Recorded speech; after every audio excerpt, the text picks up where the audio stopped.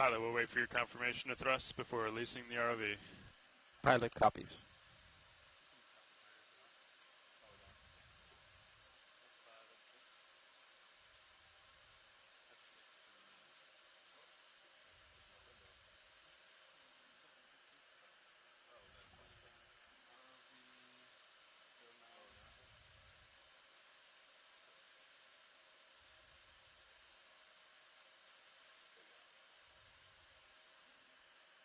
All right, pilot has control. Pull the pin.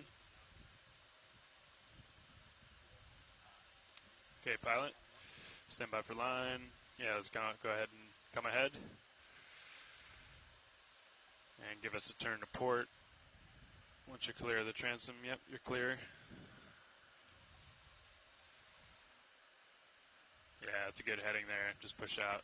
Looking good. Copy, pushing out.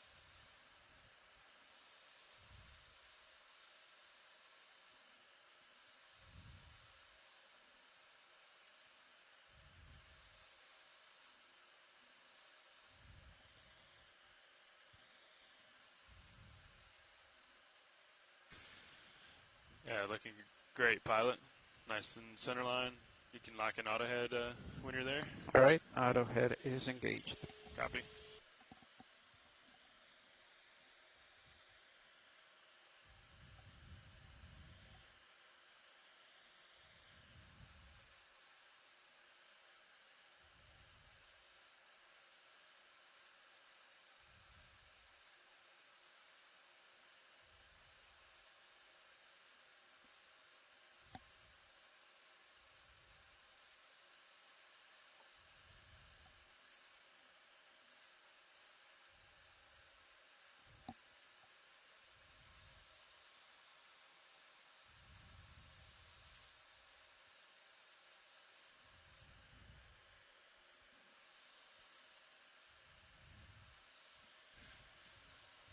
Okay, deck, or shimmy list good. Let's launch Sirius.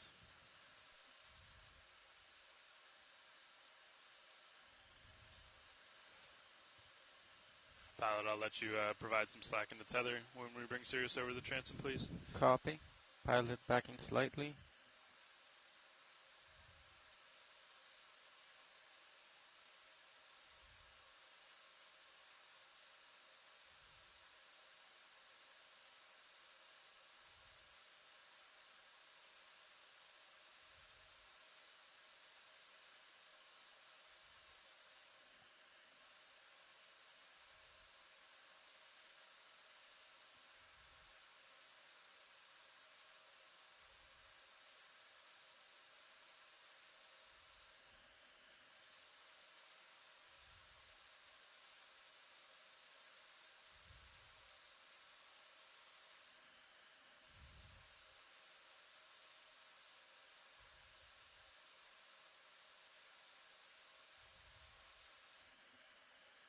Pilot backing 80%.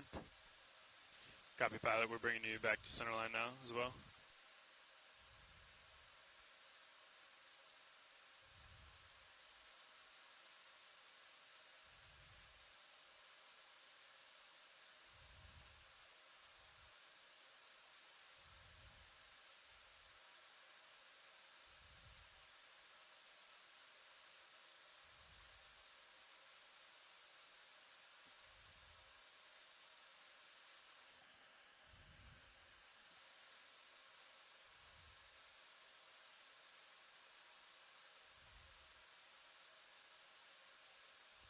Pilot easing.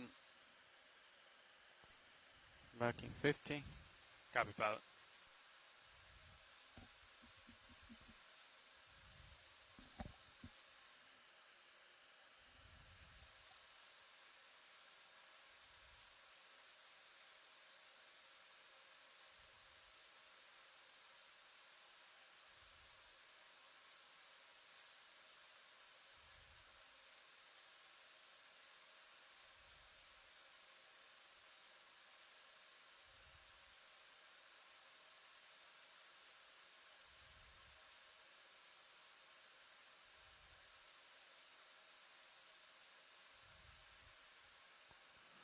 Pilot off of thrust.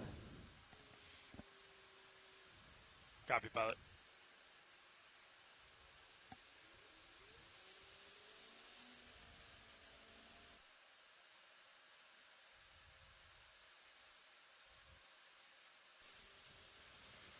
Okay, pilot, 0 the turns, please. Okay, both turns are zeroed. Winch 0 the counter. Counter reset.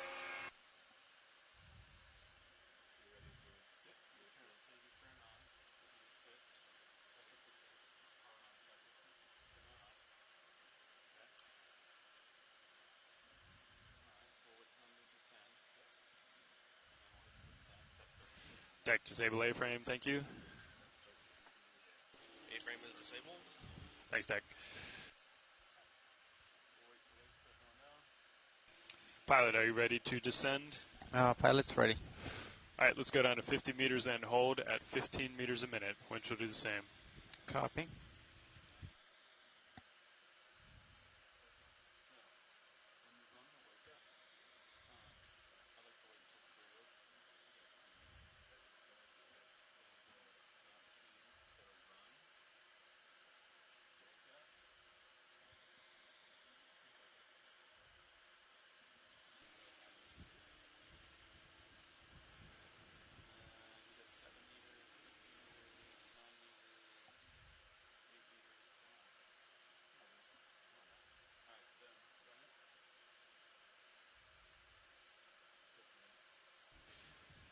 One 0 meters, wire out. Pilot passing D 15.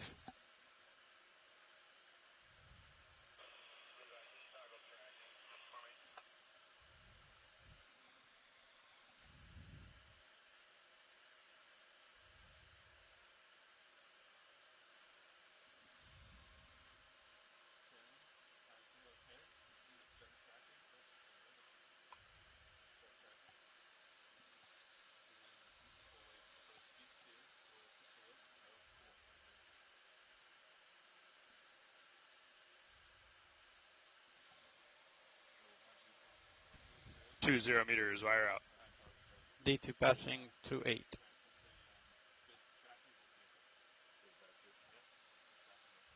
Good tracking both vehicles. Copy, nav.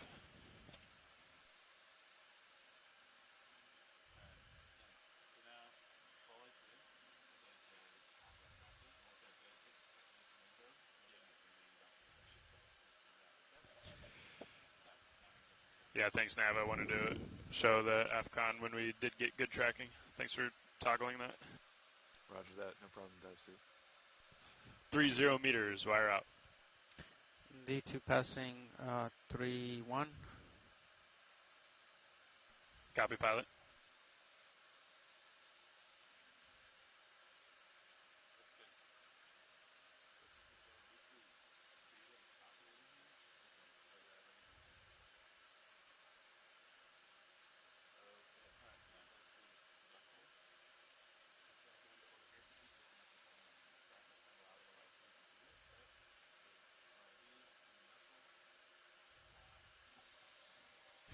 Four 0 meters, wire out. D2 passing 5-1.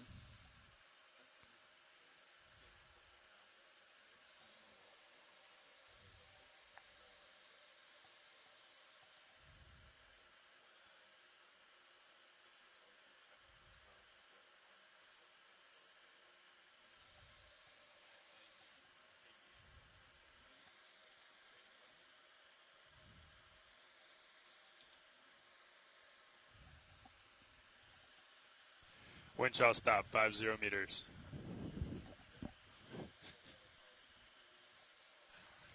Winch, dive super. Go for winch. We pass control to the control room, please. Winch control has been passed to the co-pilot.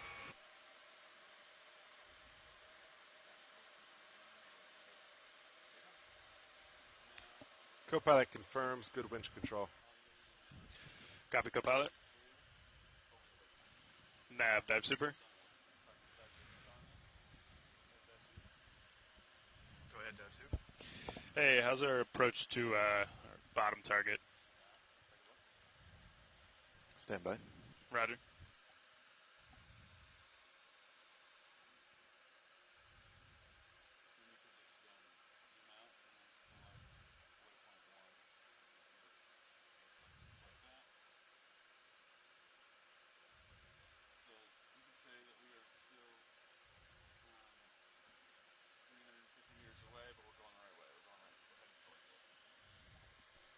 Looks like we're about 350 meters away. We're going the right direction, headed towards the target. Okay, great.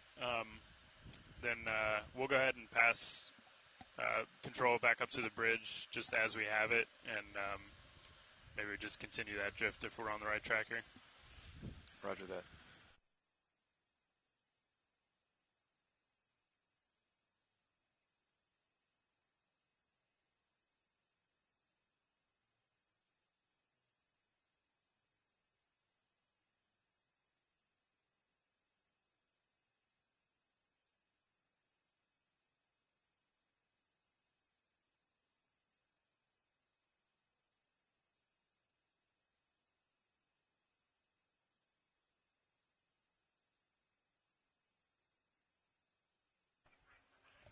Pilot, dive super.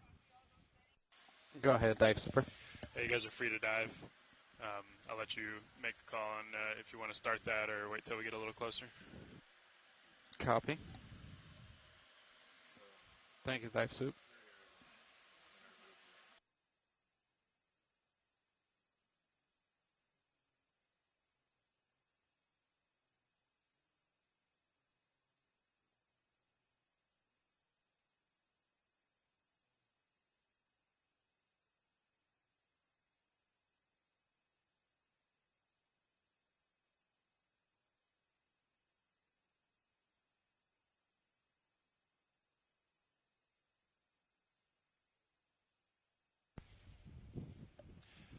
Nav, dive super. Go ahead, Davsu. Hey, we have pass control back up to the bridge. They're going to maintain what we had back here, so that drift should maintain. I'd like to pass comms back to you so you can work with them to get to the bottom target. Roger that. ROV nav has comms. Roger, Nav has comms.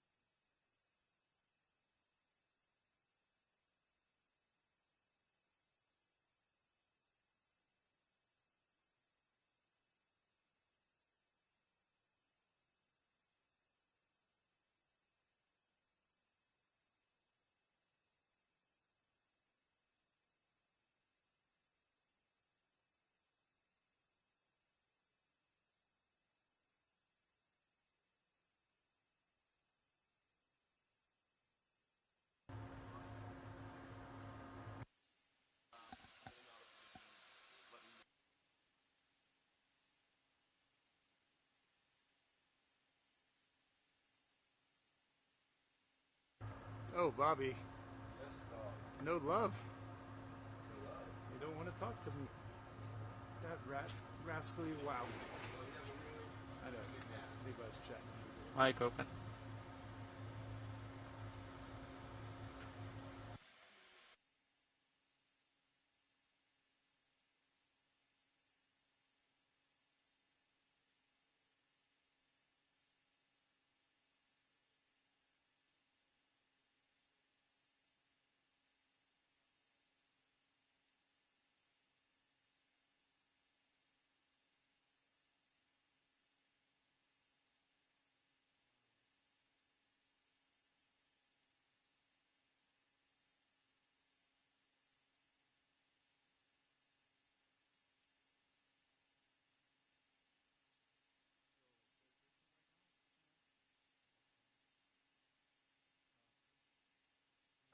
ROV nav bridge.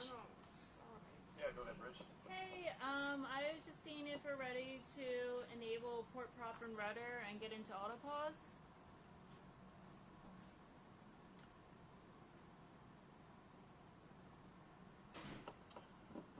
Roger that. That sounds good. When you're ready, we'll call a movement. Okay. I'm enabling port prop and rudder right now. And I'll get us in autopause and call you down when we're done. Roger that. Sounds good. Thanks, Bridge. Yep.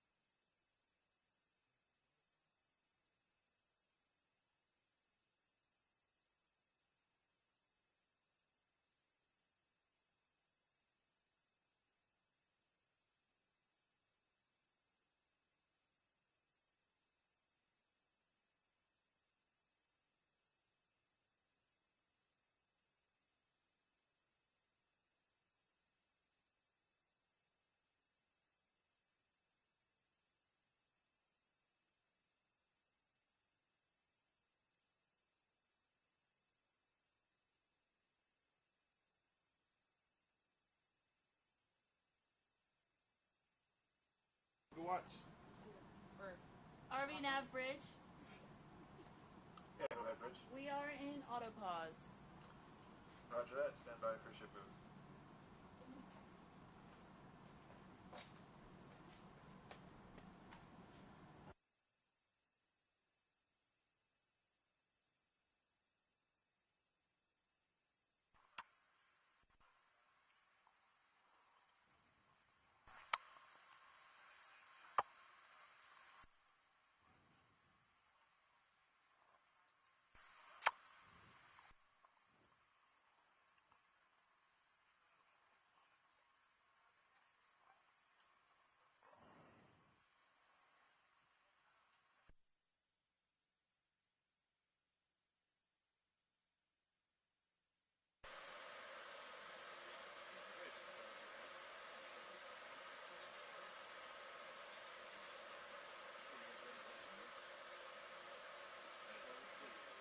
Range of 250 meters, bearing 036, decimal 2 knots.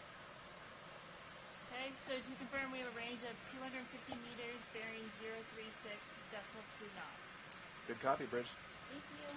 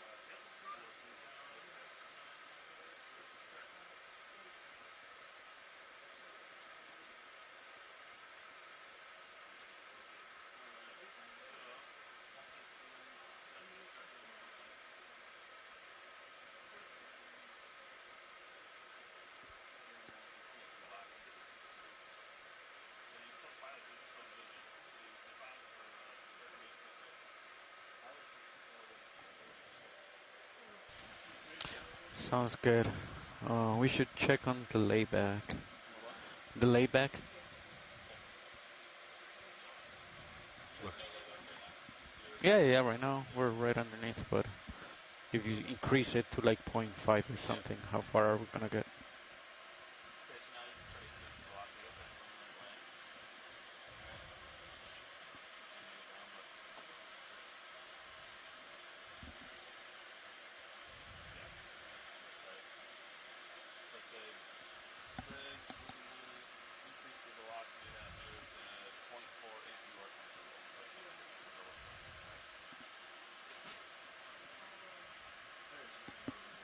down your oxide a little bit now that we're deeper and darker.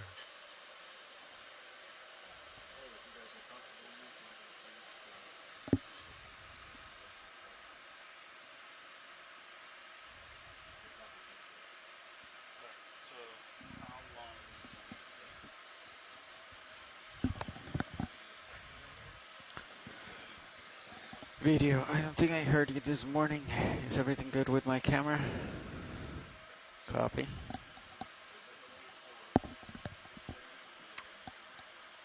Check. Check.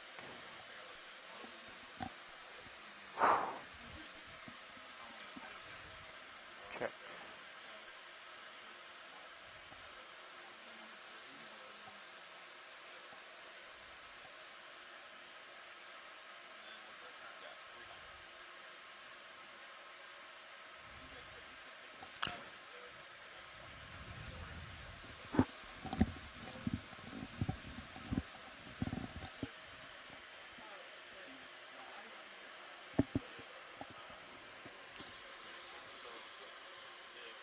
Let's see. So this is on.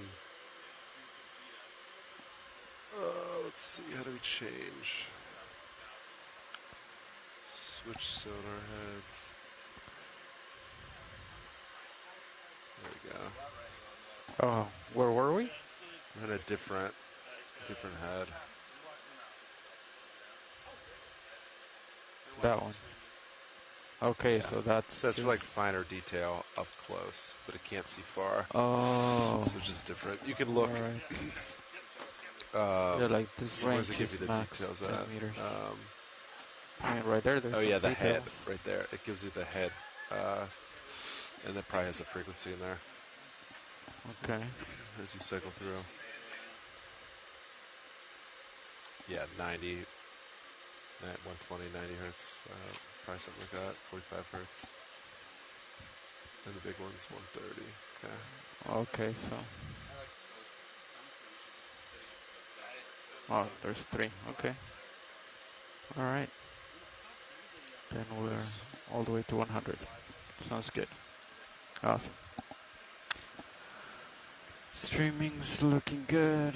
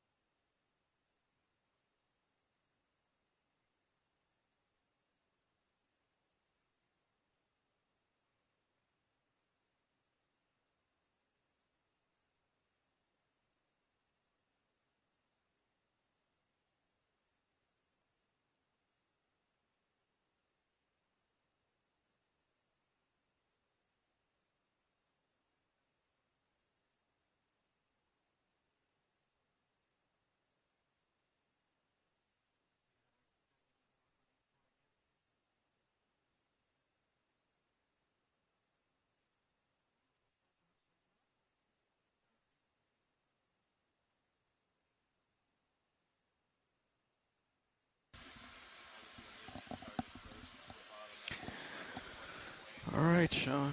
We're going down there. We sure are. Did you get to... Were we together during the afternoon? Yesterday? Were you Levi's co-pilot? Yes. Yep. Oh, okay, so you didn't fly the Midwater? No.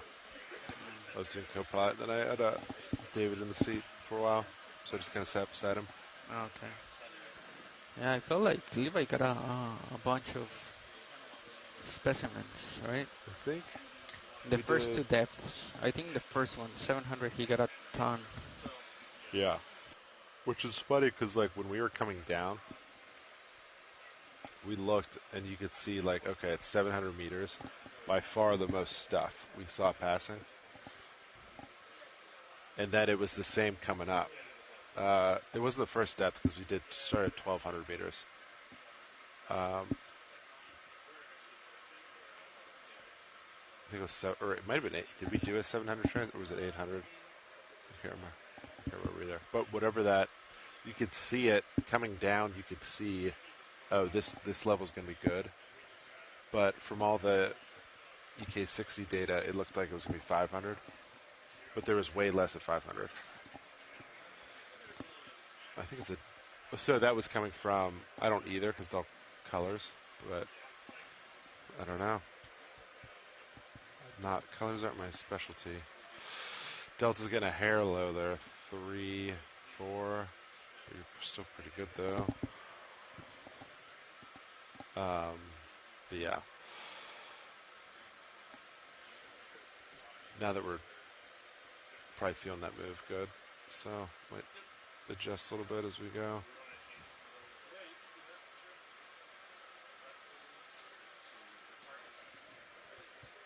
Levi probably knows, but I couldn't tell you what the, yeah.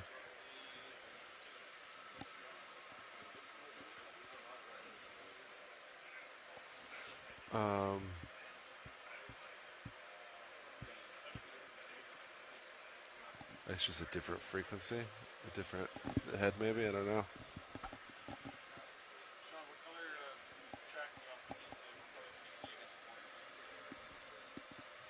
That's... Oh, white would be good. Yeah.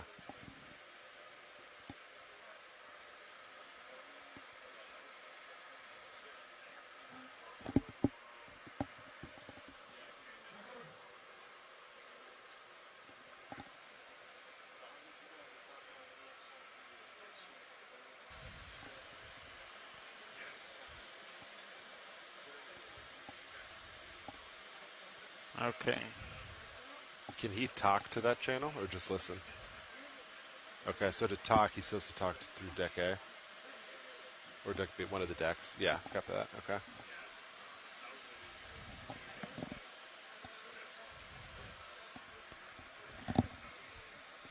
Yeah, sometimes they have deck A engaged and they talk to it even during the day, so... Deck B Deck it is. B. Copy. I got deck B, listening to deck B. Counts, check. EXRV, do you copy? And then talk on deck B.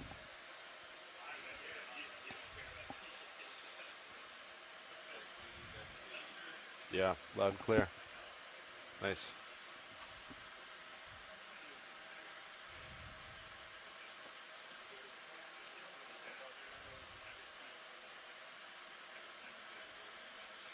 Oh yeah, I don't think he needs to talk to the bridge, but alright.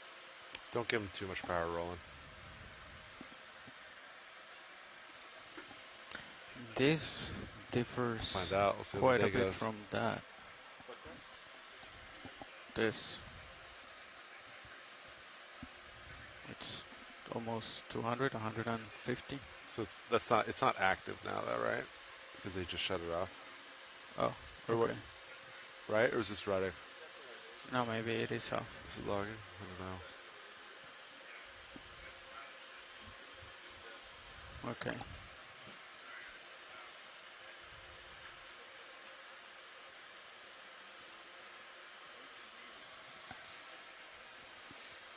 Alright, so expected bottom 21 and change.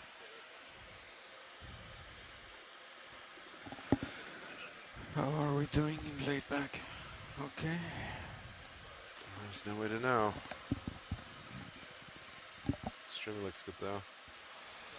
That's 10. Alright, so the flavor ones, I need the flavor these two. So 2130. That's expected. It should be 2130, Sean. Copy. You're right. So stay sharp, I guess. Yeah, but is this active?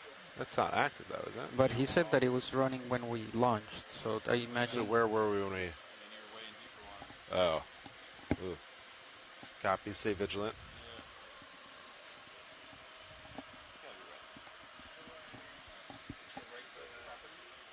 Maybe that's just the max it can see.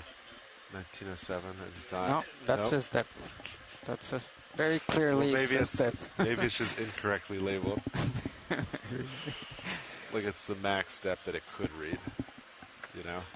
Maybe.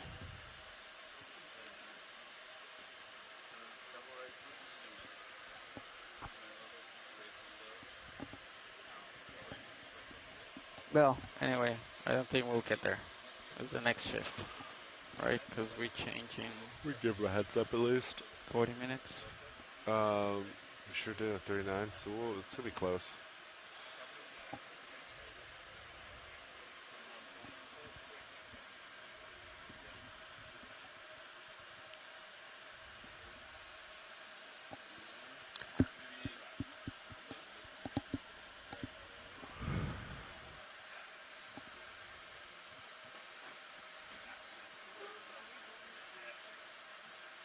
The waypoints match the contours, so it should be fine. All right, sounds good.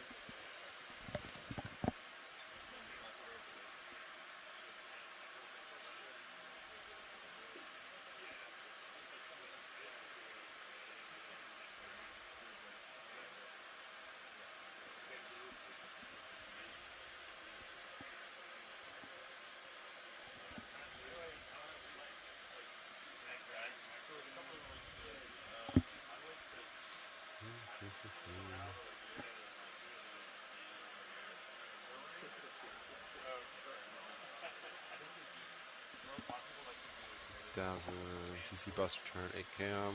Just ignore that.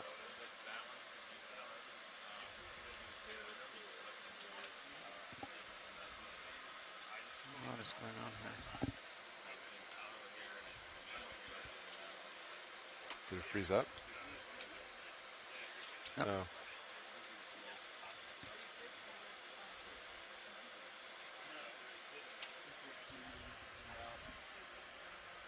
Nice. Blue views pointed out.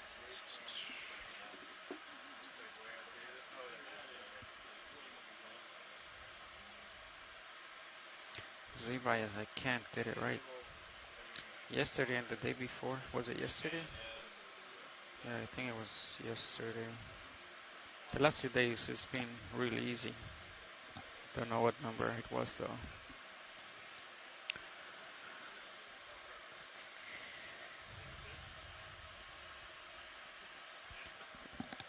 Yesterday for midwater, were you dialing Z-bias and then almost not touching this one? Okay.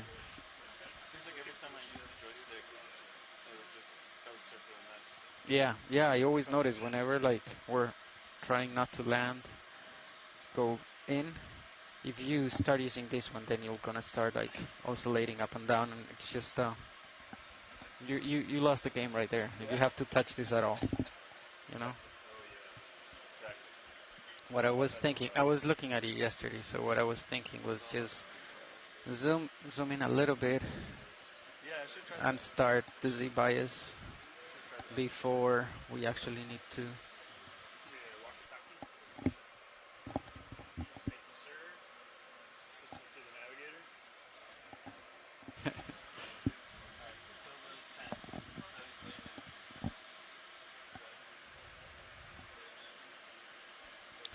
Okay, delta's getting high.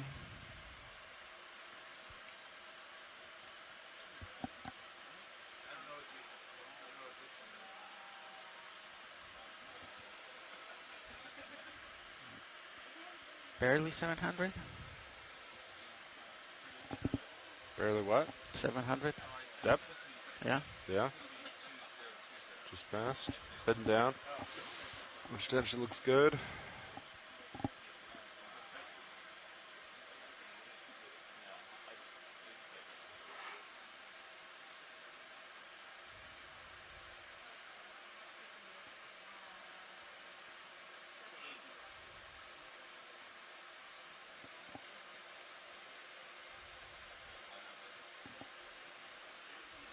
Do you know if they got all the samples yesterday? Like everything in the jars was there. Oh, I don't know. It looked like it from. I didn't follow up though.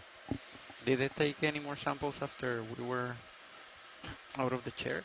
Because by that time, I think I saw. Was Bobby? Who was the ascent pilot? I thought I saw one more. Okay. I could be wrong though. I love it. This is how you learn. We have so many waypoints. Ooh, nice.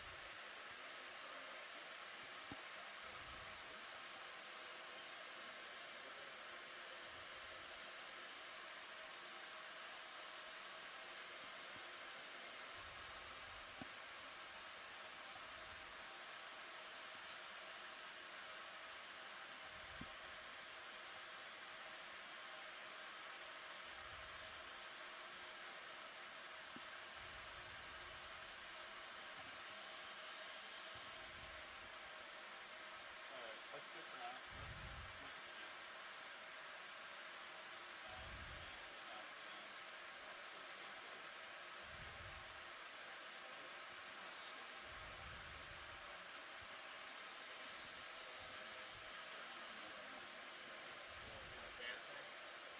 look at whatever that is, that was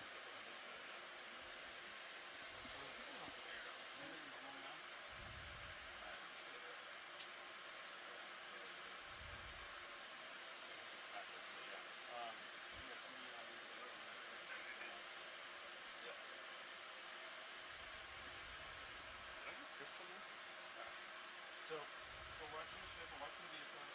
We're going to lay back here to let the ship come forward. And that should settle out once the ship stops. Okay. So the ship's doing 0.4 right now. And then at the end of the loop, it's going to be at 0. So kind of near the end of the loop, you can say like, hey, let's bring the ship speed down to 0.2. Right? Then it steps down to 0.3 and that's it. So it increases that. But a lot of times, every time I've called them up lately, they already let me do that. But it's good practice. You ask them, they're just telling, hey, we need to slow down. Because I don't know how far they are. Exactly. Like, I mean, I can measure and I can see what I think it is. You can measure their track and see like how far they're down. See if you want to say bridge, however many times.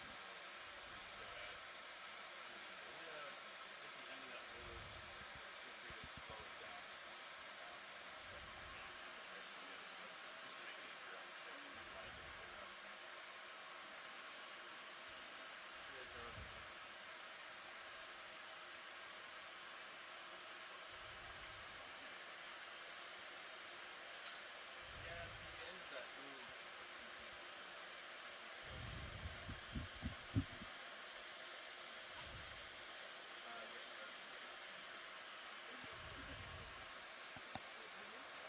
There you go. That'll just be easier on the ship, right? Instead of screeching to go home. Yeah. Slow down. Just yeah.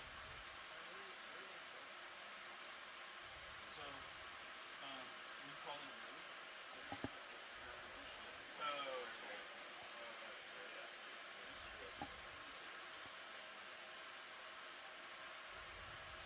And then, once they stop, we'll let the pilots know. Because that will kind of shoot them. So once the ship stops,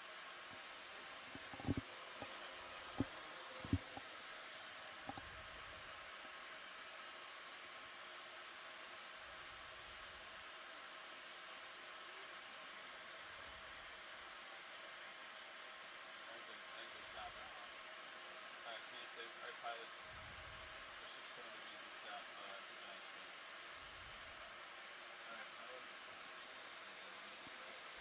Copy that. We will monitor streaming.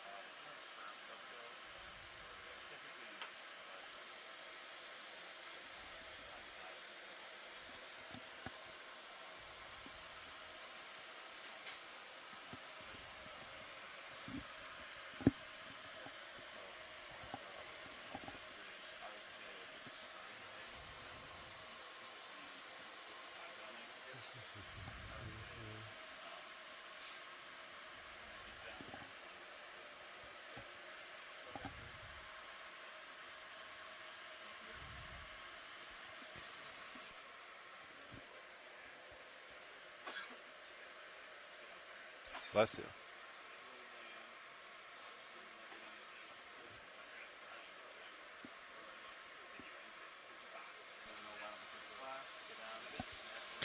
Okay.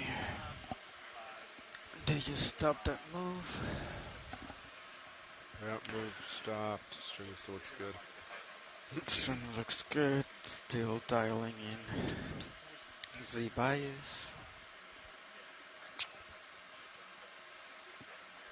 Gonna turn up the. It's way too much. Just keeping. I think they're busy doing. I think they're busy doing something.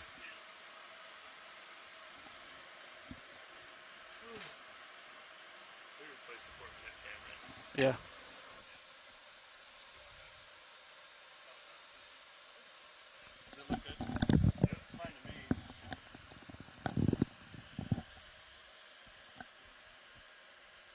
Okay, passing 1,000 meters.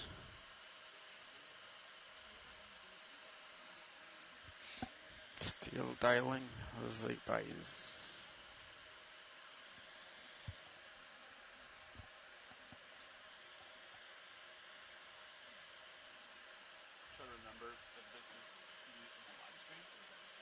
Alright, just past 1,000 meters. Depth and down. Looking good. Comps look good. Fibers look good. Also, winch tension looks happy.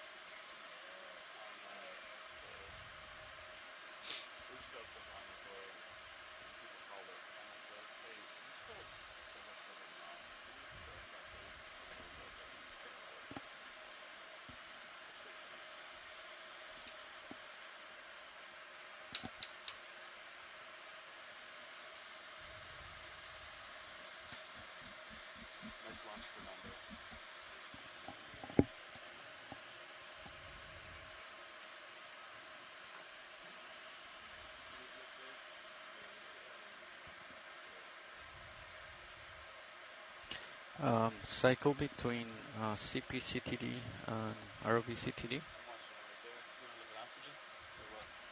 Yeah, you see, like, it's always, like, everything looks, well, I mean, I never know about ORP, you know, like, that value is always difference between the two, but I don't know how to read that one. Oxygen I've been noticing at the surface, there's like a 0.5 difference in the oxygen, but Put the what on reading, stream 3? the reading is volts, right? Like, we see a difference of 0.5 volts. I don't know what that is in actual measurements. As you go down, it does get, the different decreases, so they look more the same.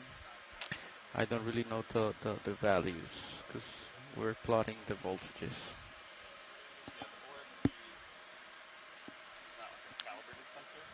Yeah. So it's all about change. And basically it's only for vents. So it goes crazy. It's only for what? Vents, like hydrothermal vents and like Oh, really? seats and stuff like that. Okay. So it's basically not even used for nothing. Oh, okay. Yesterday was doing one of them, I don't remember which, but one of them was doing like these little steps. Every time we stopped, it would shift. So like you could see like a ladder. But the other one was completely straight, so those two never give the same. Yeah, they don't even look remotely similar. Maybe. Yeah.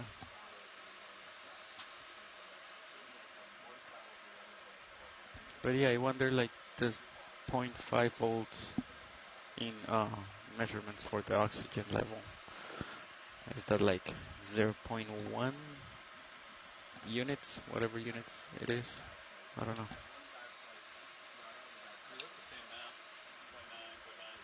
Okay. That's good. With 2 watches, you don't know what time it is. That is true. Although every other watch has been working really well. Yeah, They look identical. What if the watches match though? Yeah. Then you know exactly what time it is. Unless they're both off. Then you get a third watch. It's true. More data. This clock is correct. There's got to be like an atomic clock somewhere that way. Who has the clock? Where is the clock?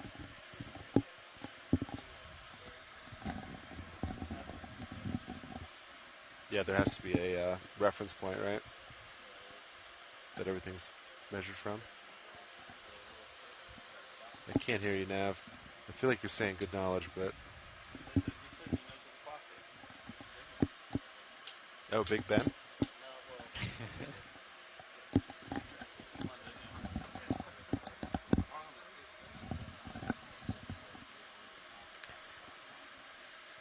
Alright, passing 11:55.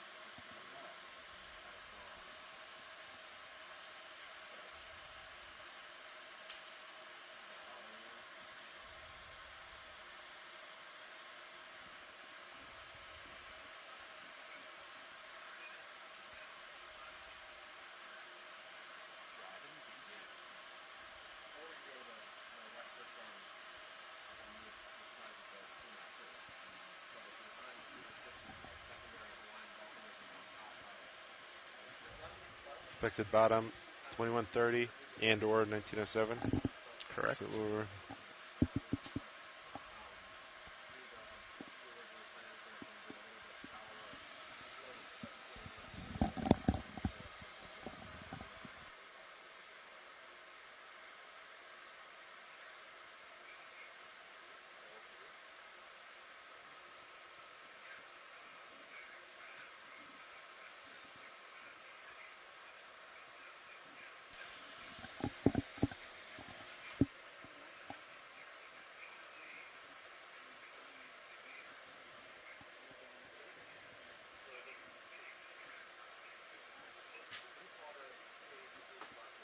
meat.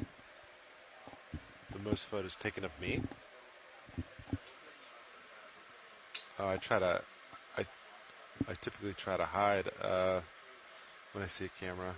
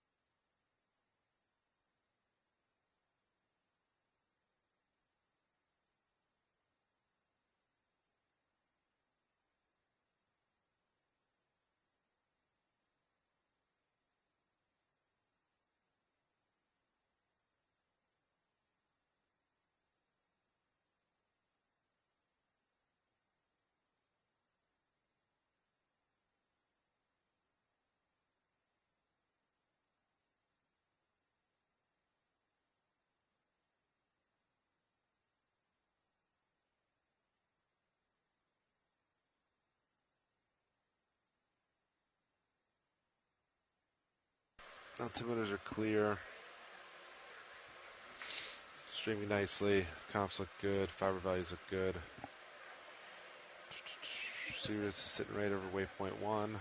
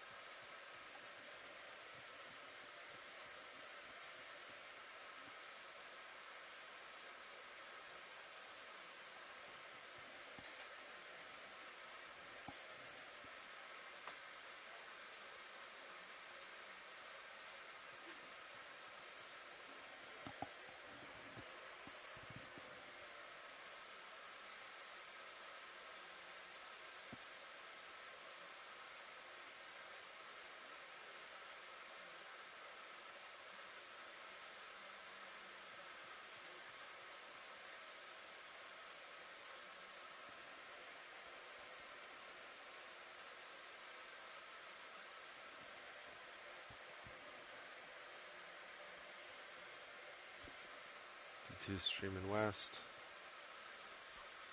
Pointing 270.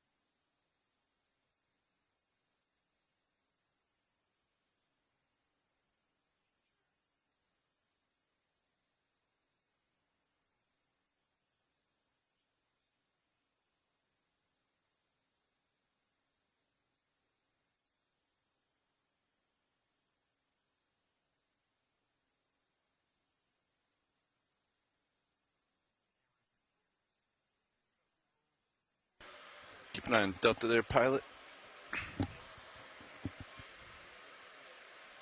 Sure, will do.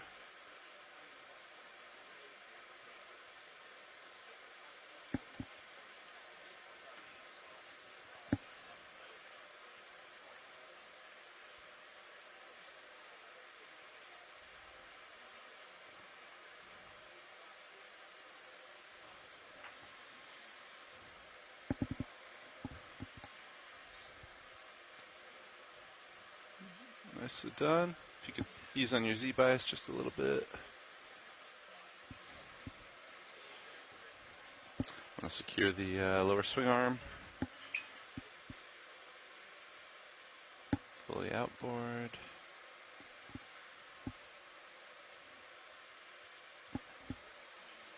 Securing hydraulics.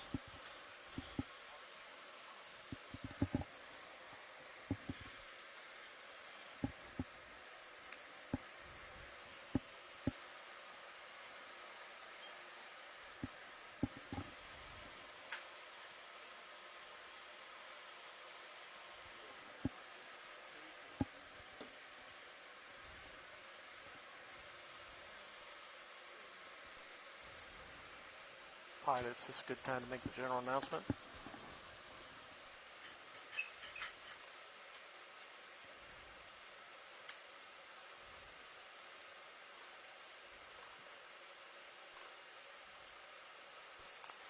This is TGFOE video engineer Roland Bryan making a general announcement to all those on the ship and the shore.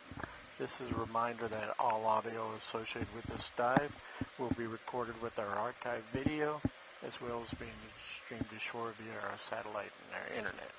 Keep that in mind as we proceed with the dive. We're currently at 1,888 meters on our way down, so enjoy our dive.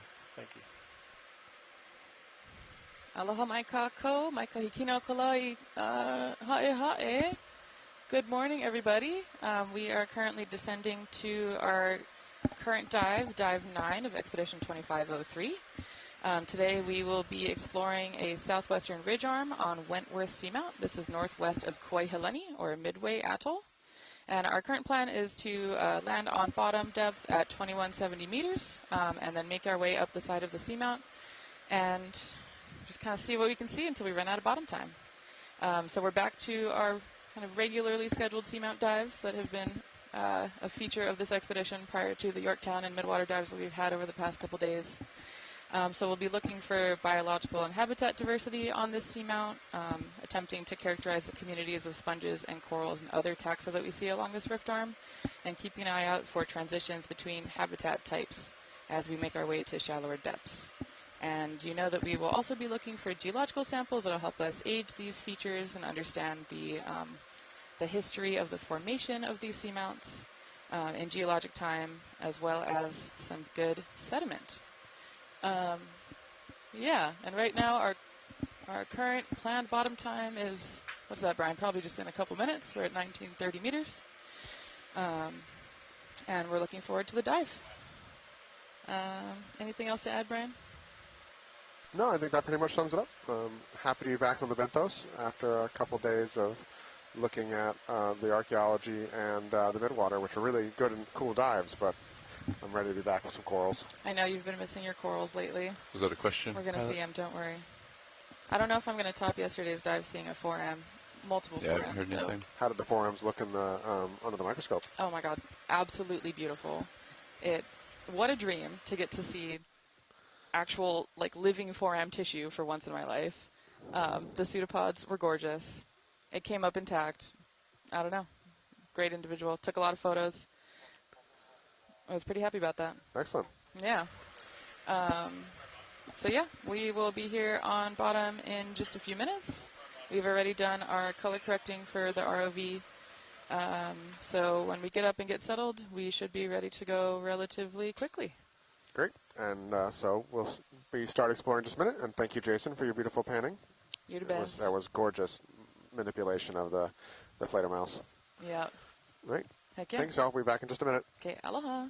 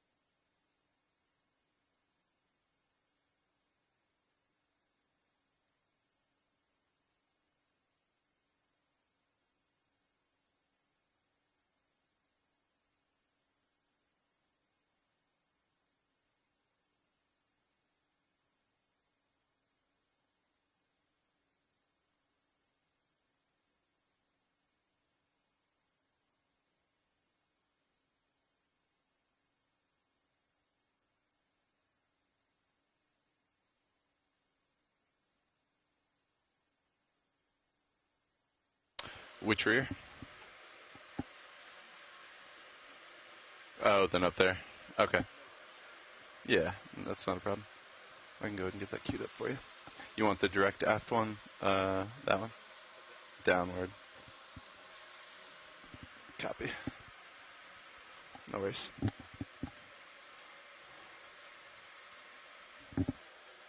And now Levi's messing with my monitor. Oh, you want the angled downward? Yeah, copy.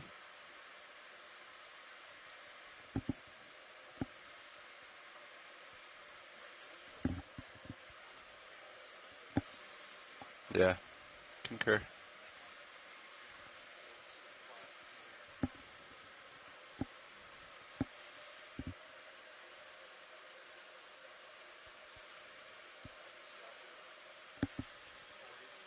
.40i? Can do.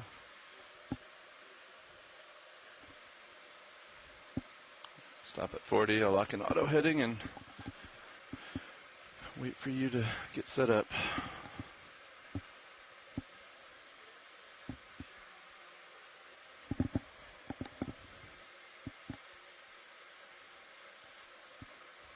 looks like there might be a little offset with bathymetry, maybe 30 meters or so, 20, 30.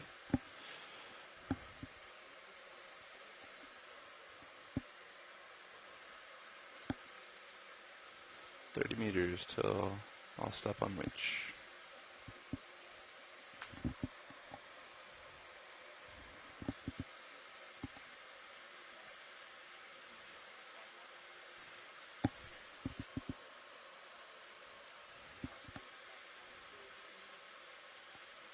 Copy that.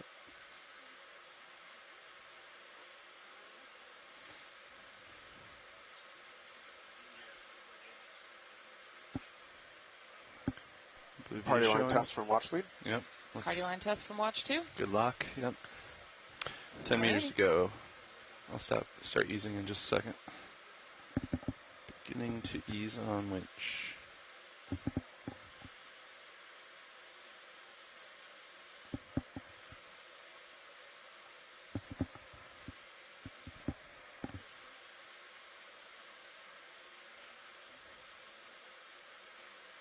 That's 40 meters altitude for Sirius pilot.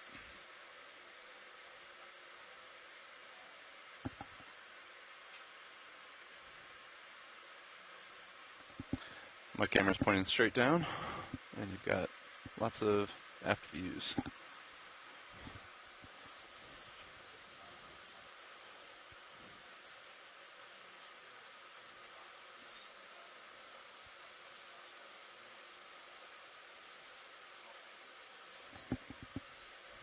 Roger.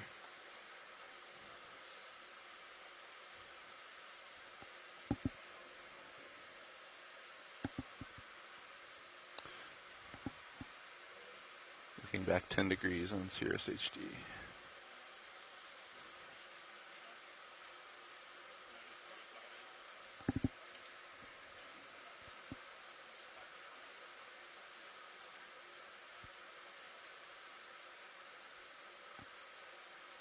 Gotcha. I'll follow you up to 90 here.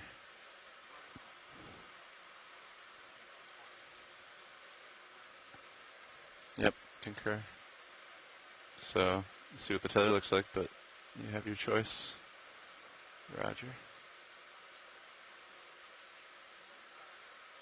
Good view of tether, looking great.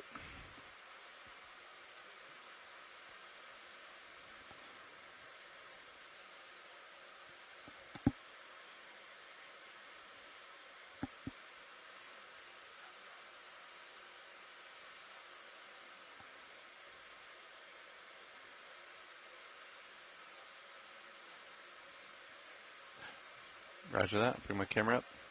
Are we not using D2 sonar? Just the blue view? Okay. I'll come down just a touch.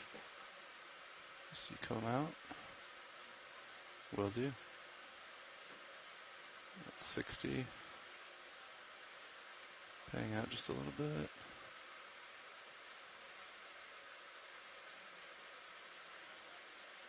Alright, pilot. That's 4.5 on the camera. I'll come down just a touch more. Yeah. Ready. And standing by for swing arm, just say when. Copy that. Coming down with you.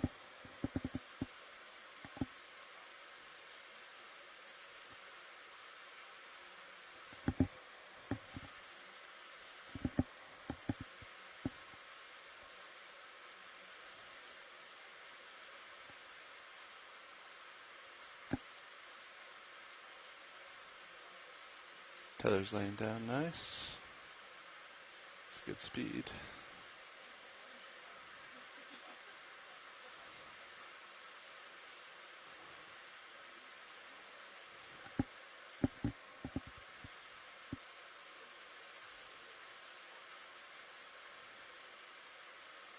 Roger that.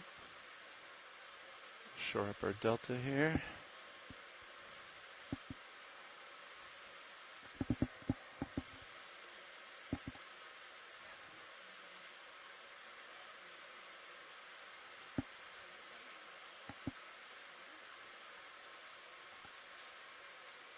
Copy that. Yeah, I see you drifting down to the bottom right. I'm going to bring my camera down just a touch.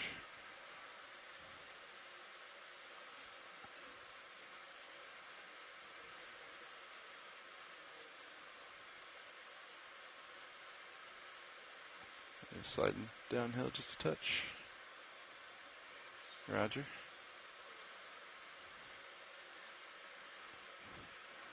Looks like a little upslope towards me, so I might come up a touch if needed. But right now, Delta's pretty big. I'm already seeing as we're coming down and getting settled, a fairly dense community here. Yeah, lots of also amazing rocks to target for geological sampling to help us date this feature, and it looks like a lot of sediment. You're going to be stoked, Brian. That's looking pretty good. I don't really know if I'd call that a lot of sediment. I mean, there's sediment, but that's more rocks than sediment. Yeah. And that's a lot Ready of for sponges. swing We're arms, kind of Pat? deep. This is a lot of sponges. I'm just getting excited for when we get to a relatively flat region. Roger That that. might be a sediment pool. Swing Well, arms be coming this is down. probably the flattest region we're going to see. Well, maybe we should try to get a... I would go for Yeah. I'd get some sediment here while we see some Oh, that's right. This dive was sediment first. sediment first. All right. Yeah, and we're seeing more of those sponge Oh, look, kitty man. bodies. Ooh, I know what that is now. Yay. Roger. Okay. We're back at the coral and sponge dive. Should we do some intros before we get started? Sure. Copy that. Okay, aloha mai kākou. My name is Sada Kahanamoku Meyer. I'm an assistant researcher at the University of Hawaii at Manoa and a marine paleoecologist. You want to come over and line up And on I am one of the 015 science with me. co-leads on this Roger that. expedition. Will do. Good morning, good afternoon, everyone. I'm Brian Kennedy. I'm the Chief Scientist of the Ocean Discovery League. I'm a deep sea benthic ecologist, generally interested in the spatial ecology of corals and sponges on seamounts, as well as better ways to do ocean exploration and collect data that systematically represents the world's oceans. Wee-hee. So it looks like we got this whole talus slope here with lots of rocks. A lot of Walteria sponges. Looks like some primnoids and some other stalk sponges mixed in there. Looks like this is an auspicious start to the dive, I would say. Yeah, this is awesome. Definitely a higher density and also potentially higher diversity community from the last seamount dive that we did. Yep. All right, swing arms look good. I'll bring my heading over. Good copy. Yeah, and Chris Kelly's noting in the chat, and I agree, this is a pretty dense Coming community for down. cobble substrate, so it's cool. Cool to see.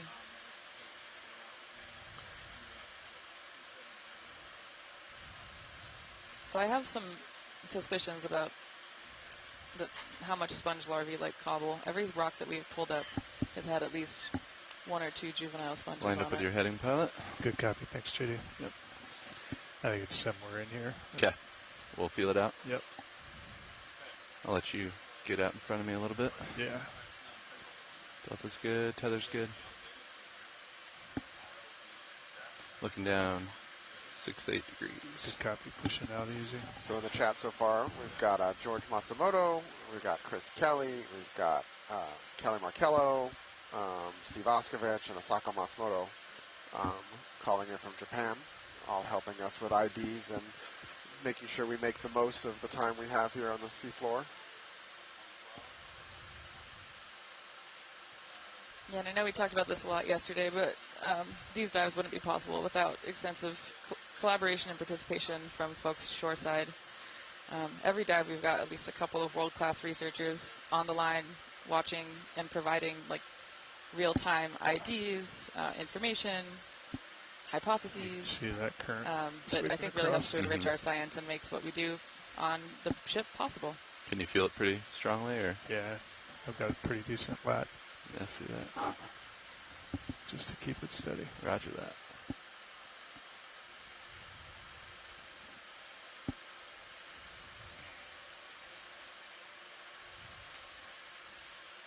Brian, what direction is the current coming from? Just the camera a little bit if you're okay. Yeah. Right now, I would just reading the particles, it looks like it's coming out of like the northwest. Yep.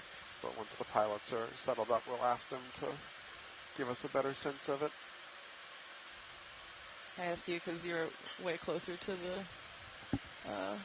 ROV screen and way better at reading it. I'm going to range your blue view out a little bit.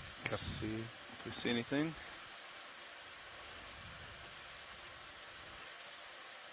I can range it in on the display if you like.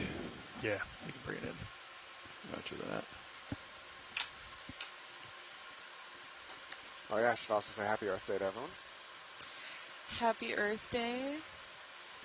My favorite holiday. That's about 50 meters so right every now. day is Earth Day in my book. I'll wait for Nav to collect his numbers. Maybe we'll get a... And happy anniversary to you and your wife, Brian. Thank you. Get a move in. Roger that. Our 13th anniversary, and I think I've probably been at sea more than half of our anniversaries over the course of the last 13 years.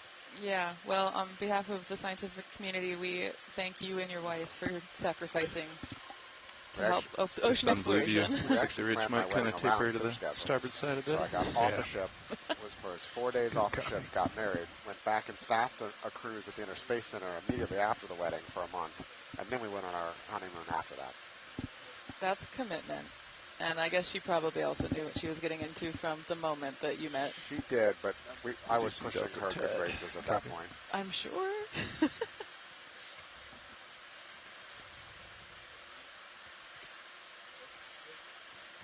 Okay, got about 15 meter delta and looking 4.5 at your pilot. Good copy. It's looking great.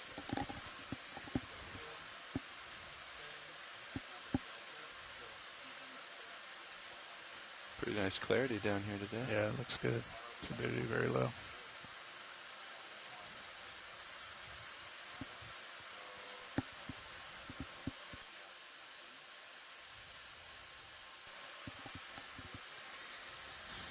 Wow, we're seeing a couple really large sponge bases here too, that are the remains of what Chris Kelly is identifying as, let's see if I can say this correctly.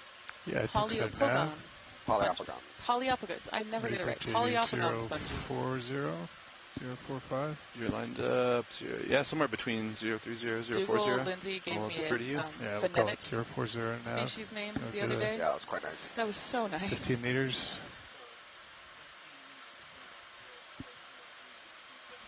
That's 040 pilot. Copy. Roll, you want to take snap on this? Coming in the center from the... I do.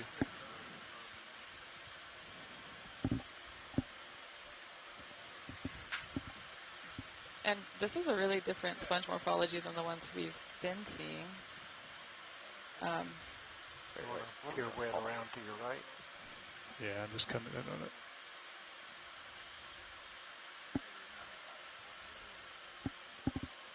Just taking a snap here, watch Lee.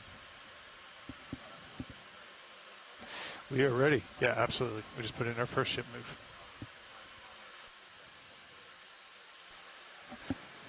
Good copy. Come back wide, roll. Sounds like science would like to put a stop in. And if you want to move it a little bit or stop, that's fine, but we want to collect a rock. Maybe give it 30 seconds or so, Paul, and we'll call an easy stop. Before we really start 50 meters out of this move. Sounds good, Brian. Thanks, Nev. Stand by.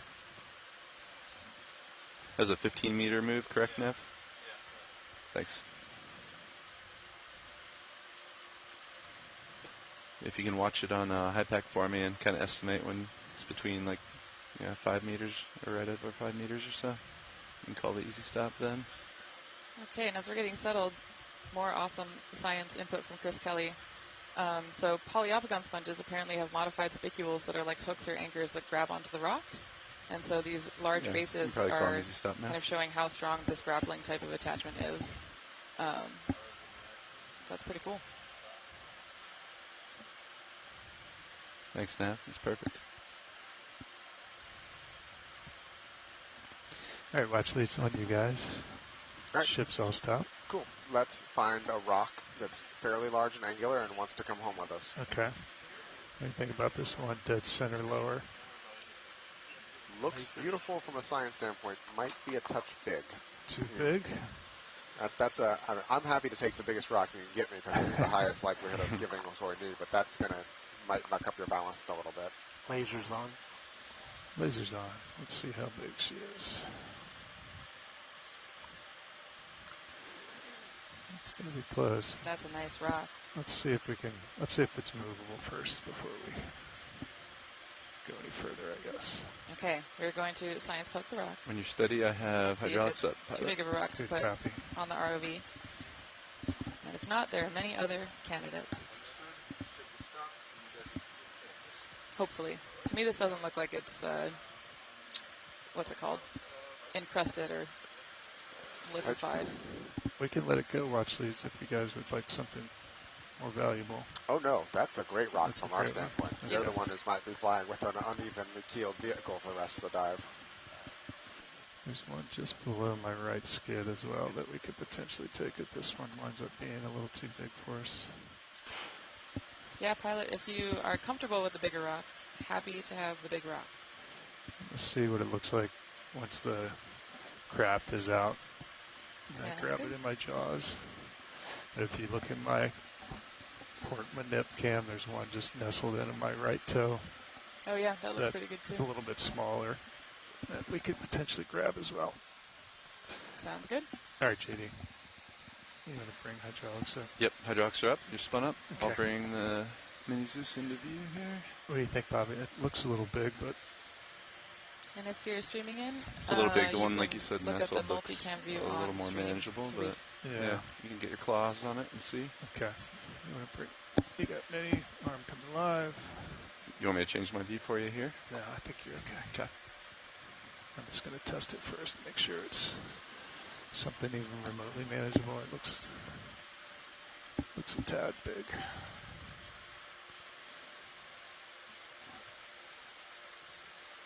Yeah, I think that's a little too big. Agreed. Big rock. Although it is free. Big chunky rock. What do you think, Nav? It's big. Yep. It's going to fill up the whole box. Okay. You want me to tilt your camera down and look at the one nestled by you, or No, I'm going to come a bit? back. Yeah, it's Okay. just a little bit tucked too far in. I'm just going to leave the arm where it's at for now. You can get it. What's that? You'd be able to grab it from there. You think I can get that one tucked all the way in? Uh-huh. Nice. But feel free to move too. Yeah, I'm going to come back a hair.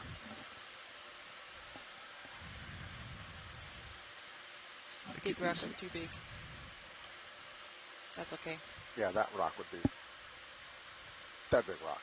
That would be a little bit much for our sample data managers to carry up the stairs to the rock box too. Yeah. We might kill them. It's also a little much for the vehicle. It starts to affect the buoyancy that we have on the system. Yeah, weighing down. And since we're in the protected zones, we don't want to drop our emergency ballast if we don't have to. Oh, thanks, Nav. That's really cool.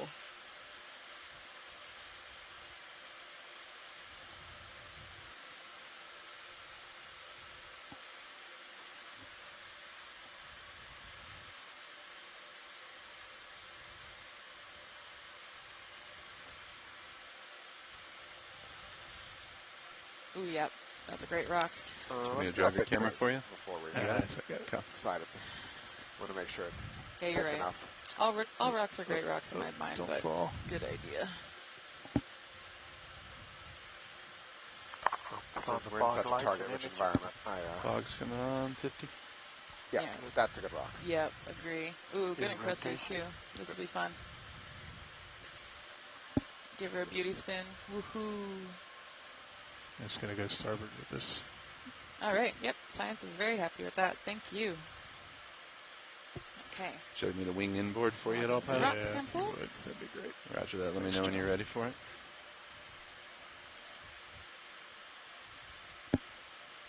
Go ahead. Wing inboard.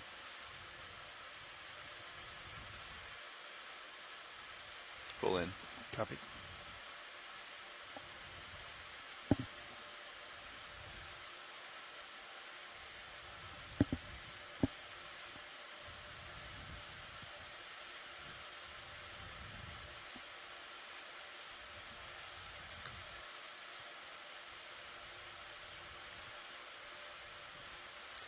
Great rock.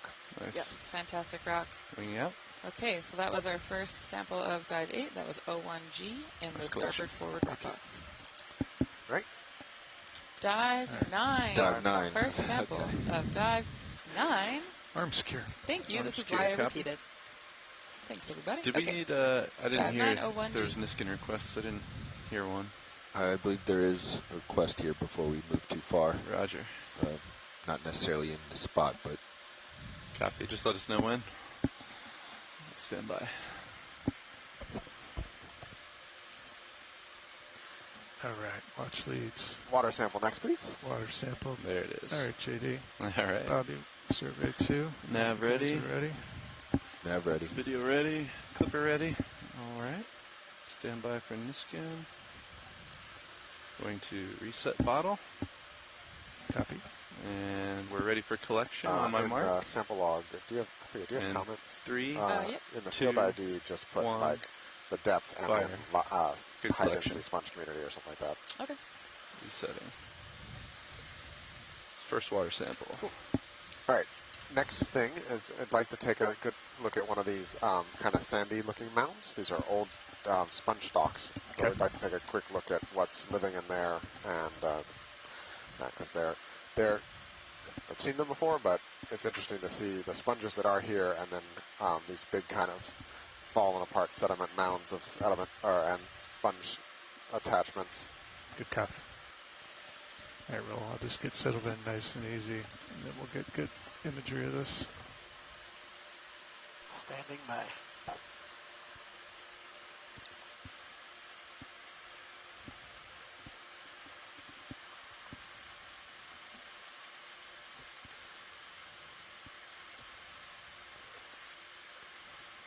All right, you can take what you want.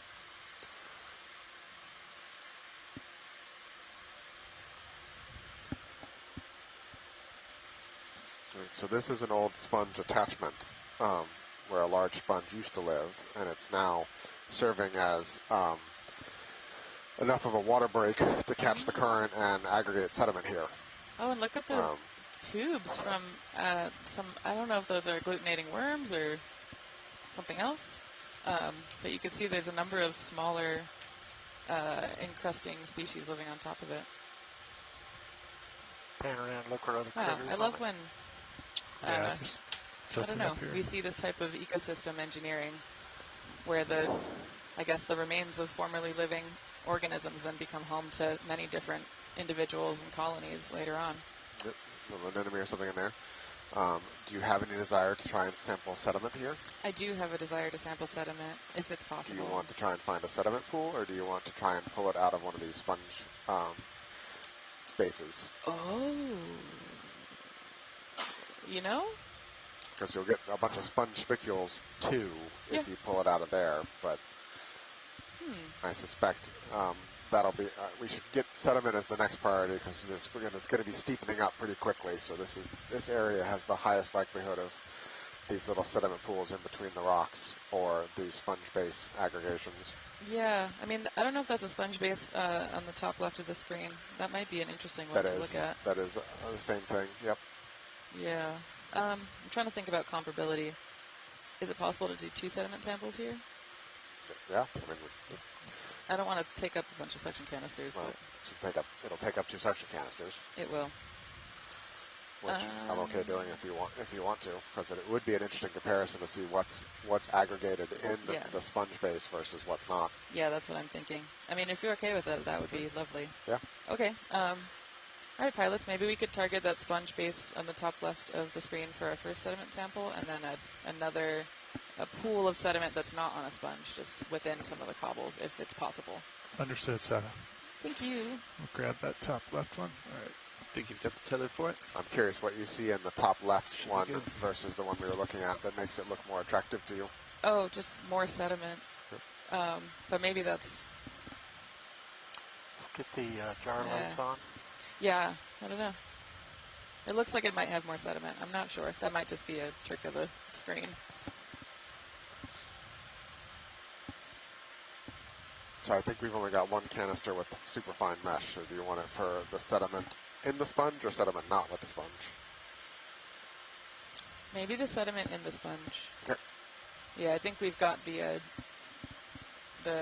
suctioning pools of sediment jar would you like down to send pretty now? well. Jar 1? I think they're discussing right now which one they'd like it in. Yep. If it's possible to put it in the one with the fine filter for the sponge sediment, I think that might be Fine filter. best. Thank you. Copy that. Okay.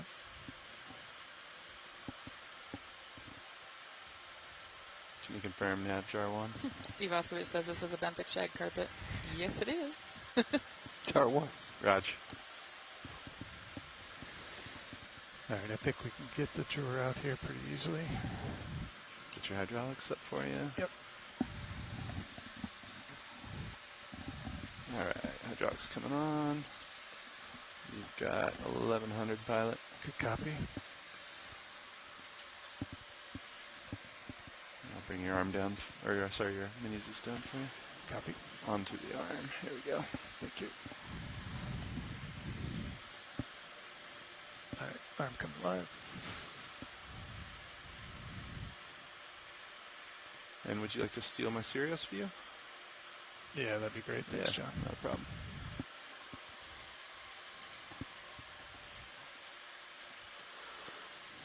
Standing by for drawer. So this should be fairly soft. So I think you should be able to Go just ahead. stab the nozzle into the sponge base pretty easily. Nice alignment there, pilot. Wow. That This is is full a sediment drawer. first Copy. Full drawer. for me.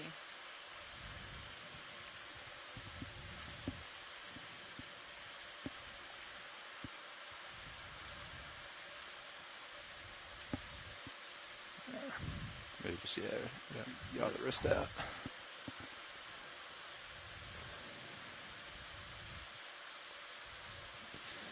All right, you want to bring it in?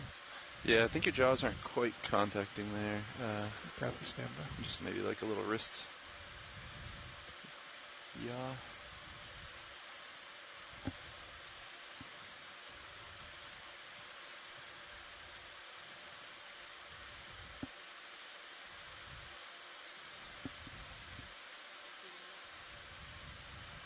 You can see it good in the manip there.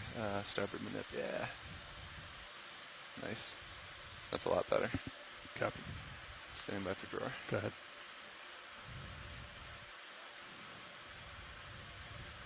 All right, drawer is in. All right, let's get some spicules. Let's do it.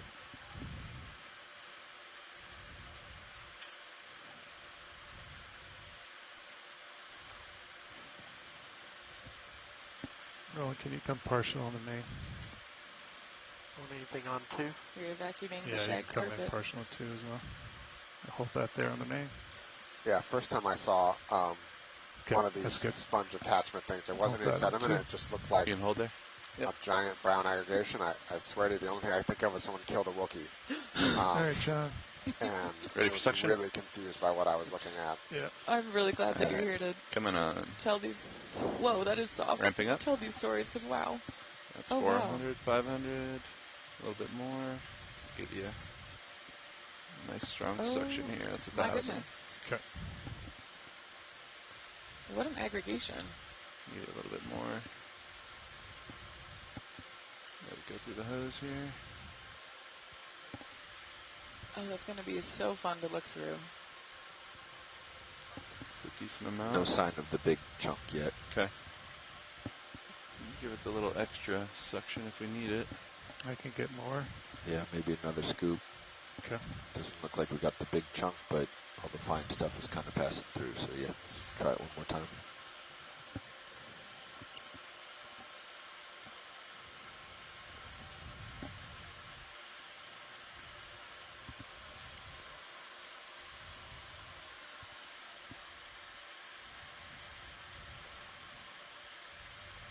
Wow, look at all those spicules.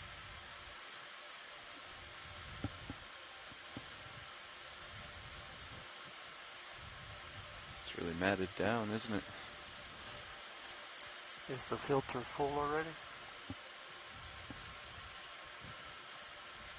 That's probably a good pilot. Yep. Okay. I'm going to pulse it a little bit. Looks like we're seeing some of the spicules net in there now. There we go.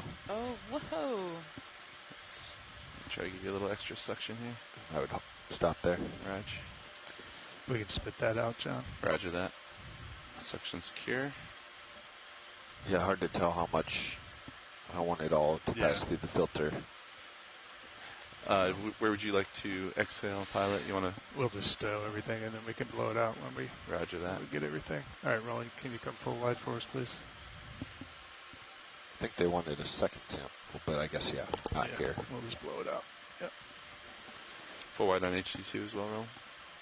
Please, thank you. They don't want to put that in a bio box, do they? I have not heard. No request. Sorry, was that a question? Oh. You guys wanted it in the Video bio was box. questioning. Oh, the spicules? No, I think we could just blow them out if that's all right. Return them to their home. Thank you. Watch lead nav. Go ahead. Are we calling this a bio or a geo? I have this written as O3G. O3G? Yep. Copy. And that's in canister 1? Canister 1. All right. Thank you. I don't know if I'm far enough out. You can come in easy, John. Yeah, come in easy. Sounds good. I got the wrist all cocked up. Yeah, come Hold up that just there. a little bit. Yeah. That's looking good. Nice. Go ahead. Coming up. Yeah, hold that. Holding. You can probably just let it go there. Yep. Beautiful. Okay. Retracting. Yep.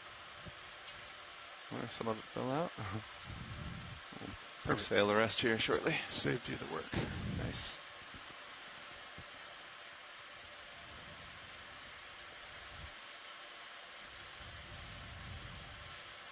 Well, thank you, pilots. You're welcome, Sada. No problem. All right. Arm secure. Roger So that. come up and we'll blow that out. Copy that.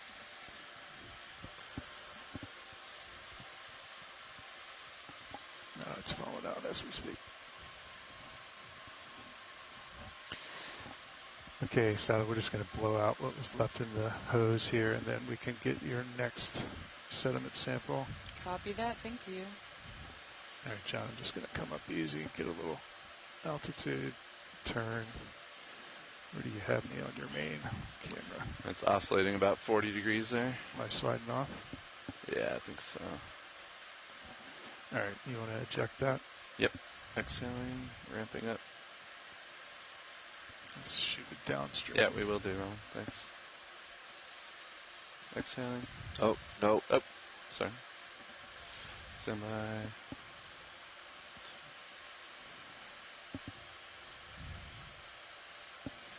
Apologies for that. All right, so we're going to repeat that. Yes, let's go back before we... Yep. Sorry about that, pilot. No, it's okay. We're going to grab some more. We My still have mistake. some in the jar there.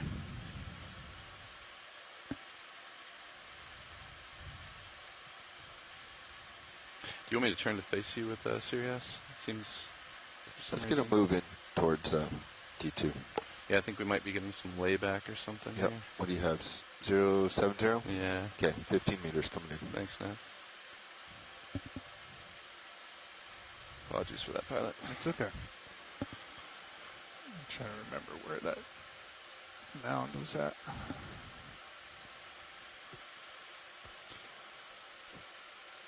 Bridge, RV nav. It was right near that sponge. Can I get a move, please? Pretty sure it was this one. 15 Yeah. meters at 070 degrees at decimal 2. Yeah, Sirius is definitely being blown away from you. Just wondering how we lost you on the view there. Good copy. Thank you, Bridge. All right, so we're just going to grab a little bit more here. Sounds good. Take two. Of this exact same mound that we had before. Perfect. I think No. I think this is not it. I think the one on the right is the mound you were on last time. Oh, yeah, I can see the silt settling up from that.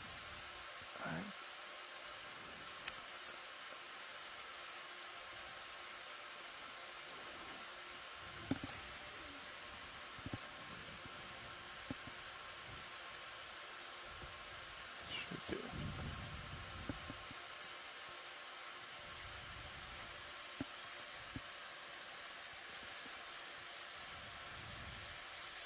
Getting a little heave here. Pretty This will be stretched out. 3G as well. Yeah. You still feeling current there? Yeah. Making you work twice as hard, pilot. That is okay. We found it right where we left it. Well, hopefully you'll have some tether in just a moment. I might be tugging on you.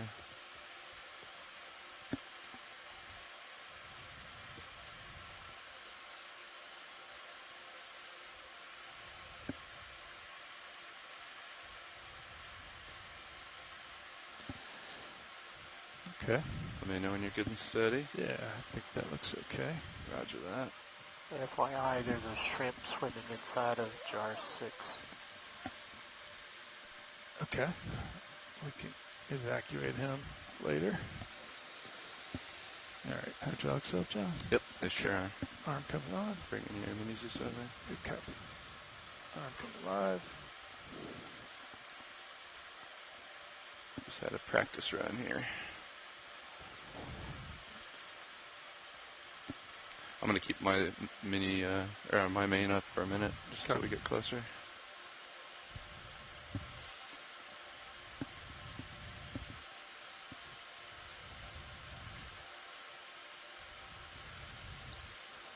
Co-pilot, I can watch Sirius if you want. Yeah, if you don't mind, that'd be great. Thanks. Switch yours.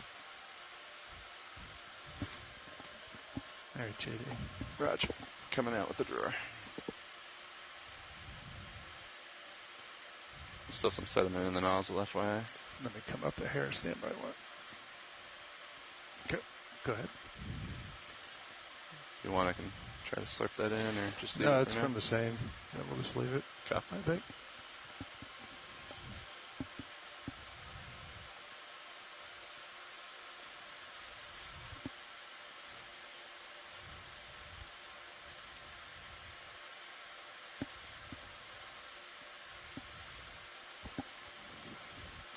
All right, you want to bring the drawer in? Drawing in. Oop, there we go. Alright. All right, You have it. here we go.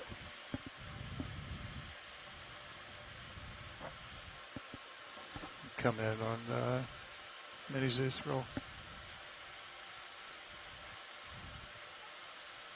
Go ahead, Bridge. Roger, can we please do another 5 meters at That's good, 080? All right, JD. Going for section. Let me try to break this loose. Roger. Stand by. Good copy, thank you.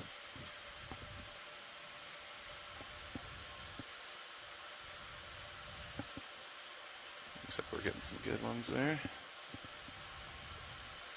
Good sediment. How's that looking, Nav? Hard to tell. Okay. Just pull your scoop up and see if you got Alright. anything else. The Nozzle's clear. Yep, and let's call it. The Okay. request for subsamples for this is coming in fast and heavy from shore, so let's get a bunch. Yes, please. More? Oh, more of that same sediment? What, do you want to take a look, Brian?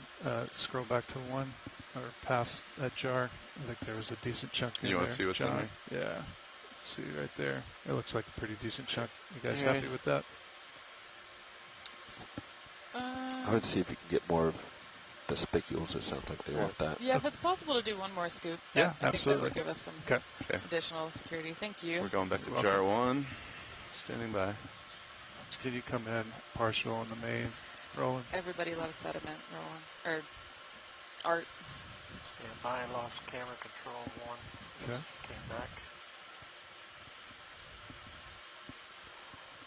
All right. Hold that. Ready? Yep. Middling section. You know, coming back to our theme about ecosystem engineers, here's sponges modifying the environment even after they're dead and helping accrete sediment, which makes Go Bridge. habitats for other Roger, organisms. thank you. Decent scoop there. Yeah, and Yep. part of the reason that we're sampling additional amounts here is because there's some folks that are planning on running some of this for metabarcoding Let that settle with for a DNA, second. kind of like what we do with the water Sediment samples. And then section. Okay. some other folks that are suggesting preserving this for myofauna research, so folks to look at the organisms that have tissues but maybe don't preserve as well when they're dead in the fauna, that are living in the substrate that the sponge is making. So I'm hoping that'll help us learn a lot about the habitat that these bring the jar a subfossil little into sponges view are here. creating on these seamounts. See if we see anything in there.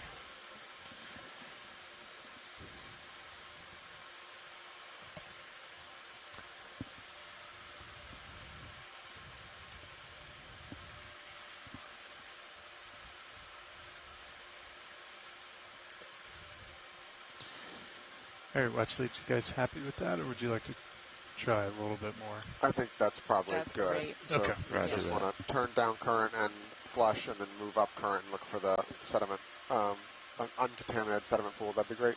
Sounds good. All right, JD, you want to bring the drawer out for Let's me? get to Nice and 6. easy. Let's get to 6 Yep. quick, Stand by. because you're Stand by. Yeah, there's still some coming in there. We can blow that out. I was just going to exhale on 2 a little bit. We'll do that anyway. keep going. Yep, I'm working on it. Didn't want to pass back over 1.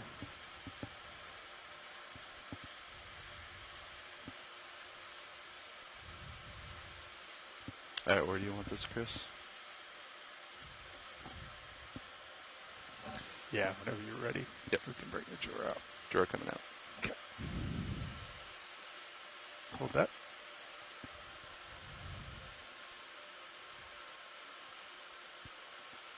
Okay. Coming in. Drawer in.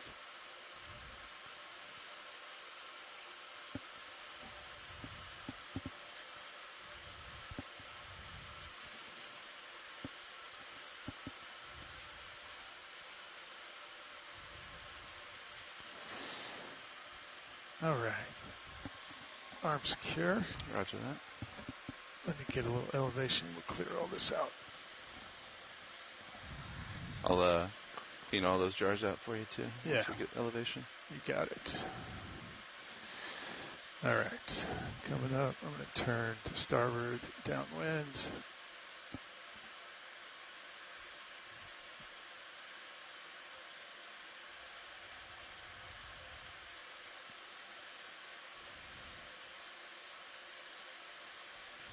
Okay, good heading turn here, John. Copy that. All right. On you. Exhaling. So for those of you watching at home, what we're going to do now is just vent the suction sampling line to clear any remaining sediment that's in the tubing, and then so we don't get a cross-contamination between the 2 different samples. Yep, and then we're going to move up current so that what we vented doesn't end up in the sample. I'll let that we you collect cycle next. through. Yep, We will got do. time. No worries. Ideally. Reducing suction a little bit. Or, sorry, exhale. Yeah. Reducing that. Keep the filters nice and secure. Looking good.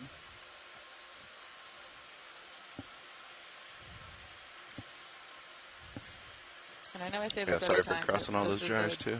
very alright. different way to I sample was trying sample to than I'm used bring to. Good. We'll canister blow 'em And out. 1 into view. Kind of awesome. Yeah, you blow them out. You'll be okay. A little bit messier than normal, though. I know cores are messy, but this is a bit more muddy. Hey, we love dirt. Yeah, you can say okay on that. Yep. Or another time, Bobby. There you go.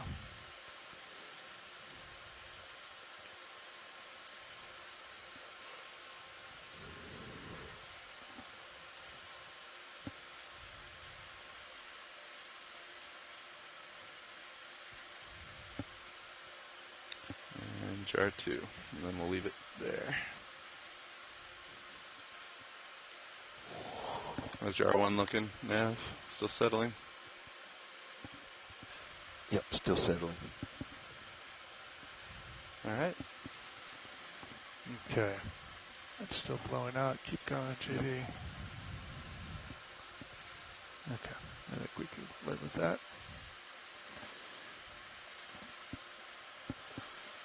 Hydraulics are secure. Copy. All right. Saw that, Brian. I think we've got everything blown out here. Let's get back over and leave all that Awesome. Thank behind. you, Pirates.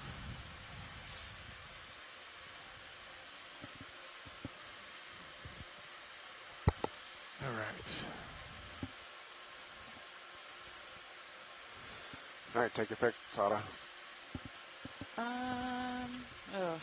I mean, pilots, you have a good eye for what sediment might be easiest to collect with a suction sampler. I see one coming into center now at the bottom of the screen, and another one left center that might also be a sediment pool, but it might be a sponge. I think those are getting the sponges, it looks like to me. Yeah. You want this one to the right of the big rock, Sada? How's that look? Yeah, that looks good. You happy with that? Happy with that, if that works for you. Yeah, awesome. Sure does. Looks like the fogs are on. Are they? They are. Yeah. They were on for the rock. Okay. I'll set up for this, and we'll try to get some non-sponge sediment. Non-sponge.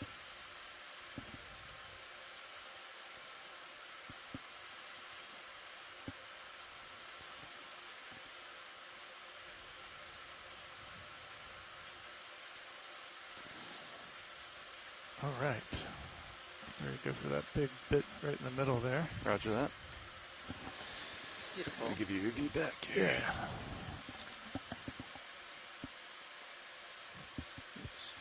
We will need to be gentle on our suction. Yes, Understood. please. Copy that. Gentle. Yeah, the gentle suction method has been working amazingly. Okay. All right, John, you want to get the drawer out there? Yep, stand by for hydraulics.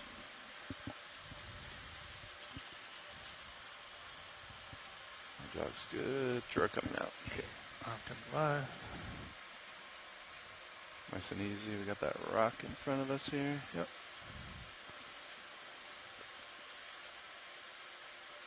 Okay. Is that good enough? Yeah. Okay.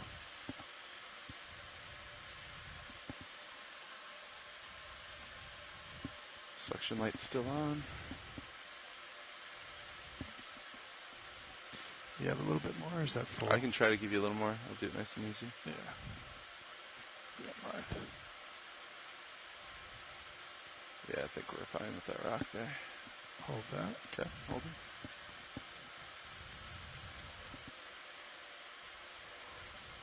Watch that wrist angle. Yeah, it gets wonky.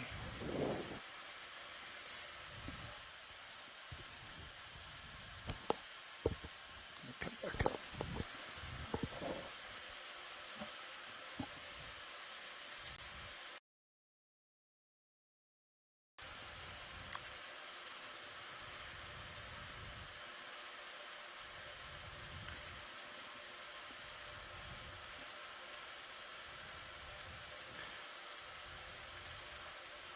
The previous one required a bit more suction because of the matting, I think, but we'll go nice and easy on this one.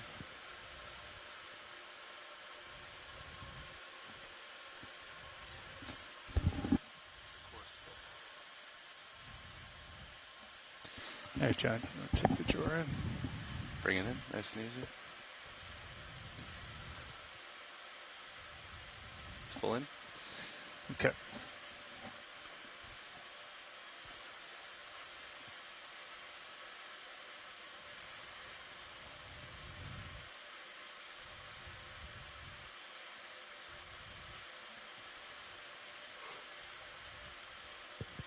Are you able to reach past this next couple rocks? Go for the bigger section. Just going to try to get this little bit right here in front. Go for it. But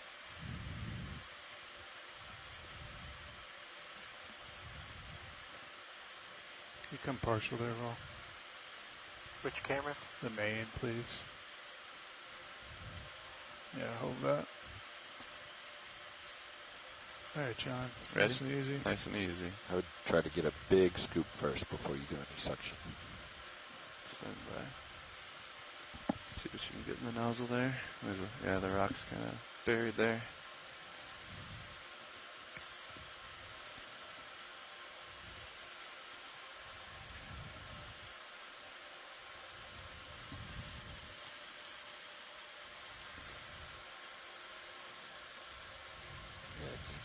Get one more big scoop right there. Got a good amount in the nozzle. Give you a better view on two. There you go. Yep. Okay, now I think it's time. Yeah. Ready for a little suction? Because we're going to have to be fast on it. Ramping up.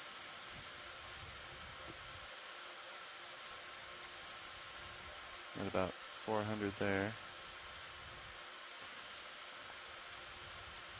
And I can disable it once we get that all in there. Great visual of the sample technique the pilots are using. Help me keep an eye on Do that. a big one and fast. Yep. Nice and big. And securing. Right, keep going, keep going. Still got a little flow in there.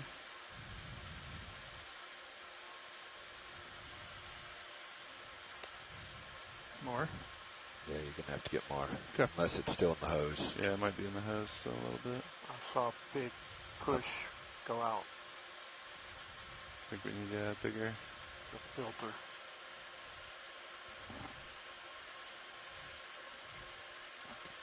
Can you take my camera, JD, and rotate up a little bit? Absolutely. Rotating up.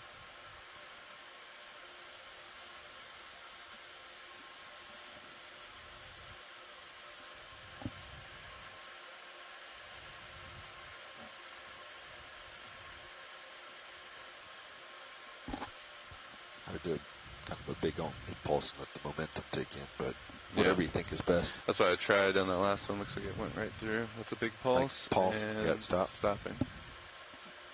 Let's see where that gets us.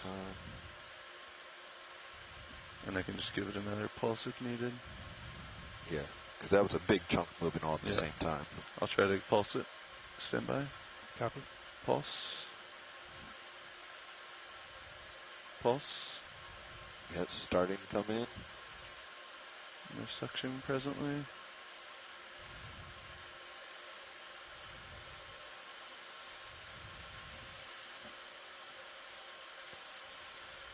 What do you think, Matt? I don't think we quite made it, but I'm hesitant to do any more. We try another pulse, but yeah, we might vacate some of it. I don't know if there's enough for a sample in there. Let me pulse. Okay. Okay, pulsing now.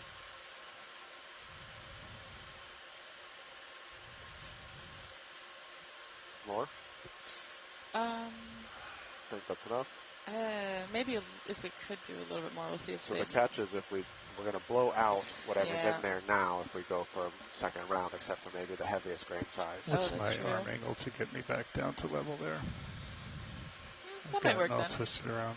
I mean, it looks like there's with your wrist. Yeah, like so just it's your top. covered the bottom of it Should potentially. just be your top ones here. So push. Yeah, It's hard to visualize that. Just try it. Just move slowly. So yaw. Not twisting. Yeah. You just need to. Yeah, like that. Yep. A little bit more. Oh, no, it's going the complete opposite way. Just try the other way. Try down. Nope. No, this is a I pretty think hard that spot might to be sample. left, right. Right? This way? Yeah. Okay. Port manip shows it well. Watch your arm, your whole arm's coming in.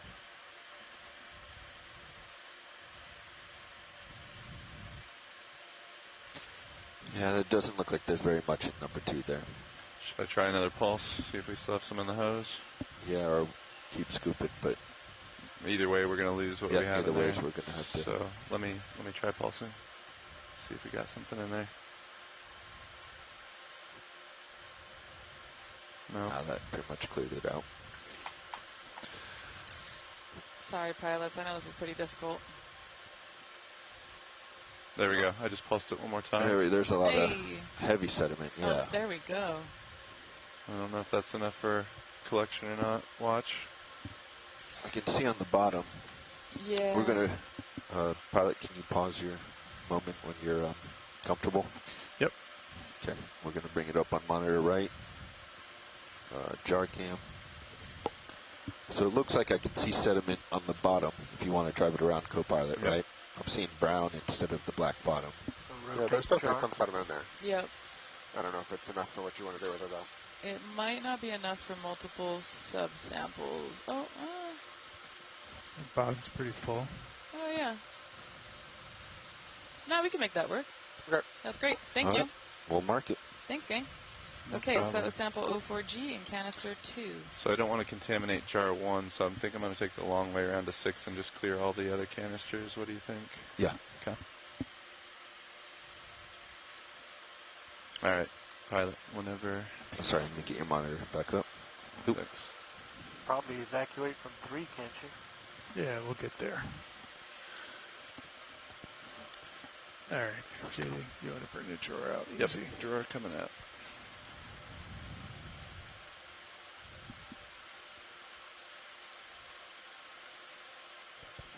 Say when.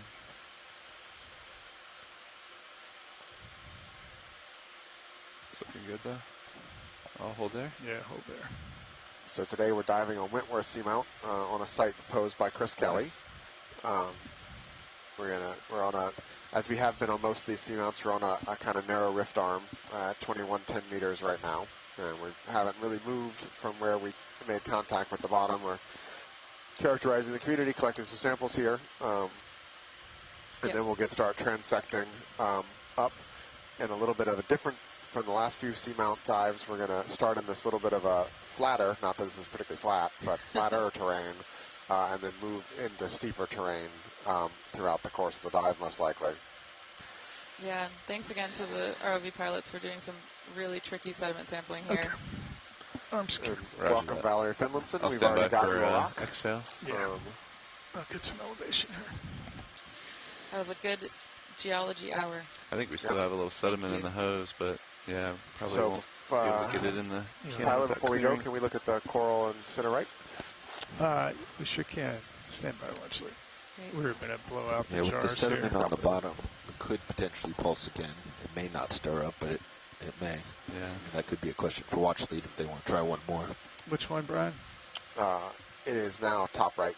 Top right. Oh, the big. Okay, gotcha. We can turn and blow that out if you want, and then come back to it. That's fine too. Sounds good. All right, I'll keep my eye on it. Great. I'll turn to Thanks face you, again, pilot. pilots. Just keep an eye on that coral. They want to come back and look at it just coming off the left side there. Roger. All right, go ahead.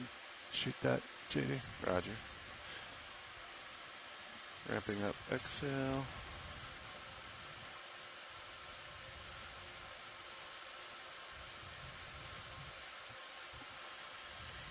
That was full exhale there. Okay. Yeah, quite a bit in there. I think most of it made it to the jar. Yeah, we definitely got a chunk of it.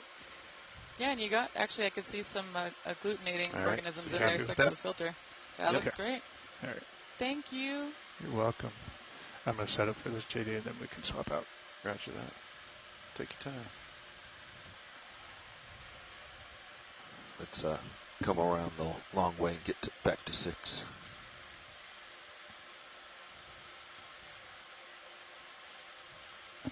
Copy that. I believe this one center here, Brian, is what we're looking for. Yep. Okay. So this is an Umbellopathes. It's a black coral with a similar growth form to the Metallogorgias and others that have this big stalk and kind of You this take pressure. umbrella-shaped top. Particularly interested to see what kind of associates it has living with it. I've been curious about the associates with these black corals. We've collected a couple that we believe are an undescribed species over the last couple. We've got one on this expedition, and I got one in Palau on an expedition on the EV Nautilus last fall. I was kind of curious to see if there was any of these purple spiky squat lobsters living in this one or not, but I don't see any. Yeah, it looks kind of like nobody's really home. No roommates for this Umbellopathes. I think that's good here. Let's go take a look at some of the little pink corals that we've been seeing around.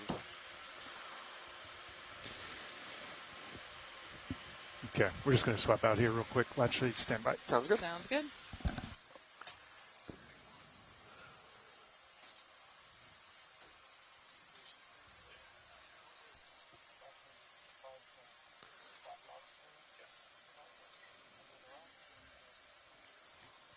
Oh, yeah. Oh.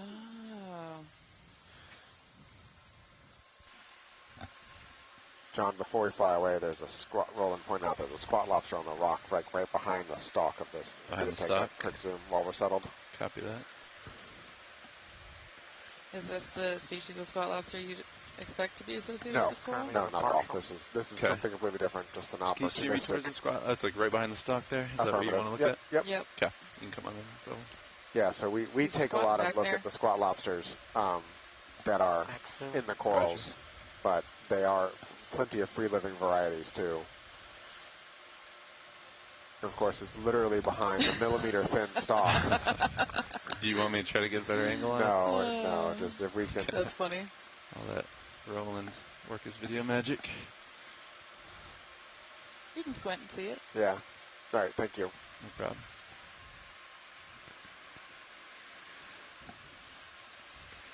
All right. So, Pilot, I think we want to look at one of the, they're pretty much everywhere, but there's small pink corals all around, like that one on the left. That would work. Roger that. Sit a lot closer to it. Yep, I'm going to move in a little bit. Just a little hop. A hop, skip, and a jump. So this looks like a pretty decent diversity we're seeing. Yeah. Whichever one of the pink groups these are. And then there's something flying in Is the that a top right. flying holothurian? Go for a holothurian. Yep. Yes. Oh, they're so cool. It's like a ghost headless chicken monster. I'm sure it actually has a name. Sorry, I'm terrible at identifying things. This is a different family, I believe, than the Pretty far above you. Venastes, It's out of my light pool. Oh, it's beautiful. You can come up with them if you I want. don't know if this one does the same thing, but I learned that the... Do you want to check this watch? Or Only if video does. We're fine. Science Yeah, doesn't need to. that's good. Video's good. Roger. I learned that some Steady flying back. holothurians spend Gonna most go of their full wide, time please. flying, kind of up in the water. And then when they do need to eat, they come down and they eat for maybe a total of 40 seconds. Yeah, They center. just shove all the food into their mouth. Copy that. And then they go back up and keep Yep. flying. The little I single love that. stalk there. Yeah. Yeah. And got then it. there's also other ones that live in the water column the entire time and never settle and just eat marine snow, catching it down. They have a very similar ecological niche as like vampire squids do, but they're called Pelagothuria, and they're frankly one of the Still prettiest creatures you see far down here. above you. Oh, that's so cool. What is? Say? The coral you're after, you need to tilt your camera down. To Yes, I'm in the work, Roland. pretty Thanks. far out Do you want me to move in closer on? Yes, Is what you're please. asking? Yes. Okay. Roger that.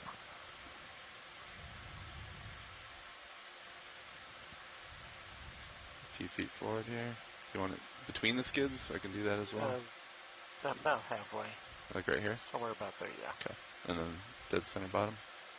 So here's another dead sponge off here on the right that's less decayed or It's the guy broken on the down. left. The pink Yeah. one. Affirmative, that Right. pink thing right there. The brittle stars. Setting down.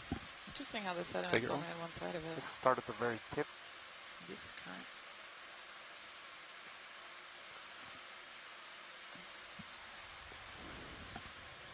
A little more up. What's this, Brian? Now we play the game of whether it's a hemicorallium or it's a paragorgia. Right, I was wondering if it's hemicorallium. That's what I'm leaning towards right Bring now. the fog lights Okay. up at 50%. Is it Copy. the stock Fogs is up 50%. Bumby? Oh, and Chris Kelly says hemicorallium. Yep. All right. Nice. That's all we need here. Thank you. Okay, let's get full screen. Roger that. Video's going to take a quick full screen. Sure. And there Oh, goes. squad lobster! I would No. say Sarah's favorite No. thing. Oh my gosh. But you died so many times yesterday with forams. I don't know if you did. can get that excited about the parapagorids now. I'm still excited about the parapagorids. They're so cool. It's a hermit crab that wears anemones or hydroids, right? Zoanthids. Yep. Zoanthids. Still a constant rate. As a shell, and this one's wearing what looks like maybe Hold an that. anemone as a skirt. Is that Get right? him when you're done, didn't JD. get a good enough look at it. Nice shot. Okay. I'm learning my biology stays again, up. everybody. He's behind the rock. We can But- maybe go acquire him. I really like it. Actually, John, before you leave here, just to the left, under the shadow of a rock, is that something white and gelatinous in there, or am I seeing things? Ooh. Come for zoom. Take a look. I still have fogs at 50. Oh, yeah. Oh, it's baby sponge. Baby sponge. And another squat lobster. Yep. Squatting. Oh, squat lobster, no like. Great, thank you. No That's problem. beautiful. Do we have interest in acquiring the one on the move? Sure. Okay. You can come on out video. He might have scampered Oh, on yeah. Really? We're going to zoom in on it? top of the rock. It's gone. Oh. We'll see more. Yeah, I'm excited. I love this job. Never getting off this I boat. think that's him right Oh there. my gosh. Yeah. Partial. Roger. You can keep it there. I still have your fog zone roll. I can clear them if you're good. Let's keep them on. Copy. Fog zone 50. Just doing a little pirouette pivot here and see if it emerges. I think it's sitting right there on top of that rock in the center. Oh, yeah. Yep, right there. Come on in a little bit more. Tilt down. There it is.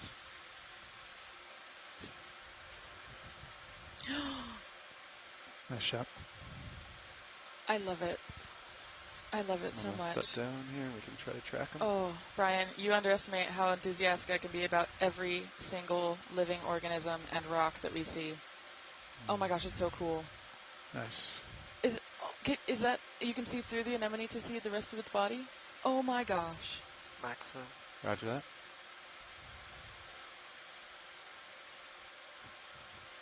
Still a little far from it.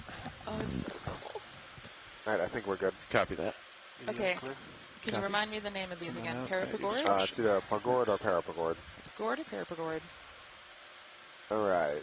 So let's see. Can we look at the whip coral top right currently? Top right, sure. Let me get a better view and angle for you. You can come on in a little bit, Roland. You just want to snap on this watch? Yeah, probably is fine. Okay. Let me know if you want more. Is this a bamboo coral? I think I see nodes. Yep. Oh, yeah. There's the nodes. And what is the Fog lights actual off. scientific name Fog for the lights bamboo clear.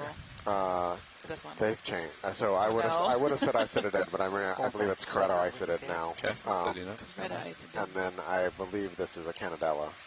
Okay. And then you see the Walteria sponge just behind it as well. Those ones are pretty easy for me to identify because of the spikes that stick out of Yeah, them. They're they're spicules. For some reason still They're one of the There most we go. It's better. easily identifiable of the sponges, Yep. in my opinion. Yeah. Lots of nice tube worms in the background. Cool. All right, science is happy. Thank you. Copy that. Get a 3-shot. All right. Sure. On your mark I video. think take I it. caught. I think I have caught sight of one other group of corals down here. Yeah, I remember seeing one that was maybe more reddish, but that might have been. What did we determine our strike lighter. was? I don't even I remember think now. I saw. It's like Oh, 040 originally. The initial strike is going to be, 065 or something. Okay. Based on bathymetry. Yeah. But just point uphill. It's Yep. going to be changing all the way to the Yeah. top. Yep. So I before we think Chris and I saw 040 at first. We'll Pilot, turn with that. before we go direction. too far this Sure. way, back to the right, there was a white branched coral just coming, not quite turn a little more there. Mid-height on the right. Mid-height on the right. Copy. Wow. Candelabra You on the sniper right. eyes, Brian. Do we have a tether for that co-pilot? Yeah, you can get over there. Okay. I'll turn my head. You can come in on it. And snap zoom should be Further on fine. the right. You wanted center screen watch? No, I said snap zoom should be fine. Yeah. On. Candelabra. Are you going for the candelabra or the one? Yeah, in the center candelabra. screen? Okay. Sorry, Roland. You guys were talking at the same time. I couldn't hear.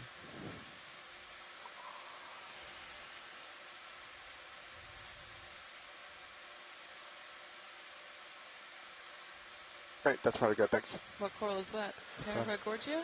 No, Oh. this is Trying to a get one primnoid. focus shot Primnoid. for Oh. skills. Okay. Yes. I am floating here. Paragorgia is the Try and bubblegum get one. your still up. And Primnoa Thanks. is, they look a little bit more delicate, right? Okay. Brian has been trying to give me SOTA-friendly coral ID tips. But we've been away from the seamounts for so long, I think I've lost it all I again. think he meant stills from the video. Good copy. All right, we're going to try to acquire a strike here. Yeah, I think you're going to have to I think in the background that's a good example get of the multi-beam up. sponges, what they look port like when they're lab. alive. Yep. Yep, Stand that's by. a polyopagon. You can take it. Yeah, I got you. Thanks. That is large. And you can see the brown attachment spicules there at the bottom. Yeah. Should be back this direction here. Yep. I'll start laterally that way. Okay, I'll bring my head over. keep you. All right, I think we've done a good enough job on the main things we see down here. If we want to get moving, I think we're ready for that. I'm ready for that. Copy that, watch. We're going to acquire the strike of this feature and start moving. Perfect.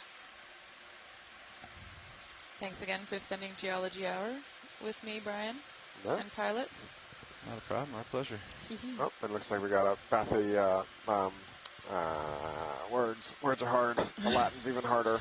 I can't help you here. Name of coral will come to me here in a moment. Is it a black coral? It is a black coral. That's why I do the common names, because the Latin names are not in there. A little bit more. Copy I can't believe I can't come up with the name of that coral right now. But the species name is Alternata. I don't know the genus name.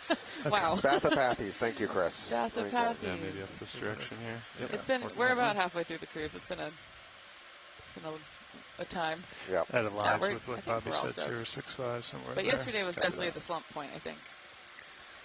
We're getting over it. All right. No, 20 18 meters, is always the day that I'm going to get me off the boat. What do you want? That's approaching. Yeah, 70, I know, I think. I've been counting down the days and I'm panicking a little because 20 meters coming in. I don't know my coral IDs enough for you to abandon me, Brian. I've got you.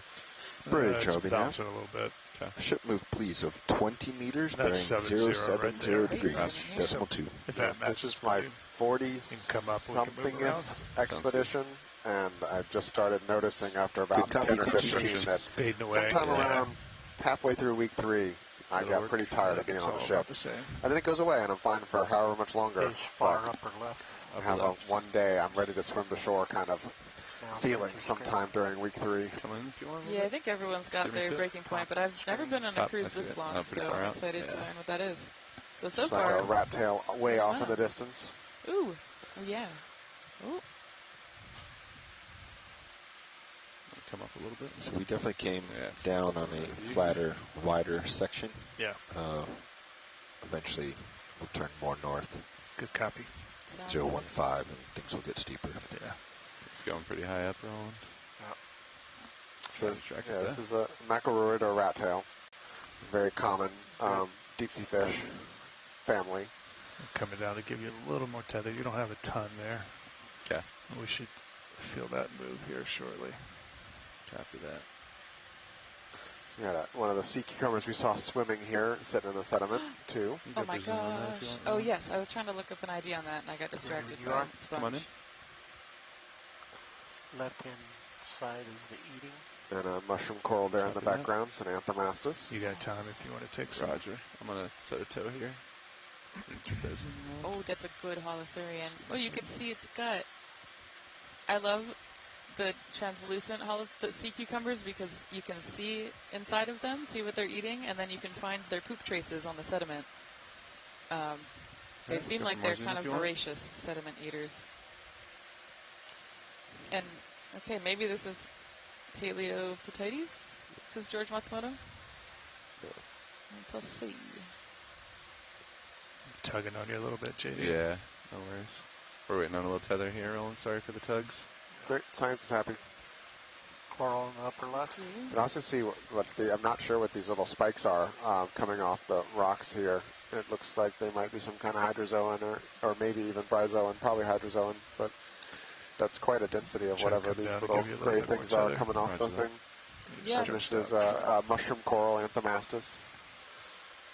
Actually, Brian, I think these might be agglutinators. I don't know if I'm crazy, but I'm seeing sediment patterns in them. Yeah, little squat lobster. Oh, yeah. Look at that. These are all tubes built out of the sediment, bound together by whatever organism lives in them. Maybe tube worms. Some forams do this, but I don't usually expect them to stick up like this. So they'd be quite big for a foram. It would be large for a foram. Probably a agglutinating tube worm, but it seems like it's a really significant part of the benthos here. Yeah.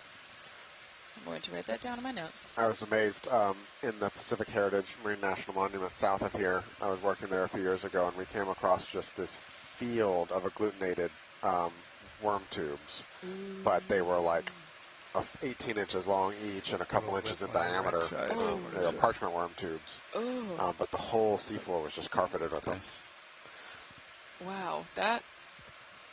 I can't decide whether to be fascinated or horrified. That was pretty shallow. like It was like it's 300-400 going meters. inside I mean, shallow by my standards. It does, huh? Yeah, that in my world, that's a Just little gonna bit cure deep. a little bit. We call 500 meters know. deep water, I deep know. sea. Birding. I know. I go to Feel the I'm screen. sorry. an all science Roger. conference like AGU Oceans or something like that, and start talking about shallow and deep, and people really get confused. Yeah, well, that's like paleontologists talking about shallow time and deep time. I'm a shallow time paleontologist because I work on the last 5 million years. Yeah. My advisor's a deep time paleontologist because he primarily works 400 plus million years ago. Is this a wisteria with a coral growing out of it? I think the wisteria. coral is Oh, facing wisteria. the right, Starboard, and so sorry. it looks more like the whip coral is stuck in the dead Walteria Yeah. skeleton. Oh, cool. Oh, I see that now. Hold sorry, that buddy. Center. There's a coral in the center. Oh, that's Underneath cool. of them. Like a dead tree. I'm floating here, just FYI, if you want me to get a toe down. Okay. If Science is happy. You hold there and look, show science something underneath. Roger that. That one in the background. Yeah. Oh, and out of the murk shows up a Chrysogorgia. I had missed that. Whoa, great eye. Video and everybody. Left. And there's a squat lobster below. Yeah, Yep. one on the left. Does it have an associate? Well, there's a Chrysostylid in there. Yeah, Fog lights on. And Is that 90%. that's the squat Fog's lobster up in at the 50. coral. Oh, cool. And then 90. there's a Walteria next to 90. it that appears to have Copy. broken off by something. And then we've Fog's got at another 90. squat lobster, Just benthic squat oscillating lobster on my there. perch here, stand by. That is gorgeous. I think it's at least Are enough for them to Chrysogorgia identify. gold corals? Okay. Chrysogorgia frame the gold shot. corals. I see why now. That might be the most golden-looking Chrysogorgid that we have. Yep. And then Video. this whip coral here is a type of primnoid Just hold that we that. started out looking at. Fog lights clear. Fog's clear. And video's I clear. think back row's happy with this scene. Copy that. Full line. Thanks. Just starting to move. Copy that. Not much, though.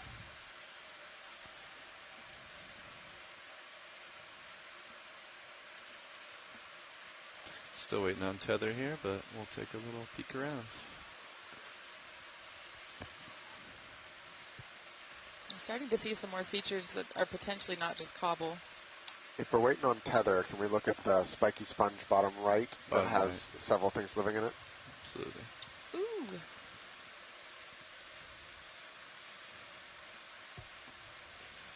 And start to come in, video. Thing red on the backside, Maybe a lobster? maybe, or Or shrimp. Steady. shrimp. Thank Nice. you. All right, let's try this roll. Just grab another Bobby. Get the spiky thing at the base of the sponge, and wouldn't mind a better look at that. Okay. That little tiny one. Yep. Copy that. Full line. Copy that. Let me push in just a little. Got a rock in this skid.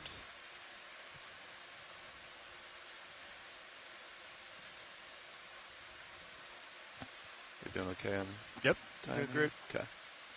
Let's skip that. All right. Let's go ahead and come on in a little bit rolling. Let's see if we can stirring up some sediment here. Did we lose it in the view there, or is it still? Oh, sorry. Sliding on my toe here. Pardon. Just pivot a little bit and see if we can find it again. Once you stabilize, I can give you some more. Okay. Do you still see it down there, Watch? I do not, Okay. but think it it's should still be right there. in that kind of crevice thing, dead center. Yeah. All right. I'm going to sit down here. We're a little closer now. What are you thinking it is? I don't know. All right. Come on in, video. Good eye. Oh, yeah. Oh. Possibly a baby urchin. Oh. Also possibly a benthic foreign. I see a no, stalk it's- coming off the no. bottom. It's too large for a forearm, and those spikes look Fog lights at 50%. hard rather than Fog's at 50. made out of cytoplasm. Take it to 100. Max which would be fogs. very cool. I know you're Clouds and trying to make dust. my day, so. Oh, I think it has a stalk. And it's, do you see that, maybe? Yeah, I see what you're talking about. Is that full zoom? There's Max Zoom. Is it like a hydroid? That is tiny, tiny. Or a characterizing What is a characterizing? predatory sponge. That would be very Yeah. cool. Fortunately, the current's taking my Yep, dust into understood. it. No Apologies. worries. Thank you. No worries. You good old fogs roll. Thank you for trying to make my day with a Fogs off. Fog's benthiform clear. there. All right, John, If you we got do the ever tether finish now. the video Roger one, that. We've got I a will couple buy you of drinks for the 20-meter rest of your moves life. stacked in here, so we're starting to Looks find like I got a commercial crinoid on the sponge to our right as well.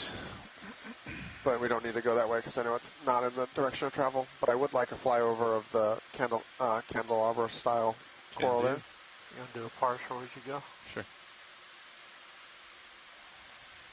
someone suggested, I think it was Kelly, that we call it a phylogenetic tree. Is this another primnoa? Most likely, there's a primnoid growth form like this, and there's a bamboo coral growth form like this. But I think that's probably the primnoid version. Looking at it. Turn too much to that. Yeah, you're good. I can see you. Roger. Right. Yep. That's good enough. We'll study it later. Thanks. No problem.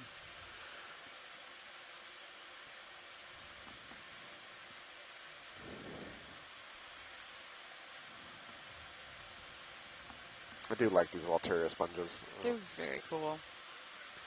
They kind of look like those gnarled, Am I heading back over? I don't know if they're Monterey pine trees or there's one in my yard that kind of grow out like that.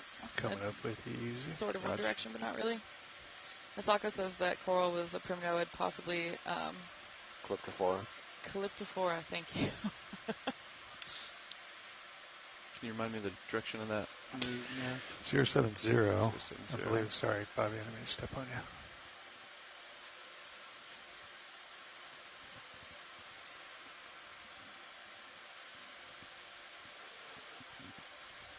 Starting to see some I stuff was wrong here. again about sediment. More sediment here. I know, I was just thinking, I feel bad that we made the pilot struggle to collect that sediment when there's so many patches right here. Go ahead, Bridge.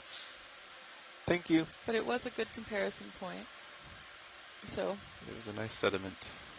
yeah, it's nice sediment. Thank you. Sedimental. That's right. You knew what I was going for. Yep. That's one. Hey.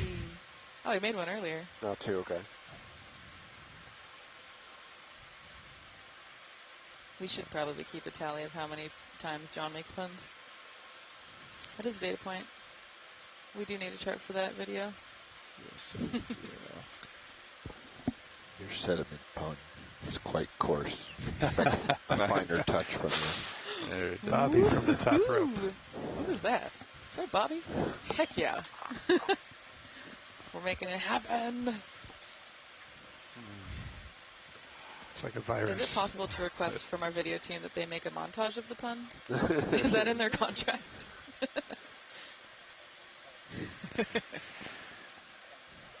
I know. When push comes to shove, we're all a little gritty. Oh, yes.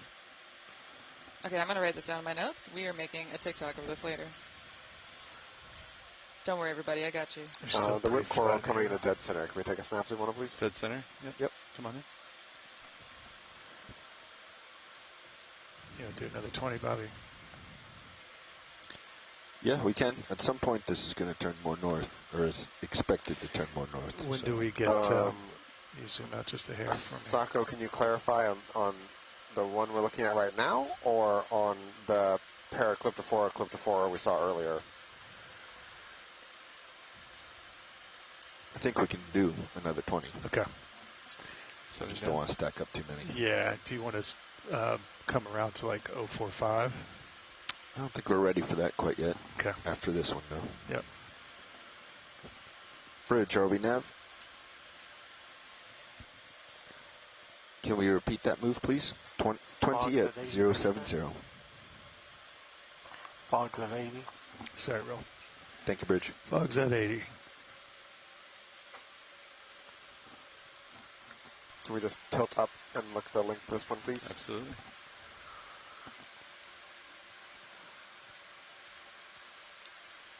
Couple brittle stars on it, I think. Going up.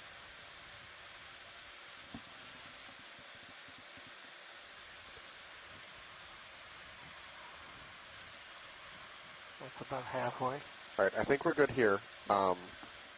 How far back was that Kendall Aubrey looking one that we were looking at a minute ago? That's a good question.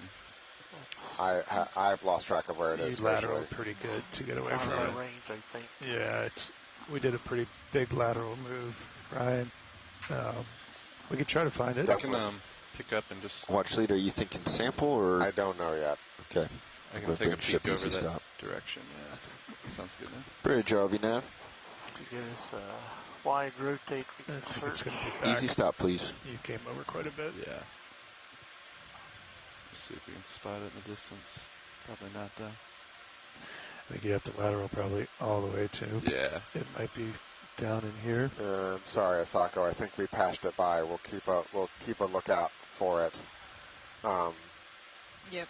I was not looking at the chat fast enough.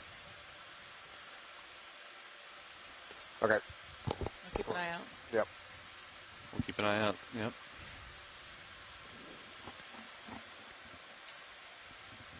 We're at easy stop. It's quite a bit further back on your starboard. Yeah. Like you're looking at the bamboo. You got to slide. No, way I know. over if you're going for it. I think we already decided it's too far away. Yeah, we can keep going. We'll keep an eye out for another one. We can resume the move if you like. Bridge, RV nav. All right, well, I'm clearing the fogs. Thank you, sir. Yeah, sorry about this. We're ready to, I guess, we'll just put a new move in. 20 meters, 070. Thank you.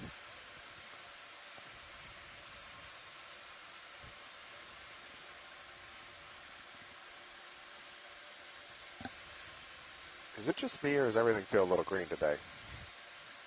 Yeah, it does feel green. I don't know if it's just our, because the main monitor looks better than ours. Oh, you know? If you're looking at a maybe. computer Are you thinking just because monitor, there might be a lot of definitely has particulates colors to turning it. it green, or I don't know.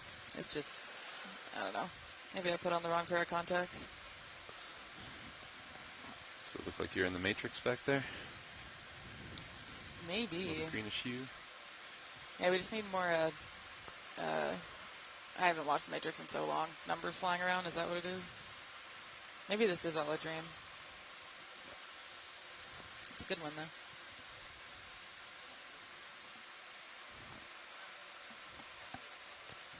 Starting to Pilot agrees with you that everything looks green. That's a stretch, Bobby, but I do appreciate that. Throw that chip chart back on there to confirm. You got just a little tether, but not a ton. Roger that. I'm going to lateral a little bit here. Yeah.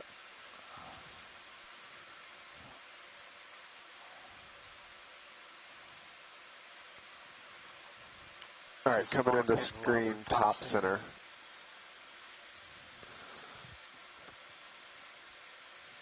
You have to rotate to your left. Asako, is this what you were looking for? Rotate to your left, pilot. We're not going for this candelabra center. Yeah, Yep, that's the one. That's the one I'm asking for. He wants you to get a side view. Roger. Stand by. We're waiting for a little tether here. Working my way slowly. That's the right side. Yeah, that might be. You want to go left? Yeah, I wanted left because I was more. Yep. Stand by. More tether available on that side. Yep. Stand by.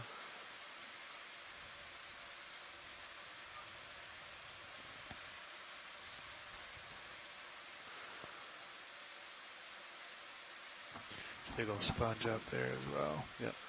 In the background. Roger that. You square up. Are we just trying to get eyes on this, or are we actually going for a sample watch? Unknown yet. Yeah. Good stable view of the polyps, and then we'll Roger. make the sample decision after that. Tilt your camera down. Yep. Put it right between the skids. Will do. Going in for a landing. Stand by.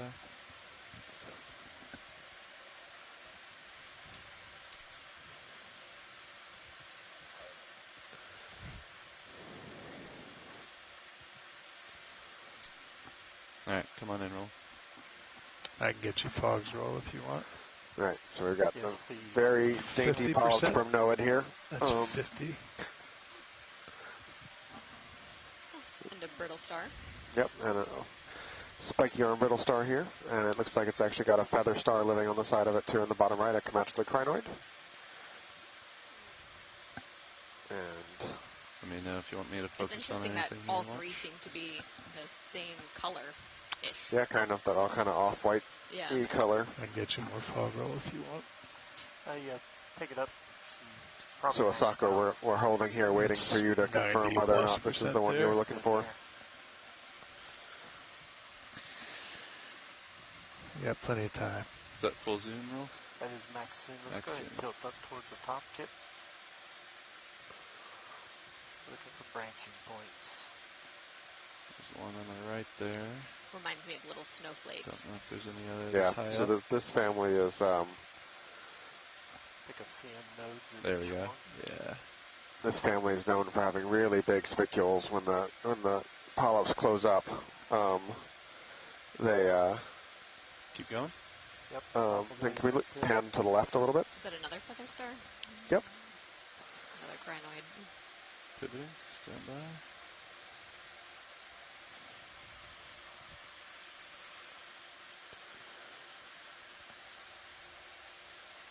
Look at this top branch here. Yeah, so these polyps do look kind of upward facing, certainly.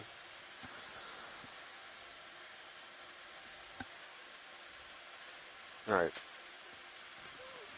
So, are we good, Sako? Did you get what you need here?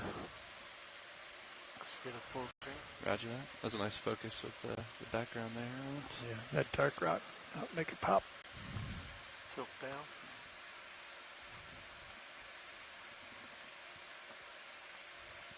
Hold that. See something red on the third branch up. Roger. Bottom. Once we get this, we'll go to that. Okay, so holding here. It's on the rock behind it. Disregard. Okay. Yeah, stand by. One pilot's just debating with people in the chat. Let's go to the brittle star center screen. Okay. Give me 1 second. Yep, come on in.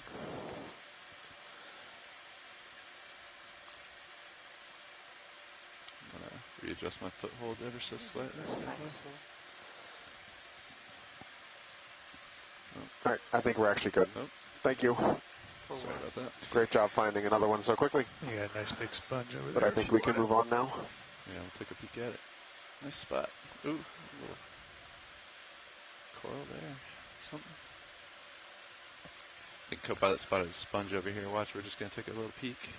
It's up right there. Yeah. Before we go over to the big sponge, can we take a snap zoom on that stalked crinoid on the bottom right? Yep. Good spot video. Come on in.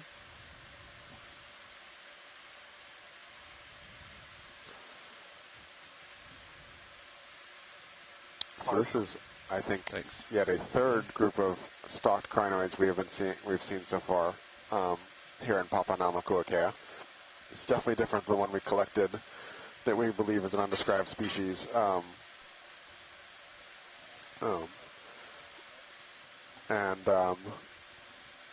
then there's also our first sclerotinian of the diavicup coral on the bottom left of the this rock. I'll look down a little bit. And on the bottom right of the rock. Yep, 2 cup corals.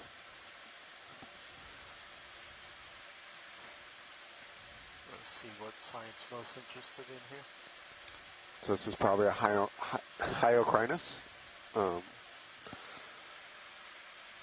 to look any further at this? Nope, I think that's good. Roger. We can move on. Thank you. Press towards the sponge. Ship all stop now. Full wide. Unofficially. Unofficially copy. Big sponge on the horizon.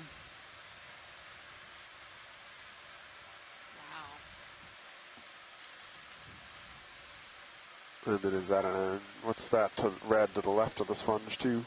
Yeah, anemone maybe. Is that a That's my flytrap guess. I don't think. I think it's an anemone, but I'm not sure what group of anemones yet. But yeah, this is a polyopogon sponge on the right. It's either a friend or an enemy. Oh my gosh.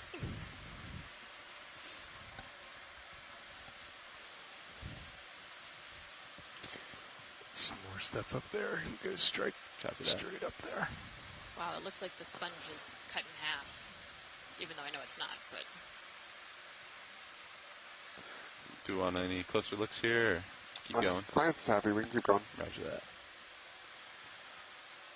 I'll let When it, he clears the sponge, you can clear the fog lights. Copy. Fog's off. let it fade into the sponge set. Oh, we've encouraged him too much. Keep them coming. He's reaching now.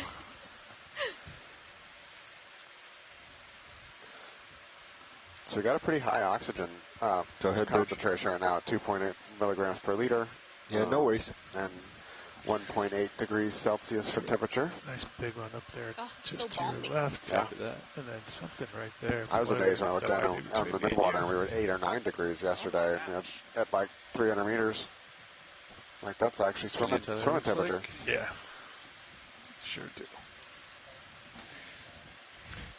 Nice. So if there's anybody new joining I might us, just can be you missing characterize what we've co-pilot seen from so over far? here, but it Big looks like it's fish. turning. Oh, Yeah. wow. Go in for fish, please. Lasers. I'll channel my inner Lasers Sada. on. I got you. What is that? It's pretty far out there. Yep. You got the tether. This if is you a want to very large there. rat tail. Yep. Wow. in front of you. Pulling out full wide. Copy. That's the biggest one I've seen. And maybe it's not quite as big as I thought it was originally. God, the depth of field was a little messed up, but this is like a very Iris up, chunky touch one. on main It still HD. feels larger than a lot of the other ones we've Yeah. come Is across. that? Iris up just a touch. He's a junkie boy. Yeah, thanks. With something this size, how old? Now he's I don't got his know. tail to us. I mean, I assume most things at deep sea are very old, but I do not know off the top of my head. Does it show up in the sonar? You know, we think about orange roughies are kind of a classic Yeah. fish that a lot have been done, It's and too they live soft. to be 80 to 100 years old and don't reach sexual maturity until they're a couple, If you wanna several come in a little, years to Roland, decades Kim? old. Greenland sharks are thought to live to be 500 or 600 years old and don't reach sexual maturity until they're 100 to 150 years old. So, What a in life. comparison to other, deep sea taxa, they're old.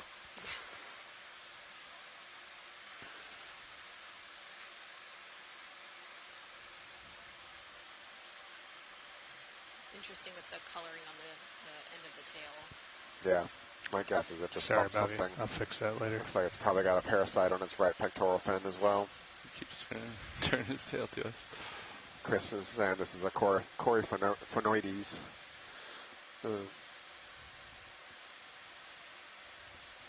Nice shot. You're overhead. Thanks. Yeah, that is nice. Wow.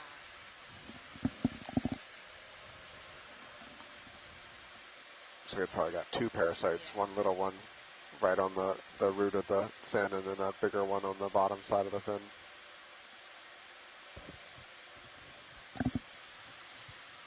Very cool looking fish. Full wide. Thanks, video. Paint it with lasers one more time. Lasers on. Okay. All right, co-pilot, give me a bearing for your new slope. Looks like it's a little bit more. 4-5.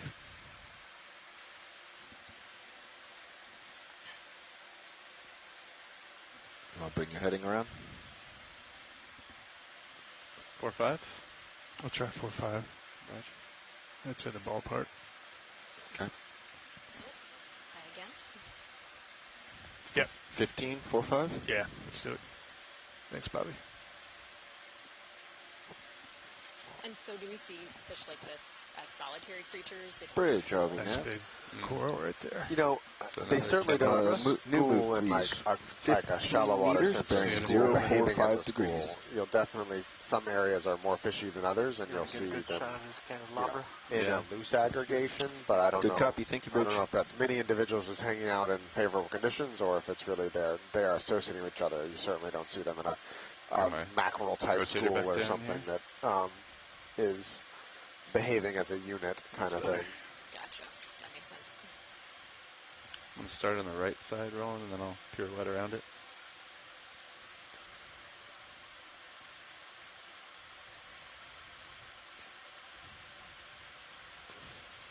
This is notice a big bamboo coral coming into view here.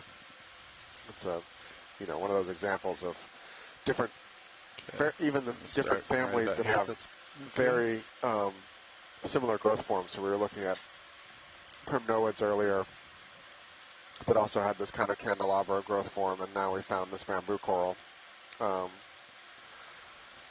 that has a somewhat similar growth form. You get the details of the exact branching patterns are a little bit different, but the overall gross morphology are pretty similar. Look at your still as well, JD. Which sometimes makes it a challenge when you just see something off in the distance to even know what family it is, because they're have such similar growth morphology sometimes. Might hit my skid here in a second.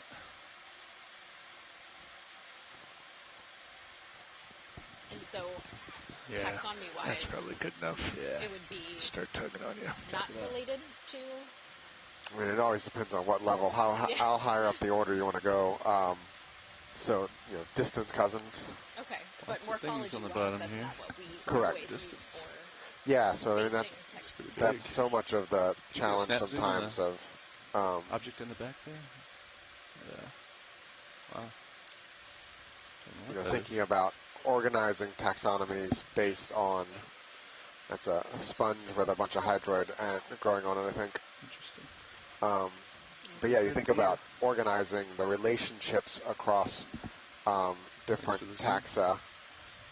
You can do it by morphology, things that look similar, or you can do it by genetics, things that are genetically similar. And up until the invention of modern genetics and the ability to sequence everything, that really only happened in the 90s, frankly, to the level of using it broadly, and only got really efficient and cheap in the last 10 to 20 years. We did it by morphology primarily, and now as we're doing with genetics, we're coming up with very different family trees, and it's a real point of contention. Cheat that way on the next one. So when we experience Say again? a critter that's got morphology similar to another, but genetically very diverse. Yep. So there was and the group of octocorals, which is primarily what we're seeing here in the corals, just underwent a major taxonomic revision a few years ago, and we're all still having to relearn the words under the new one. That shot. Yeah, I think you're already setting up on it, but if we could take a look at the sponge. Here. Kind of want to turn my tail to the left here. Yeah, you got room. Sounds good. You got decent tether up there. Get it full view here. Go bridge. Roger. All right, rolling. Start creeping in. If we get a big heave, I'm probably going to tug you. Okay. Right at the edge there. Roger that.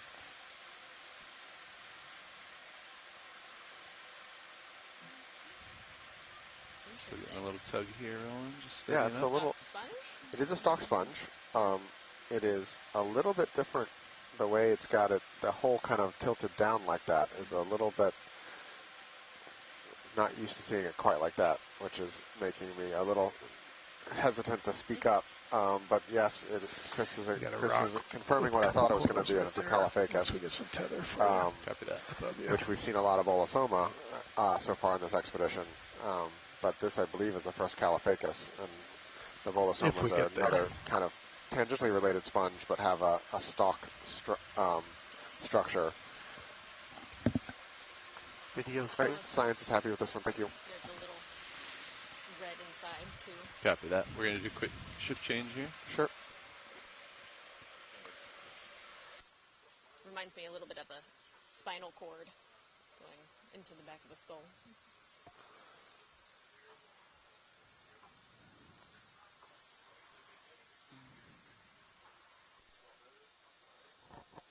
So we're just doing a quick pilot change here.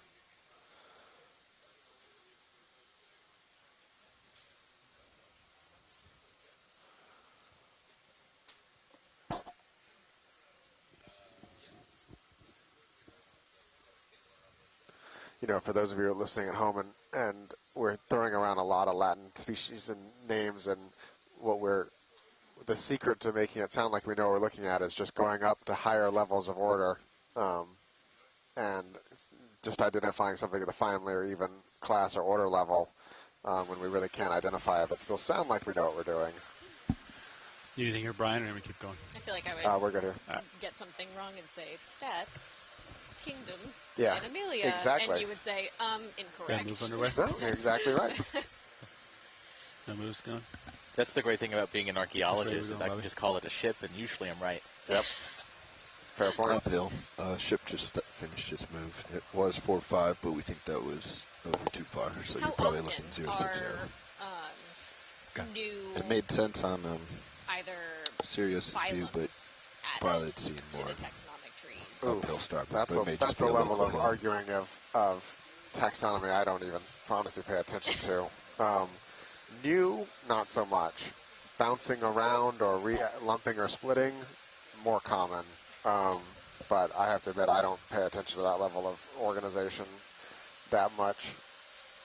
Yeah, I'm going to get But you we guys. definitely see more Uphill in the looks. genus. Yeah, Around 10, absolutely. I'm making You know, 15. especially in the deep sea, the taxonomy is very much up Which for direction? debate. 90? And like I said, Maybe like like 7.5 or 80. 2022, Cut the there cord was a a little bit. huge reorganization of Good, pilot. How are you? Octocoralia Like, as can a you turn big your group heading that I'm still having a to little bit relearn to starboard? the new terms and where Maybe, things sit. Yeah, what do you want?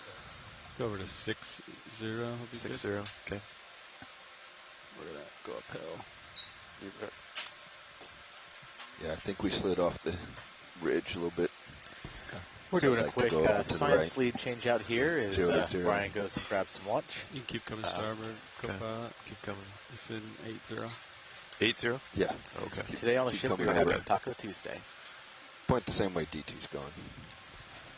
Copy that. Yeah. All right. Sada, welcome back. 20 meters. Thank you, Sam. I heard Brian talking about Bridge, RV nav. taxonomy revisions over lunch. New move, please. Like, go 20 off, meters, Brian. bearing 080.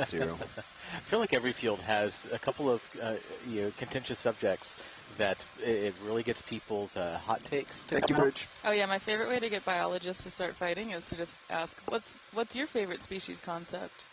That was great for grad school.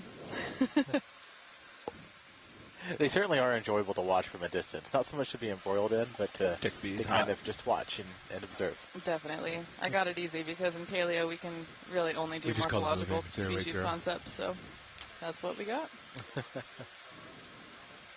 Roger. Okay. Copy that. This is a really interesting environment down here. Yeah. Very cool. Looks like the ridge, Bobby. Agreed. We only saw the sponge way off in the shadows. If possible, have we done a zoom on that coral in the center that's kind of brown yet? Video you with me? Thank you. You want me to get Oh, closer? cool. This looks like a Paragorgia potentially overgrown with a bunch of hydroids. Maybe. Yeah, I think we saw something similar to that earlier in the dive. Yeah, that's pretty extensive cover. All right, thank you. Science is happy with that. That's one thing that continues to amaze me about these environments we've seen all over out here in Papahanaumokuakea is just the way that life thrives in such a intertwined way. All the different species tend to either live within or on each other in some different ways, and it really makes a unique difference in what you're used to observing here on land. Yeah, I mean, that's my favorite thing, and the reason I work on microorganisms and microfossils is I just like how when you zoom in and you change that scale from looking at the macro to the micro, you see kind of a similar complexity of interactions to what you get at the macro scale. And it is hard to be able to connect those two and build up from micro to meso to macro, small to big. But I don't know. The more you zoom in, the more you find. Absolutely, and you even think about it with human beings. Is all the little microorganisms that make their lives on and in our bodies that help us with living day-to-day life. We don't even think about it per se. Roger. Same thing here is what we see. Even though D2 has a great, I think it's an 18x optical zoom, and we get some really great, really tight shots. We can't quite get that far. Sean, can you do fog? Yeah, though we did a good job yesterday imaging of 4M, which was it's about 150 microns wide. Wow. And I know I think Caitlin was on video when you were doing that. Imaging the 4M. Yeah, that was incredible. I think science is happy here when video is. Roger. Yep. Let's hold that for a little bit. And yeah, getting a confirmation this is Paragorgia with zoanthids growing on top of it. and associated sea stars. And let's get a full screen. Okay. After you show the heart. It looks like Asako here in the chat agrees. Paragorgia with zoanthids. Yeah. Thanks, Asako. Awesome. And when we're done with this, if it's possible to turn right and zoom on the sponge that has the stuff growing on it. Large sponge eye. Thank you. I think I see a cup coral in the background also. Okay. Next video. That's cool. One thing I do love about being out here is, me as an archaeologist, very much still learning a lot of the biology we see out here from you and Brian. Pilot. Of hearing our front row of ROV pilots, co-pilots, and navigators being able to do some of these things, just as they come on screen. We have moved about it shows the amount 21 meters, of 20 wealth meters, and talent so we that have here move on the should front be row done. with our So GFW pilots, if navigators, it's not and co-pilots. right now. Yeah, their scientific knowledge is incredible. And They are that so last much bearing faster than I ever co-pilot see. was 080. And Copy that. yeah, just so good at identifying stuff with a snap picture of it. Absolutely. Special talent. Gotta get that stuff on the top in the dark. The start of that lower squat lobster. Lower, come in. Okay. Hold that for a second. Let's see what we see.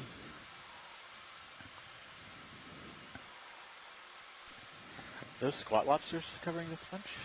Yeah, so these are squat lobsters living on a sponge with zoanthids growing out of it. Or no, Go ahead, Bridge. yeah, hydrozoans growing out of it. And maybe it looks like some worms? All right, move complete, co-pilot. Yeah. Oh, are these aplacophorans? I don't know. I'm not that good at telling what they look like when they're not on rocks. I'll come in on the worm run. Let's see. Oh, Chris Kelly says this is potentially a black coral growing on it. Wow. Is that right? Let's see if we can get a confirmation from the taxonomist. I'm going to tilt down so that way the R3 has a chance, Ron. Some amphipods too. So yeah, this is a whole ecosystem.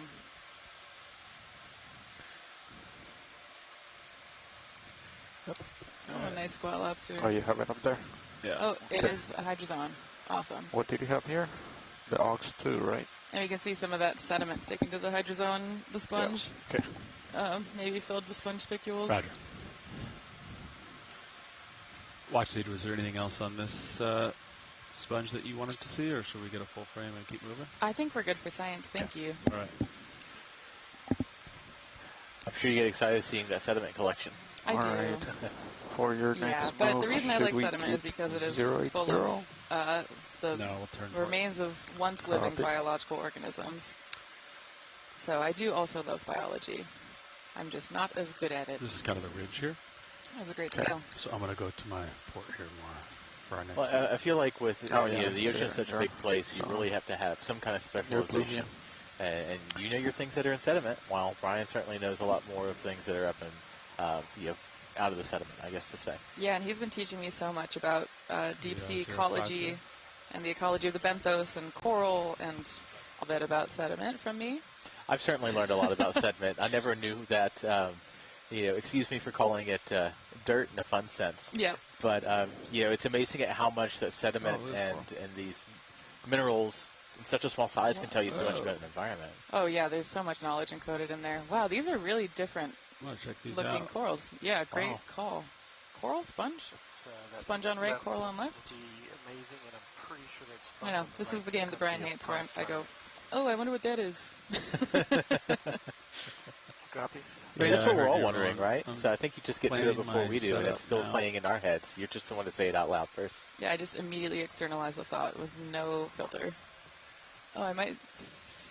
Nope. Yeah, maybe sponge right, coral left. It feels like the current's coming at me, watch lead, and it also looks like those specimens are like their posture is normal to the current. See that? Yeah. See how that one's like catching the current? And That's this one's so also flat to cool. the current. The current's coming right at me. I'm going to try to... That's great. Yeah, it figure out does. how- What direction are we facing right now? All right, so my heading, basically due east. Due east. I would say East. current is roughly coming out of the east to the west, is what it feels like right now. Okay. I'm going to try to spin around to see the good side of this one first, I think. That's a great idea. See what I can do. Okay, co-pilot. He was looking at the slope at about 050. So if you want, and that's a great point by the front row of just how influential currents can be here on these seamount features. We'll stay here for now. Yeah, wait until. Yeah, and also just the fact that the It comes ROV back, pilots, and then we'll like, figure by out driving the heading ROV for and the seeing next so one. many of these different seamounts have such a good understanding of ecology and some of the spatial patterns to the current flow and the organismal interactions with I'm too far out. things like that, like the landscape, like the current. It's really invaluable, That's dead, yeah, Sean. important contribution to how we are starting to understand and explore these spaces. Wow, this is a cool Oh, it's beautiful. sponge. It's a farreid sponge, Could go Chris partial, Kelly says. argue pirouette. And the coral might be You want to give me primnoid. 1 second, one. You want to give me 5 meters at 80 degrees, Fernando? Copy. Lasers clear. Bridge deserving. But I do love how you can take something a little bit more anecdotal as Let's do a small feeling move, the current range through 5 piloting meters, an ROV. bearing, And by that is you're starting to look at zero, the outlay and the distribution of all these different organisms 80. on a seamount or And a then ridge decimal or to 4 something like speed. that. Because it is so hard to study try currents one at tether. depth, both from getting the sensors that can go so deep, but also having them Good in copy. place over enough observations to where you can really make sense of what's going on. Yeah, and because it's hard to study it, having the anecdata, is what I keep calling it, is super helpful just to starting to piece together the spatial ecology. Wow, so yeah, this is a farreid. It's a glass sponge. And I don't know. It's really cool. I really like the structure. Isolated partial? Yeah. Well, especially it seems like it's facing into the current if we're going by what we just heard from the front row. I'm going to go Yeah. straight on Makes the edge sense. here, I Makes guess. a lot of sense as a filterer. Oh, there's something. Oh. Some A shrimp. little critter. A shrimp. Yeah, a little critter. A little friend. It's beautiful. That's pretty tight. You want to come down just a little bit for me? David, pay out just a little bit for me. So these types of sponges are called hexactinellid sponges or glass sponges. Coming down. And they have some Feel the pretty frame? distinct spicules, so I get some Alright. of these actually Oh, preserved in the sediment, because while the spongy tissue doesn't preserve well, the spicules are made out of silica or glass, and they are all Still over. fog lights on, Ron. I don't know if you want them or not. But they're pretty easy to tell apart from other elements in the sediment. Are they pretty distinct? They are very distinct from other parts of the sediment, and I think they are Down identifiable for the base. to Okay. some low taxonomic order, Hold that. genus, family, I don't know. But I'm not very good at that. I could just say, that's a sponge. Well, hey, I'm already part of the way there with me in referring to shipwrecks. Yeah. I've got a much You want to give much it a shorter pirouette kind at of this, line to look at as far as problem? identification. That's for I sure. wish I could come around, Ron, That's but awesome. I can't go around any more right.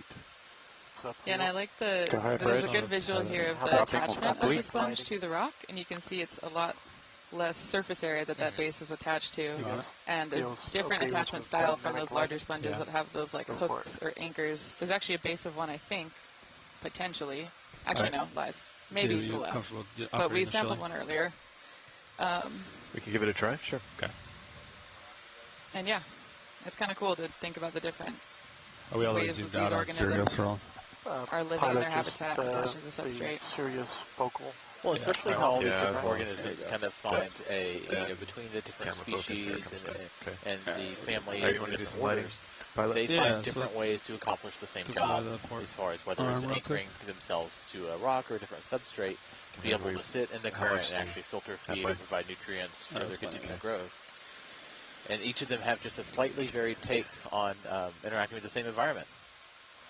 Yeah, it's cool. I mean, I like the diversity of life strategies that that we see across different ecosystems, and I also, my favorite way to teach about ecology and evolution is basically to talk about how Let's stay there, Sean. the overall vibe wanna stay is here? if Yeah. it ain't Okay. broke, That'll be fine, Sean.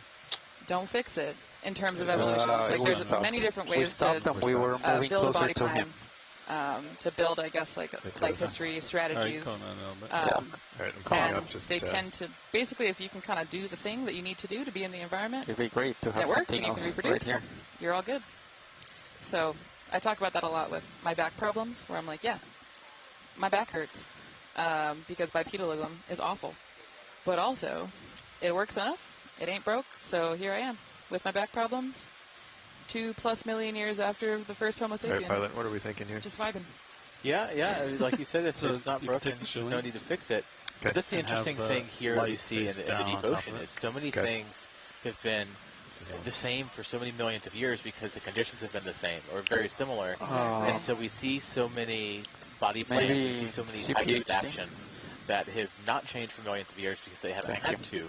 And it's something that has, different evolutionary pressures over time have caused changes on the terrestrial side of things. So we see those changes in the fossil record or in modern day organisms. But here, it's almost like a window to the past. Yeah, absolutely. And I missed the crinoid earlier because I was at lunch, but I saw it while I was eating. And I don't know, it's cool to see those ancient body plans just kind of continuing. And yeah, it definitely is. I don't know. I can't remember the opposing theory to this now, but in paleontology we talk often about the red queen hypothesis, which is this idea that I turn the light basically on so organisms have to do all the running that they can to keep in the same place, because as new species continue to evolve, and there's more, I guess, competition introduced, or there's many more things trying to do the same. Have the same type of life habit that you do. In order to continue to survive as a species, you need to keep running to keep up.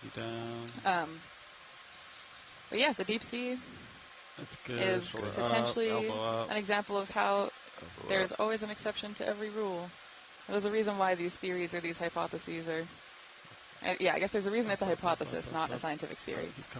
We're still collecting data and trying to figure out exactly how evolution works at these different scales and in these different spaces. And not to mention how difficult it is to explore down here. Is to kind of take Brian's analogy of walking up a mountainside with a flashlight. You only see so much, and the difficulty it takes to actually get down to these depths, and the limited time we have on bottom to see just a little piece, a little percentage of each one of these places we go. I mean, we've got 70% of the Earth's surface is water.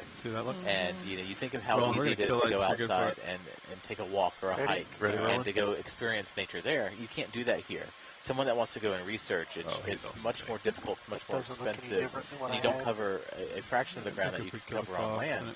And so while they're still finding all these types of new species, say, in the different rainforests and some of these really ecologically diverse areas of the world on land, we have even more of that here in the ocean because it's such a by percentage of Earth, such a larger space, and you're really just unable to do that in an efficient way down here. We're listening.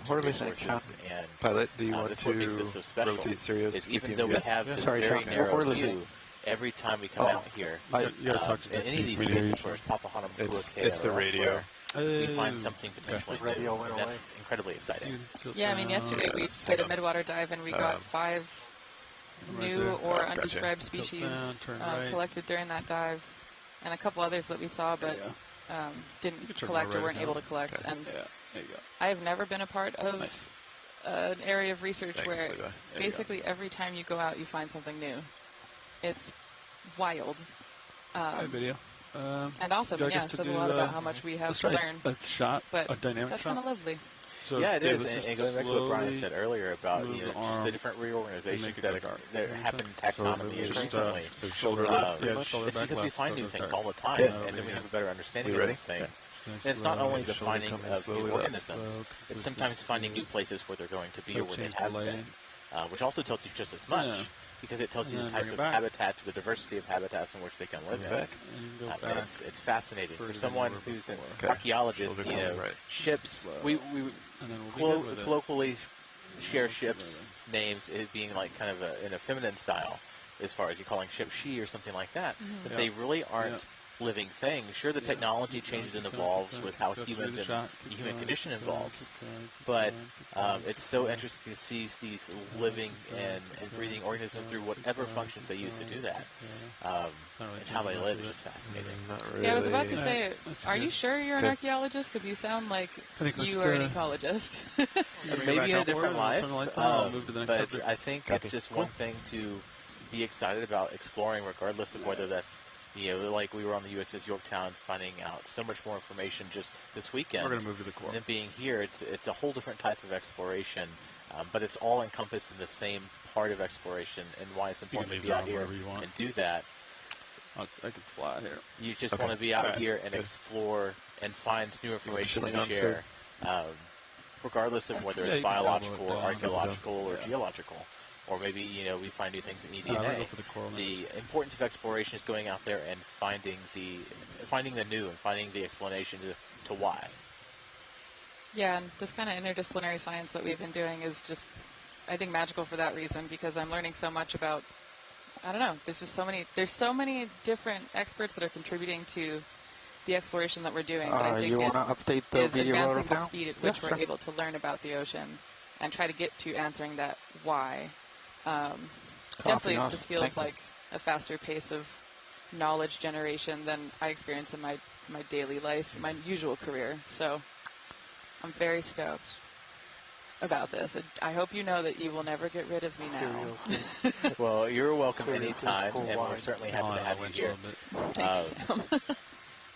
But one thing that makes this also special to me, serving as expedition coordinator for my office here at No Ocean Exploration, and being here on this expedition and putting all this together with the help of so many incredible groups and people, are the people that join us for shore day in and day out, calling in on the teleconference line or in the chat room, and just the wealth of knowledge they bring to help us, who may not have a full understanding of what we're looking at, to be able to look at the right things and collect the right types of samples, to be able to really fully characterize, in our limited extent, these areas.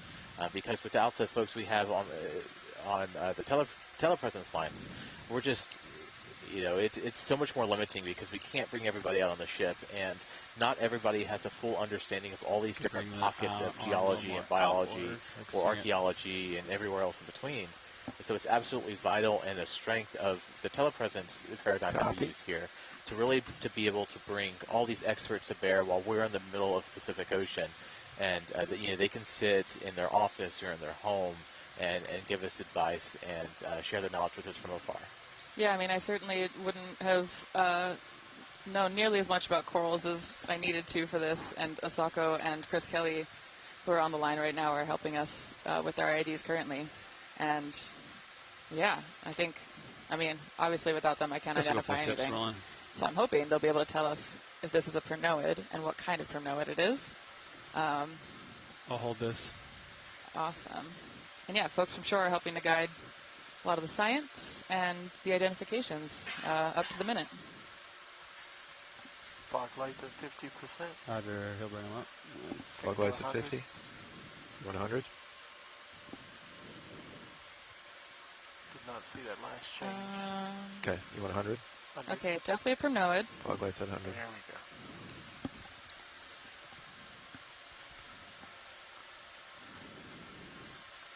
You see the scales of the coral. And I think whenever video is happy with this, if you want to zoom or pan down, that would be really helpful as well. Yeah. Thank you. Okay, video's clear. Let's see what we can find on this guy. Let's see what we can get. Something pinked out there. Maybe a node. Tell us your secrets, star. Coral. See the arm of what is that? Ooh, what is that? Is this the hermit crab with the anemone on it? Yeah. Or is it an anemone? Am I projecting? Projecting. Aw, hi Brian. Yay. Nav, what's the ship doing? Okay, we got a potential ID. Paraclyptrophora. Hey. We've been holding position for quite a while. I think that's good for science then, unless Chris and Asaka want to see anything else. Tell us now. 11 I think minutes. we're good. Roger that. Pilot, I'm right above you. Roger. Awesome. Thank you. Tilt up. And thanks, Sam, for the great conversation. Absolutely. I always appreciate getting here and getting to chat with you guys and see all the amazing things we get to see every day. Thanks, Roland. Thanks, guys. All right. Thanks, Sam. All right, co-pilots decide our clear. next... you kill fog lights for me, co-pilot. You bet. All right. Fog lights off. All right, so let's have you turn to port a little bit. Turning to port. You want Maybe 080? More. So let's go to like 50. Okay, 050. I'm at 40, and I'm looking down at 50 would be... Honestly, 40 looks pretty good on my system. Okay, you want to come all the way to 040? Yeah, I keep going forward. Okay.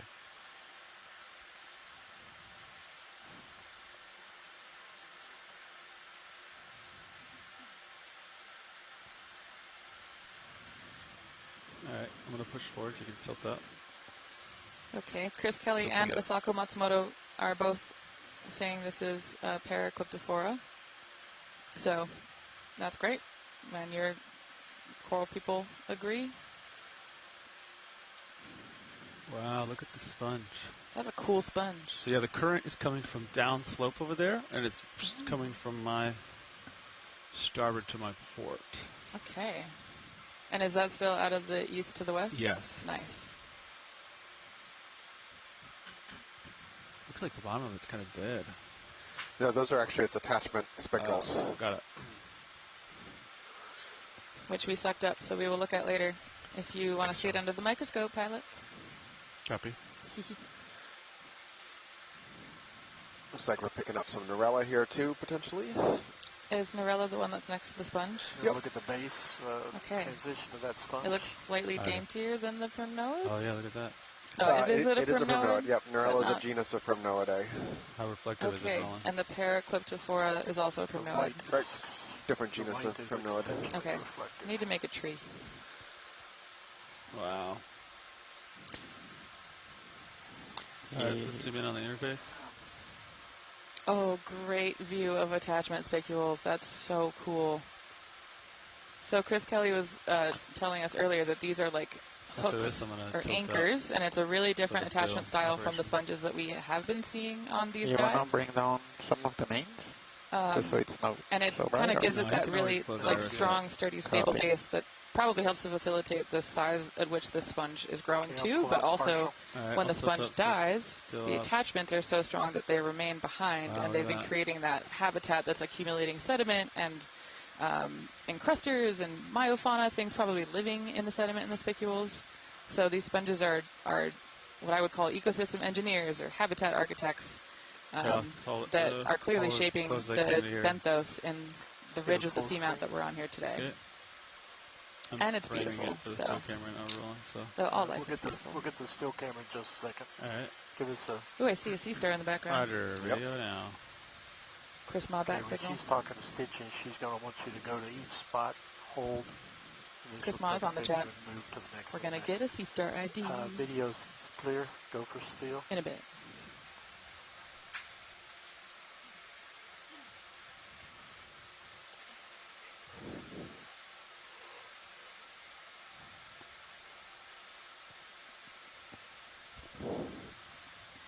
I'll leave that in frame so you can focus it.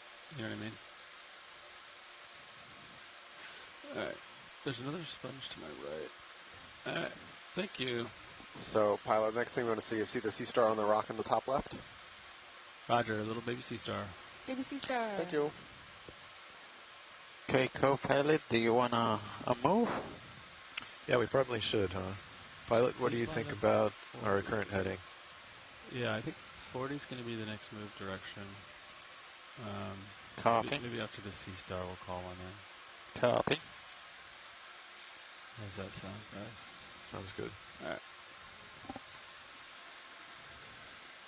How far is the sea star? I He's don't right, even know. he's right in front of me. Oh, I'm okay. landing now. All right. As we're getting to that sea star, I wanted to share that Chris Kelly let us know that the species of Walteria, the sponge with the spikies that we're Easier seeing, to is go around Walteria the flemmingi, other side of and the- it is very creatively named Okay. after Come in. Walter Fleming, who was an early German biologist and an early geneticist. Kind of hiding from the current. Sea star. Just ripping up the hill. Maxim. That's max soon. Do you need me to get closer? No, I think that's I fine. think There you that's go. good. All right. Get lasers on it. I think we've seen this before, but I don't remember the ID, and I bet Chris Ma will let us know. I'll do in 15 just a Not second. on this mount. 040. First one on this mount. 1-5. Yeah. Copy. Yeah, sorry, this is the Sounds first good, one Sean. we've seen on this dive. I think we've seen Sounds it on good. previous seamount dives. All right. Yeah, I believe that's a cookie star of some type. Oh, cookie star. I like that.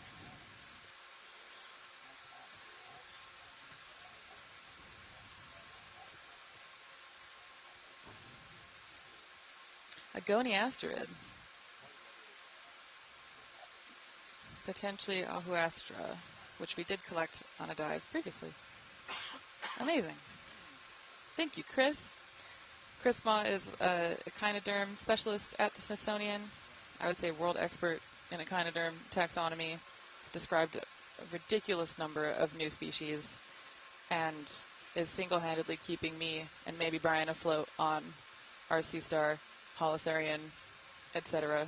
crinoid IDs. So thank you, Chris, so much for helping us out. Yeah, with the current, it's gonna see this. And he's got a great blog. See this old stock. Echinoblog. Echinoblog. Look at that old stock. I shared the Echinoblog with my mom. She was pretty happy about it. She's not that excited about 4Ms, so what's that? High praise. Oh, there's my bull summit. Oh, there we go. All right. The little edge outcrop. Are these more hemicorallids, maybe? Yep, very possibly.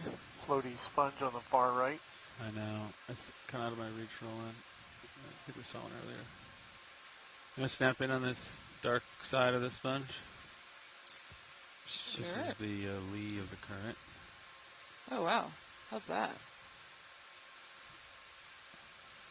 Huh. It's in the lee of the current? Yeah, so the current's coming from downhill. This is the backside, if you will. Huh. That's probably some sort of build up. Like, what's it called? I don't know if I'd call it a glutenator. Probably some organism is making that, right? Zoom out a little bit, I'm floating. I'm not sure. I don't think so. I've seen anything quite like that before. Huh. I'll let it go, Ro. That's cool. I'll look at that I'm later. going to come back to the under this better. All right. Let's stay on the ridge here. So it's an interesting contrast here. I got to ask the question of why so many sponges. Like we've seen dives that were heavily corals. We've seen dives that were kind of thin on anything. We've seen kind of an even mix of corals and sponges. And here, this dive site is very much dominated by sponges. So and many. I have not even a good hypothesis right this moment to explain that. Oh, I was going to ask. I feel like you have seen so many different seamounts of deep sea environments, Brian, that you kind of have like an intuitive sense for some initial hypotheses for why the ecosystem is the way it is. The But catch is we really, the things that matter to corals and sponges we can't sense as terrestrial mammals, sitting in an air-conditioned control room looking at a bunch of screens with the robot, actually in place. ooh, sea star eating coral, maybe? Yes. Oh my gosh. Chris Ma said, waiting for a coral predator, I'm wondering where they are, and they appeared. That's amazing. We're manifesting. Sorry to cut you off on the... No, that's important. I'm particularly interested in documenting coral predation. Yeah. So we have, anecdotal observations. We all know that these kind of gargantuan sea stars eat sea stars, especially. They seem to find these bamboo corals particularly tasty. But what, actual base rates, exactly who eats what, and things like that, is really, no one's done a good job documenting that. So myself and some collaborators at Tufts and the University of Hawaii are working on a large-scale survey. We've got approaching, I think, 270 ROV dives now that we've annotated for coral predation. That's crazy, and dog. We're in the process of doing the IDs and synchronizing the data from all the different expeditions to do the first ever synthesis kind of talking about coral predation, who most likely gets eaten by who, and are certain taxa more likely to get eaten, and that kind of thing. I can't wait to read that. We're still a ways away from publishing it, but we've got a couple master students at Tufts that are going to start this summer synthesizing all of the data we've been putting together with a team of undergraduate annotators for like 4 or 5 years now. I've been working on the cruises. Wow. Identifying all the instances like this, and I've been sitting here keeping coral livery tabs too, and so this cruise data set will go into that study as well. That's so awesome, and just such a great reminder of the amount of work that it takes to make, I guess, ecological inferences. It takes so much data. And I know we just moved on from it, but I wanted to highlight that I was really hype and dancing here while you were talking about that, about the sea star having its stomach around the coral and externally digesting it. That was very cool. But yeah, going back to the data, it takes a lot of effort, a lot of people, a lot of work, and a lot of time to get to the point where we can make what seem like simple inferences about ecology. So I, for one, am glad you're doing it, Brian, and I cannot wait to read it. Full screen. Ooh, squat lobster. 2 squat lobsters. Is this another associate that you often see on these? On bamboo's a little bit less often. That's a chrysostylid, and they're more common on other taxa of corals. That's cool. Goldie.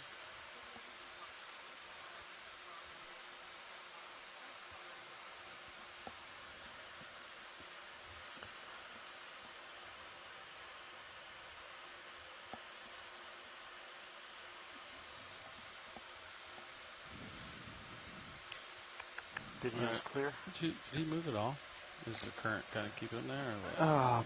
Yeah, seems like it's pretty far. I can do another 15, maybe a 10. Doesn't seem like I moved much. Yeah. Maybe you can zoom out. I'm not sure if you already did. That. I'll do another 15 then, in that direction, same direction. Yeah. Copy.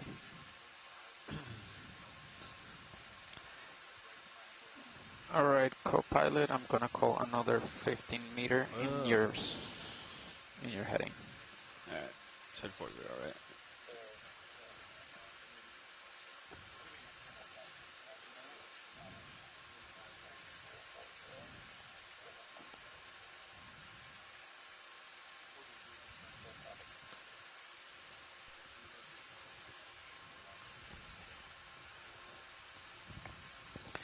On the multi-beam, each one of those lines going out, is that like 5 degrees? Is or this more than a that? primnoid? No. Yep. Narella? Maybe? Almost like 10 degrees. Is it Narella? I don't know yet. I doubt it. Norella doesn't usually get This super big. Okay. But See that doesn't mean it's not. You can see it vibrating in the current. Yeah, Oh, look at wow, how the yeah. current's pushing there.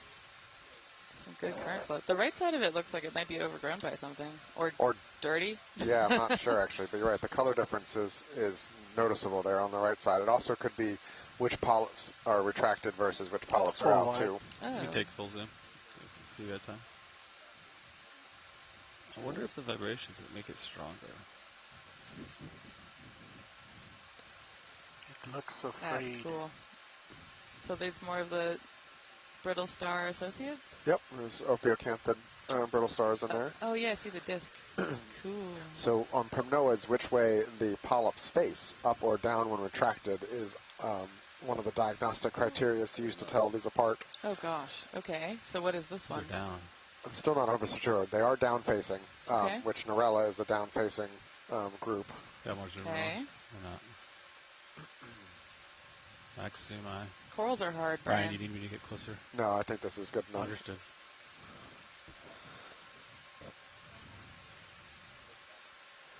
You can zoom me out then. I'll keep flying. But yeah, the vibration here is intense Yeah. from the current. The current's really picking up here as we move up. Asako says it's Yeah. Narella. It's a big Narella. Cool. Wow. Hey, pilot, you're just going off my starboard side here. Come back towards you. Good. The Copy. vase sponge coming into center now. Yeah.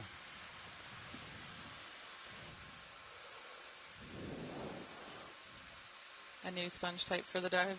Yep. I don't think we've seen one quite like this yet.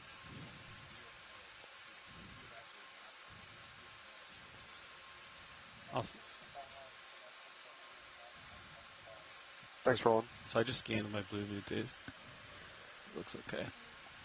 So I'm going to go back starboard a little bit to go to the sponge you wanted to see. So I might have you turn just a little bit to starboard in a second. We'll see. Copy. We could just do a snap zoom on it too if you're out of position. No, that's all right. The current's kind of blowing through us around. And me, for that matter.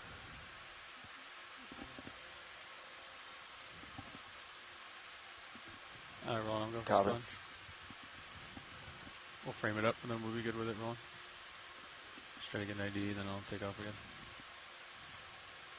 All right, frame it up. Go Go for it. Framing.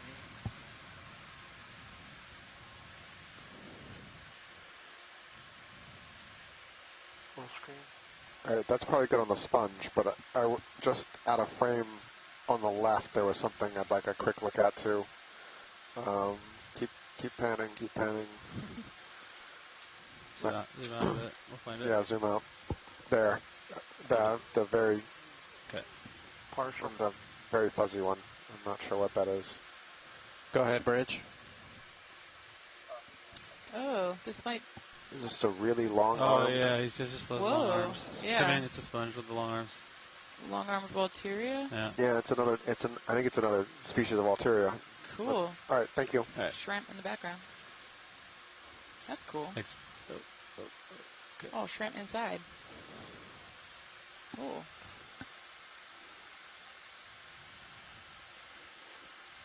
All right, if you need to go, that's fine. All right, yeah, I'm slipping off Sirius. It seems like Sirius is getting blown by the wind. It does. You feel that too? Yeah, the current seems to be increasing quite a bit as we're moving further up here. Yeah, both ROVs are getting pushed a little. Yeah. Glad we didn't sample the extra big rock. Would have made it hard to navigate.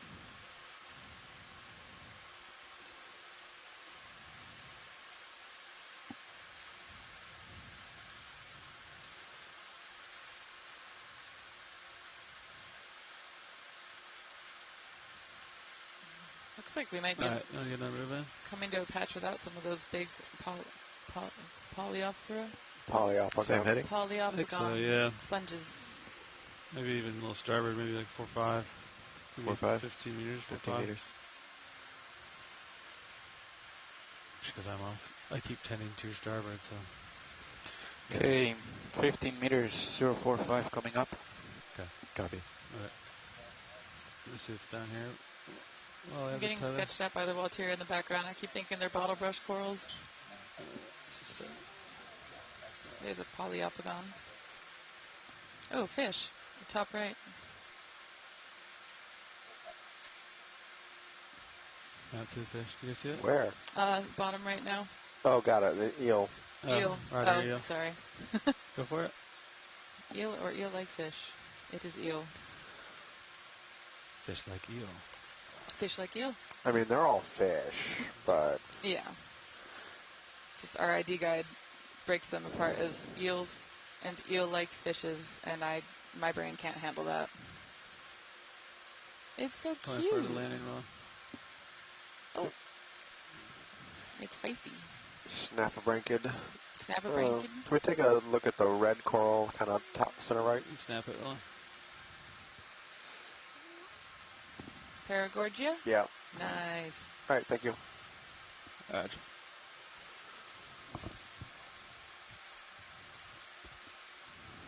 The top of this ridge is definitely where these sponges like to be, huh? Yeah. Yeah, good call. And corals. Maybe it's because the current, maybe it's because that's where they settled. I don't know. You know, more likelihood of settling when you're up in the current. Better food. I don't know.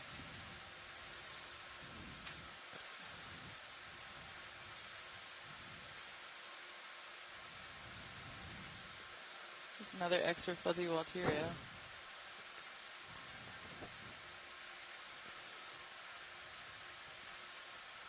Should be getting more tethers soon. Some bamboo whips.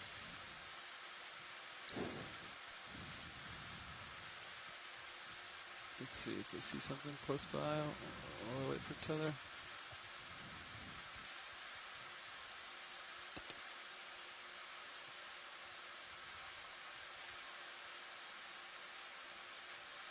So Roland, you're calling in basically twice. So you're basically so you have 2 lines. It's nice. So you can just make sure you just don't talk to both at the same time.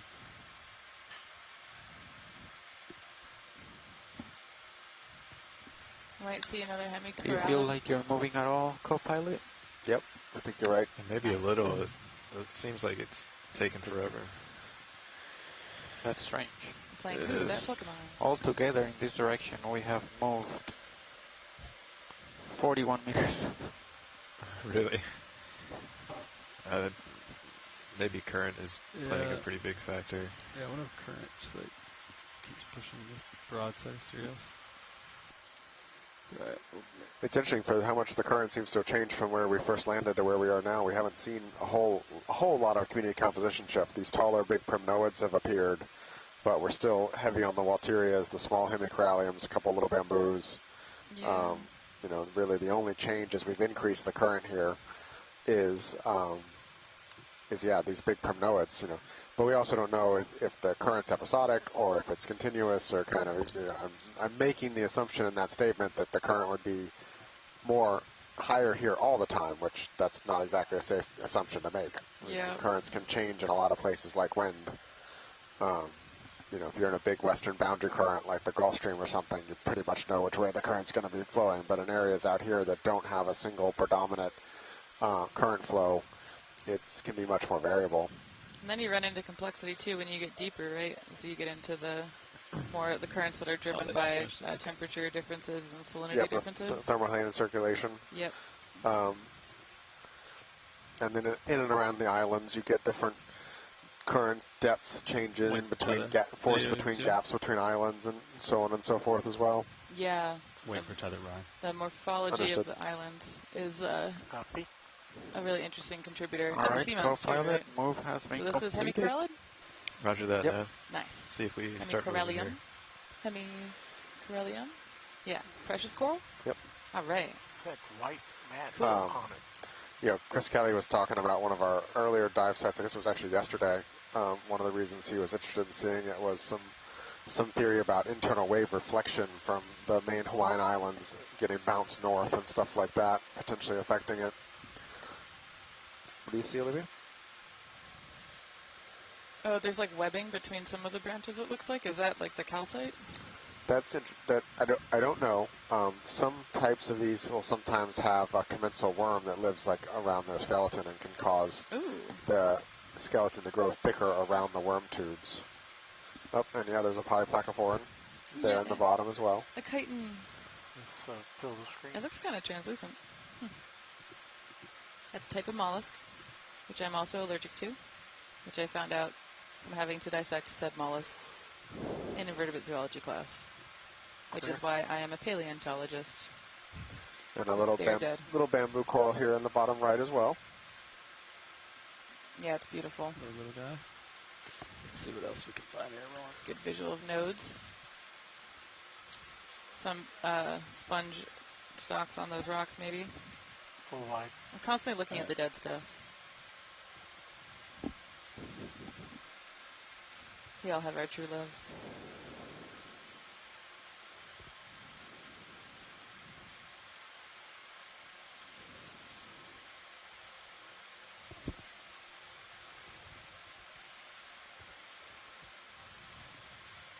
Wow. Some of these corals in the background really look like trees, very arboreal. Are we thinking these are the Neurella? At least the one in the foreground is Neurella? Certainly primnoids. Yeah, certainly primnoids. Oh, what's this red thing? Rolling. Come in. Potential anemone sucked in or something? Yep, I think you're right. Oh, it's not collapsed. It's just little. Anemone. I'm going to get closer to roll. Can I give you another move, Fernando? Oh, it's a bigger sea star. Look at him out there. Another one? Yeah, I see him out there. Yeah, you need 4-5 is good, I think. You like that, Sean? 4-5? Or do you want to go more starboard? More starboard? Alright. So more like 6-0. Alright. Copy. No, come in at all? Nice. So those lasers are showing 10 centimeters between them? 15. Yeah. Chunky. Okay, coming up.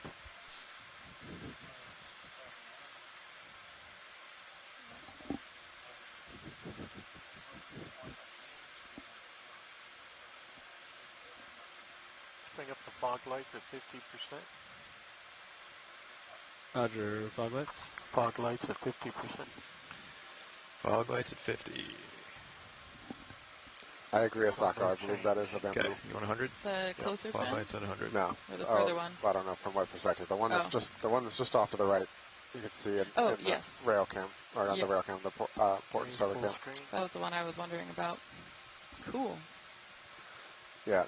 So before we go chase the sea star, there's a coral, basically right in front of you, just further to a little to the right. I saw a big one off in the left. Big sea star. No, we're looking for coral. That big fan right there in the top right. Okay. Fog lights clear. Yeah, you can turn starboard a little bit. Yeah, that's what I was going to ask you. Is your move was 6-0, so you can just 060? Yeah, you just turn 6-0. Okay. Thanks. Oh, yeah. Even from here, I think I can see nodes.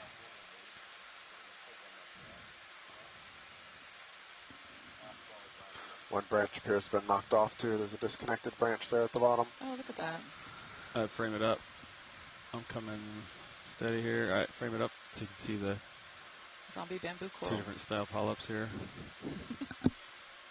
Open and close. Open and closed eye, yeah. Maybe zoom in so you can see both, yeah. Yeah, the bamboo, the polyps on the right are open. On the left, they're closed.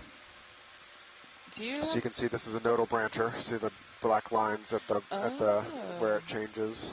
Yeah, that's a really important characteristic for a bamboo coral ID, right? Correct. Skeleton's super thick over there on the right.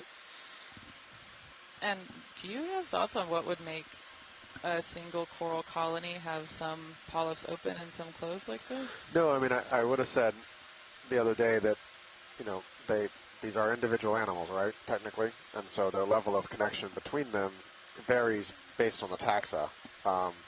But just a few days ago, we were experimenting with one of these, or cousin of this, and poking it and seeing how the polyps retracted, and they definitely were communicating between polyps that there was a disturbance and to retract. So it could have been that one side were disturbed. It could be that they were just full. Mm-hmm. They're full, taking a little nap.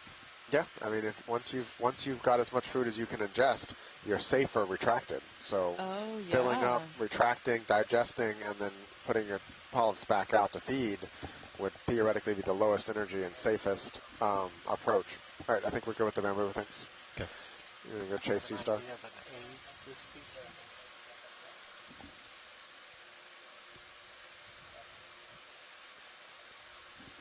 I'm going to tell my mom about the napping coast food is an important strategy. Also, really excited about this sea star. I'm hoping maybe Chris Mock can call in and tell us something about it.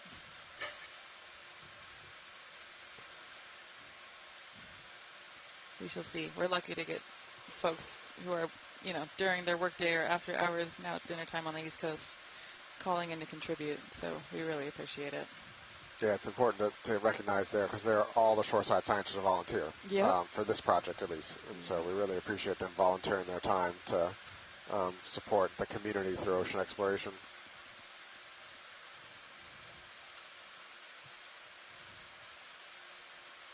All right, video, I'm coming in for a landing. You can start zooming in. Mr. Sea Star here. Patrick. Patrick. All right, Patrick Star. Yep, there's a cup coral there and a baby bamboo, it looks like, as well. Next to our friend Patrick. Oh, this is Patrick post-winter without his tan. It's a little pale. You can see the 2 feet coming off there on the left and right arms. And the top now. So that's I think one of the coolest things about the entire phylum of Okeanos is their water vascular system and how they move using water pressure in their gelatinous feet, more or less. Yeah. Fill the screen. Roger. Great. I think science is good. Thanks. Okay. Little does that coral to the left know how dangerous it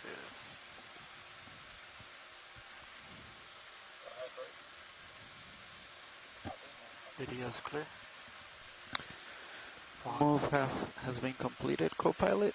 Video's clear. Copy that now. Are clear. Definitely move that time. Looks good. Copy. All right, I'm gonna careful back out of here. hit that coral, that sponge. Alright. Whoa. That's a cool looking sponge. Hello, this is Chris trying again. Yay! Hi, Chris. Hi, Sarah. At first I didn't think that there wasn't going to be that much to report because this doesn't look like it's actually feeding on a coral. But if we zoom in, we've passed the zoom, but if you notice in the back, there were two tiny little bamboo corals over to the left. Yeah. And going for seconds. that is probably the potential food for what this guy is coming for in a non-specific gender sense, because I have no idea how to sex sea stars just by looking at them. Hard call. But these are probably the thing that I've contributed the most to over the years is describing new species or recognizing the many species of corallivorous sea stars. And corallivorous is actually a word because there are a lot of people that, sounds kind of strange, but for a long time there were lots of people who thought the word corallivorous was not a word. Anyway, that's another story. But so this is I think it's Hippasteria. There are multiple sea stars in the subfamily Hippasterinae, Hippasteria and Evoplasoma. This might be one of them. And they are voracious, I think is probably the best word, predators on these bamboo corals.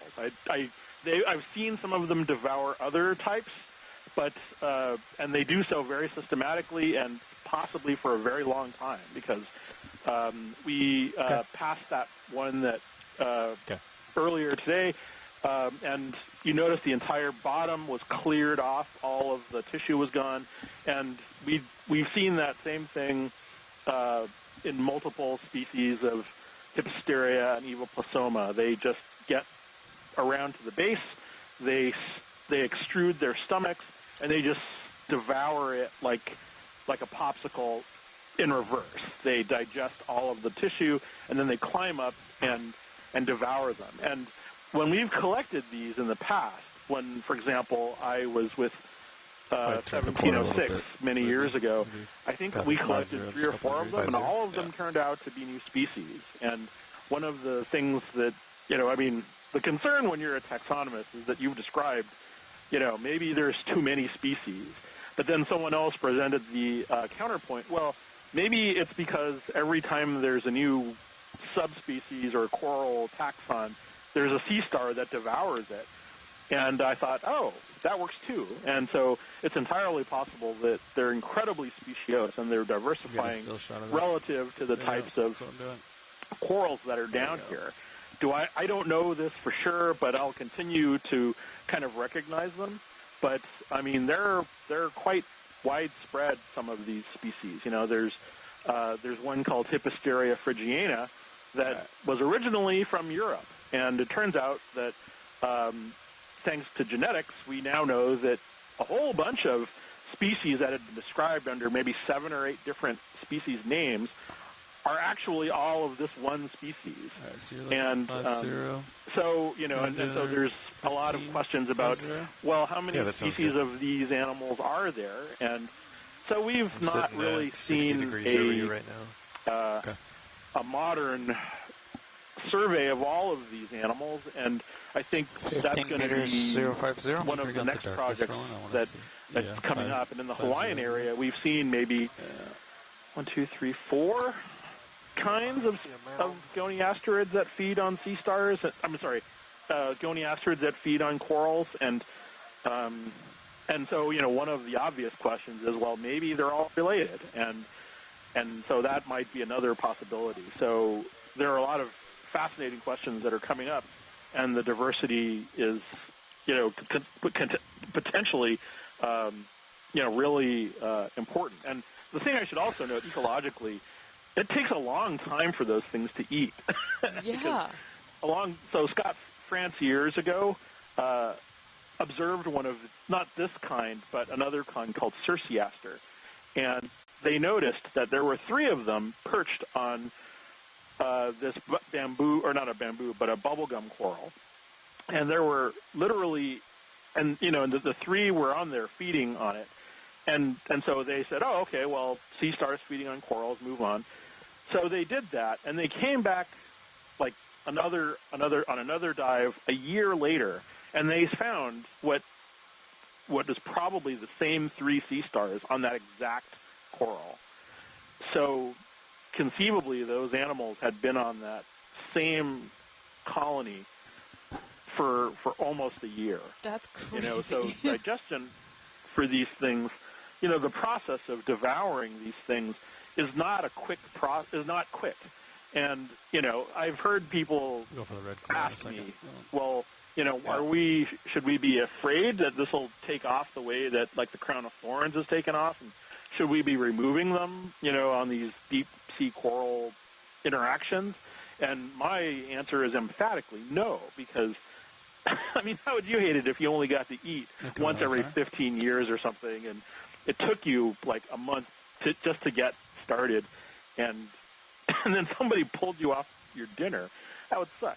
So, but seriously, the metabolism and the timing and the entire scope of these ecological interactions is a very different type of theater than we see, in shallower water ecosystems. And so, there are lots of just weird dynamics. And I think if we let a GoPro or some kind of time-lapse video sit and watch these things, it would be fascinating and probably extremely educational to just watch how and what they're doing, because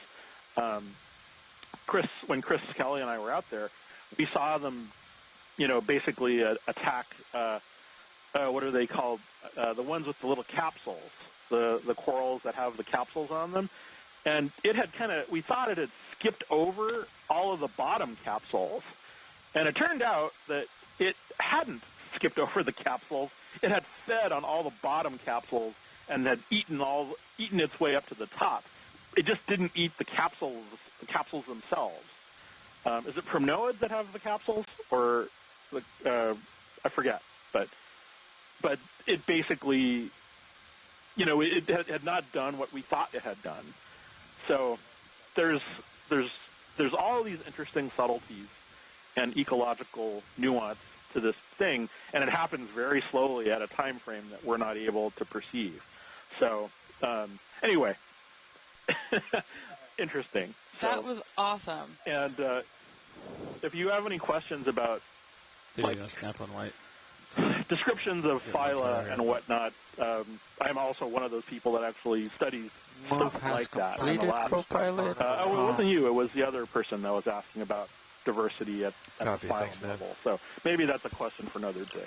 But let's wait and see what other kinds of sea stars we get, and looking forward to hopefully the next one we get to pick is maybe a new species yet again that we can discover. Oh my gosh! Thanks very much.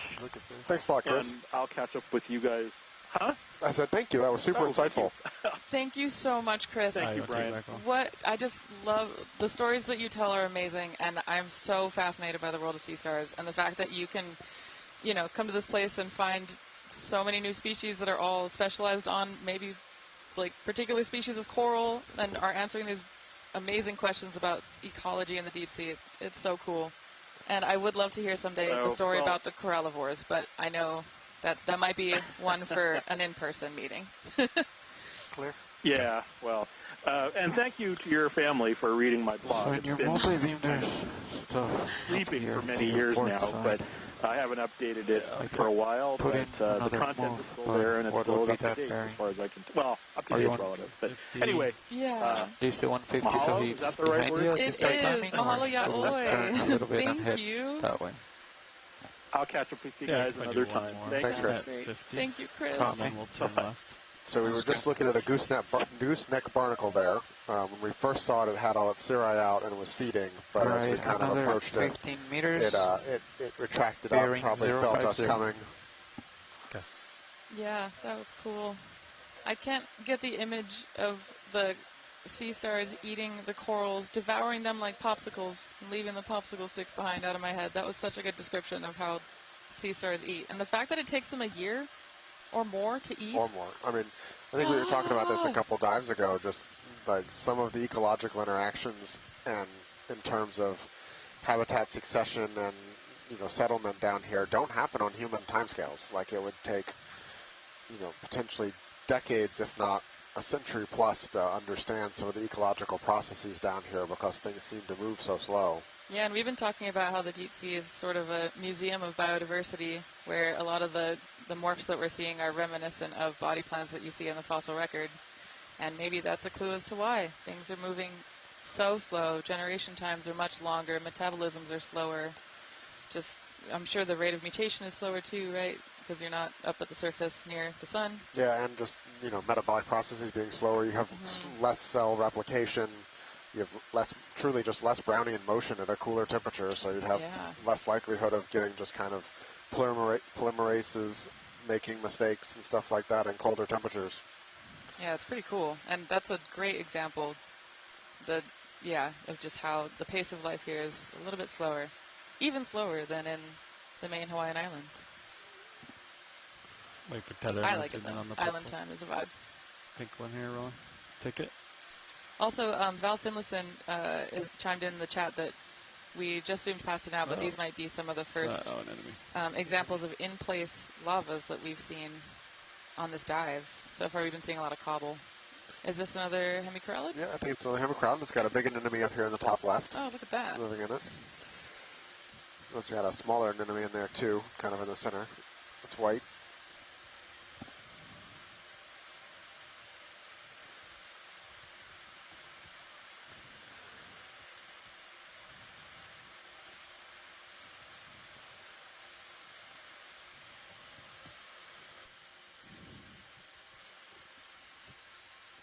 Thanks, Roland.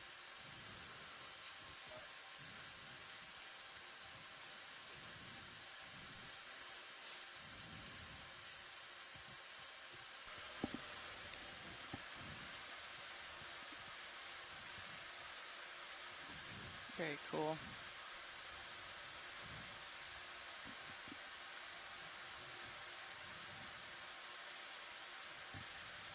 No, we haven't really moved too far up this ridge yet, so I'm wondering if we'll see more of these kind of, I guess the less broken up, larger formations, the in-place lava, as we move further up the ridge. So this cobble habitat's cool. Yeah, that would be my assumption here. We should be approaching the steepest part of this dive here in the not too distant future. Awesome.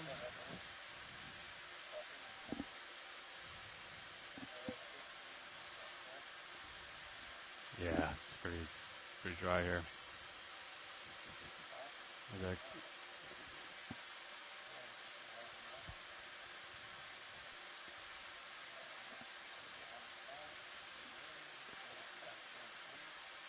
What's this pink thing on?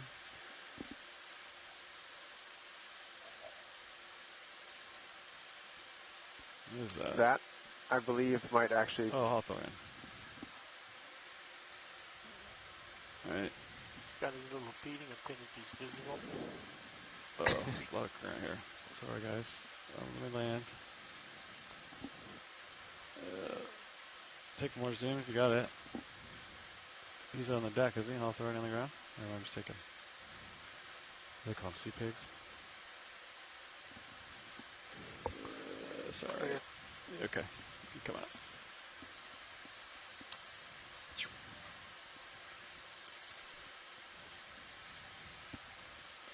At first, I thought that was something similar to the nudibranch we collected, like on dive 1, but when we got a little closer, it was a different type of Hawthorne. Oh, really? I stopped out to drink water for that, 1 minute.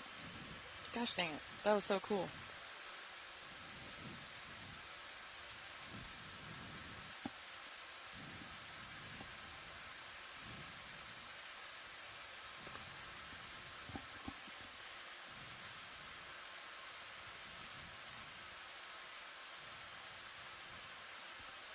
Seems like the good stuff is over here, so we'll go over to this side.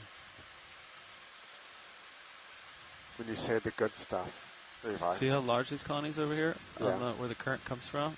And then over here in the lee, it's a little bit less bigger items. Okay. So this is, I'm basically on the top of Right. the ridge. And see, this is where the current comes from. See how there's bigger guys over here? Yep. So I'm going to try to go that way. Okay. Oh, there's another one of those Very sediment large, bright white accretions line down on the upper current on that left. branch sponge that Oh, we yeah. couldn't figure out. That's Yeah. weird. Pilot, you're starting to sneak off my screen there. Okay. All right. Copy out of tether. Yeah, I think those are big sponge stalks, but off in the distance there that are white, making that white linear feature. Wow. From this view, it kind of looks like it's one long one that's intersected by a boulder, but I don't know if that's real. That'd be huge if it was. Yeah, I think that's a trick. I can project, though. So we're continuing to see, the Walterias. We've got a couple big Polyopagons, Triplorias, and an enemy here, a couple more hemicorallids. These are a little bit further than I can reach, Brian. So Yep, if you need understood. me to, I have to move the ship if you want me to No, go. we don't need. We All can right. just continue on. All right, I'll continue on the ridge. But if you want to cheat your next move that way and stay over there, that's fine too. That's my plan.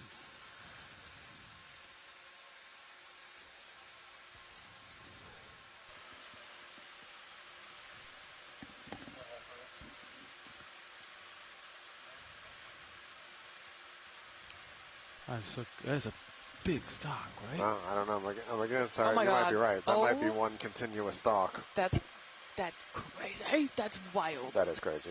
If that's one whole long stalk, Wow. that's All right. crazy. Do you want the next one to be a little bit more to starboard? Yeah. Co-pilot, maybe 065 or 060? Feels that way, doesn't it? Yeah, I definitely just- starboard. What? What would that even look like? What do you think, Pilot 060? Yeah. Okay. I think 060, it's sort of 15 meters the coming left up. edge of it. Copy. I'm trying to get the whole What thing. Is this a sponge? I A can't massive, imagine what else it is. gimungo sponge?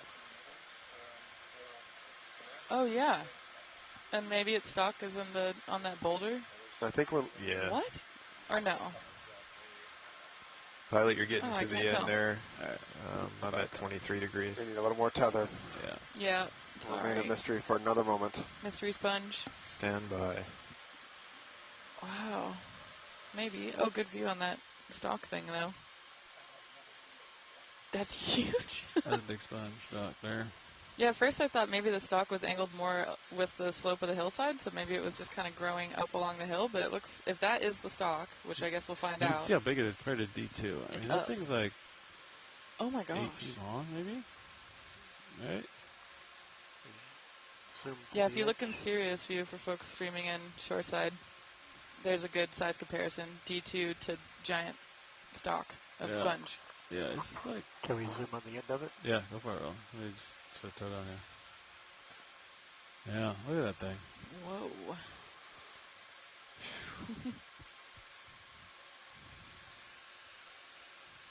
Hopefully we find a live one that big. Let's look at the end cap. I think I saw a baby brittle star on that. I think this is probably the attachment. Oh, yeah, maybe. Or a hydroid that looks like a brittle star. No, hydroid. Never mind. Kind of floating No, along. we're actually, Sarah and I were just looking at a paper that Chris Kelly and Daniel Wagner wrote this morning from one of the last times Okeanos was out here, and the title of the paper is "World's Largest Sponge?" Question mark. Directly Yeah, wait, I parallel have with it pulled up somewhere. How big was that sponge? About the size of D2. Oh, Oh, that's the one we pulled a piece off of that one. minivan sponge. Oh, look at the base. Yeah, this is not It's there minivan in the size, but distance. very Zoom long. to it. Yeah. I think you're out of tether. Should be moving. Alright, you can take more zoom though.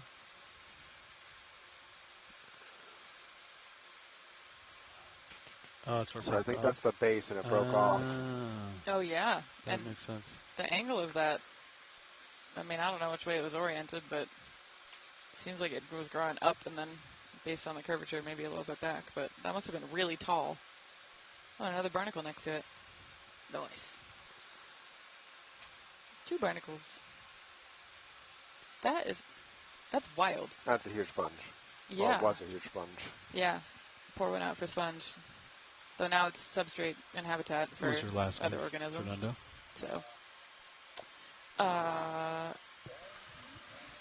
do we know what kind of sponge it is? Asako's guessing it might be a Calopacus from the stalk. But Right.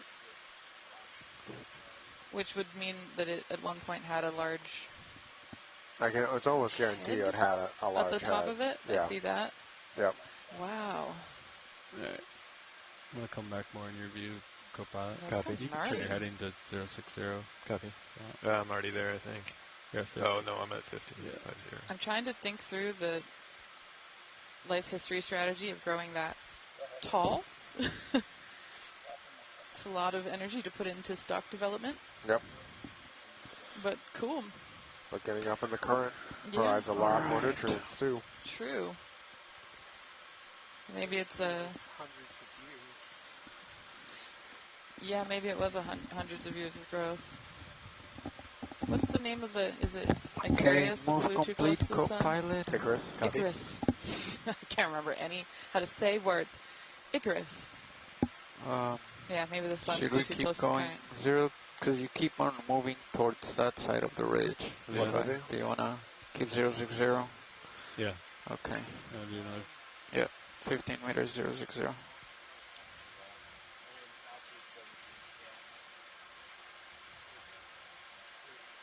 Yeah, these are looking like finally some non-cobble landscapes. Yep. Getting into the harder grounds, or not hard grounds, that's the right word, but the cohesive lava flows. You want to look tight at the sediment on the bottom of the screen. Just to give a nice sediment view with the black and white. Go ahead. Talk about this stuff down here, Ron? Yeah, the granules on the right.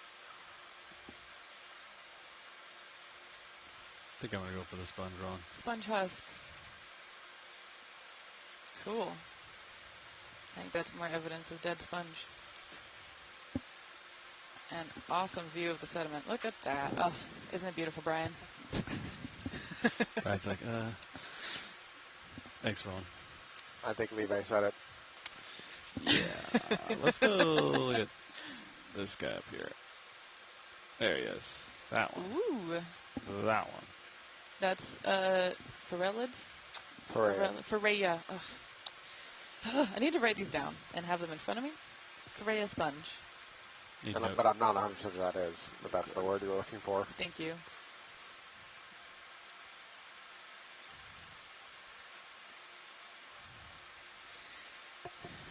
Yeah, my inability to pronounce things.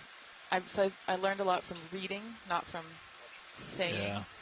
And that got me into a lot of trouble in undergrad because I went to a very fancy Ivy school, and I did an interview where I pronounced the word emeritus as emeritus. I just keep going. And by the look on everyone on the committee's faces, I thought I was not going to get that fellowship. But I did anyway. So thank you. Thank you.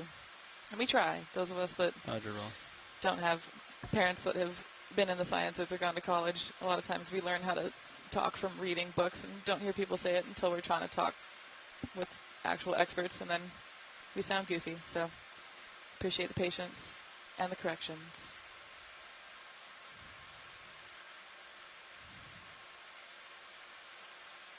Take these rocks, maybe channel the current in this sponge, just sucking it up. Yeah. The sponge is between a rock and like a funnel. Another rock. A rock in a hard place. That was a bad one. I'm sorry. Yeah, watch your tether. Yeah, I do.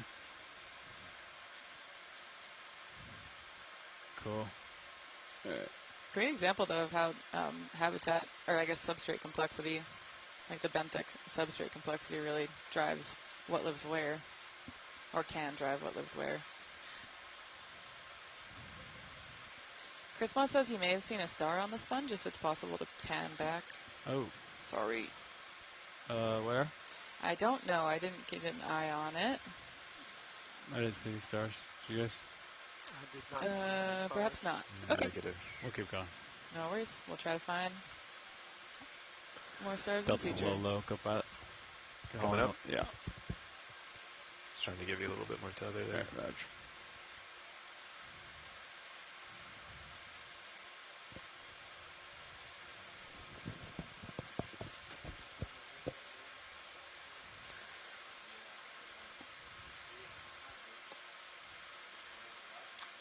Another thick sponge stalk there. It's very shorter, but very thick.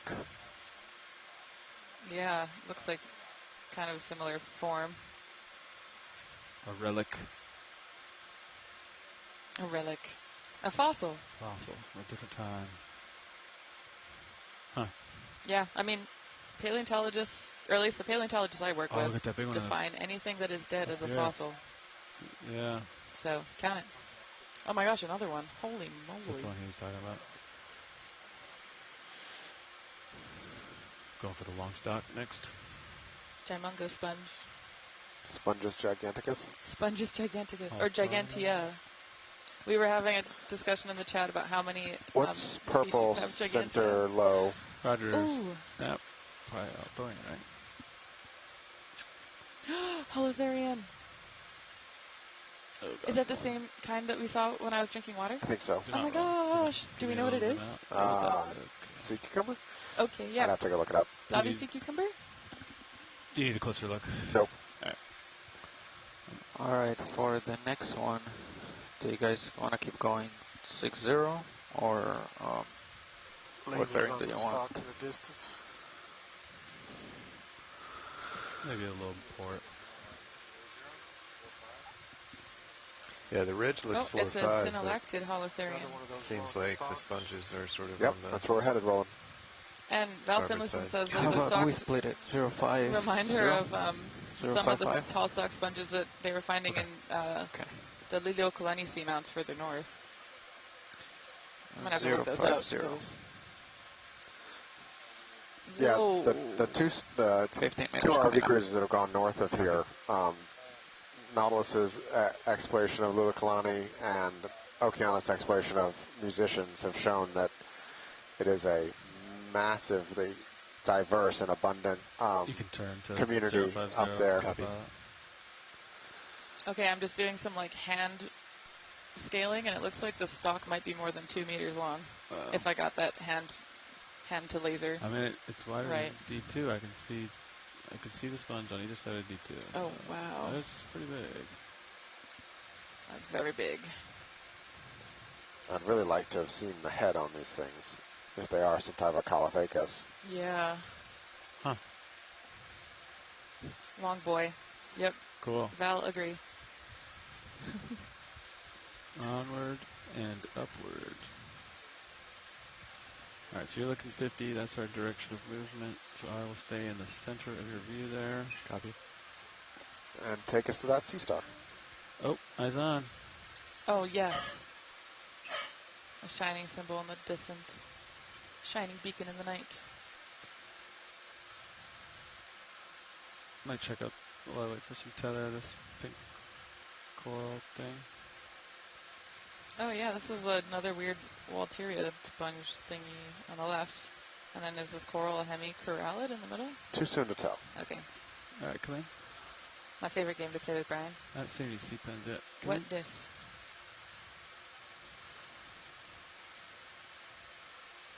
That's not a coral. Holding here. Hello, Caitlin. Hello. How are you? Likely hemicorallid.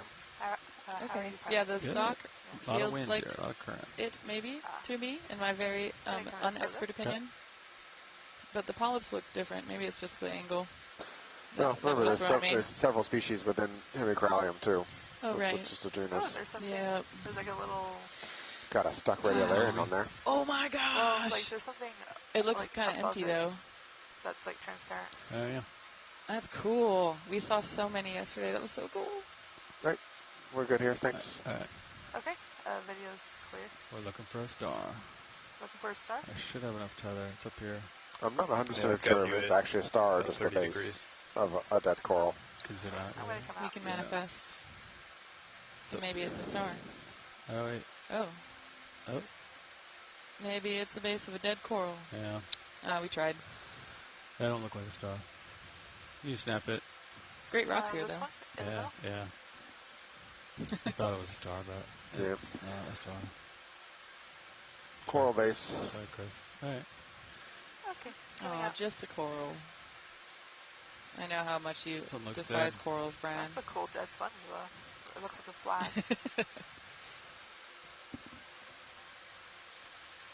These are pretty big sponges. Yeah, these are massive.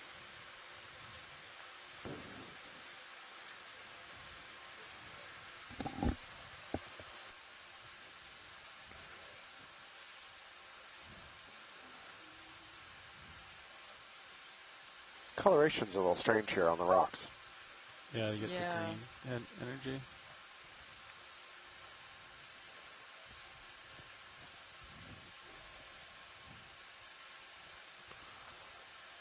I'm going to try to get a closer look at the green. Yeah, that's weird. I'm wondering if it's like a disintegrated sponge. Co-pilot, I think that move should be almost done. Copy. We shall see. I'm going to land here and look at the different color on the ground. So do you want to keep going in this direction, co-pilot? And then after that, I think there's a let's star keep this direction on the up. right hand side. Copy.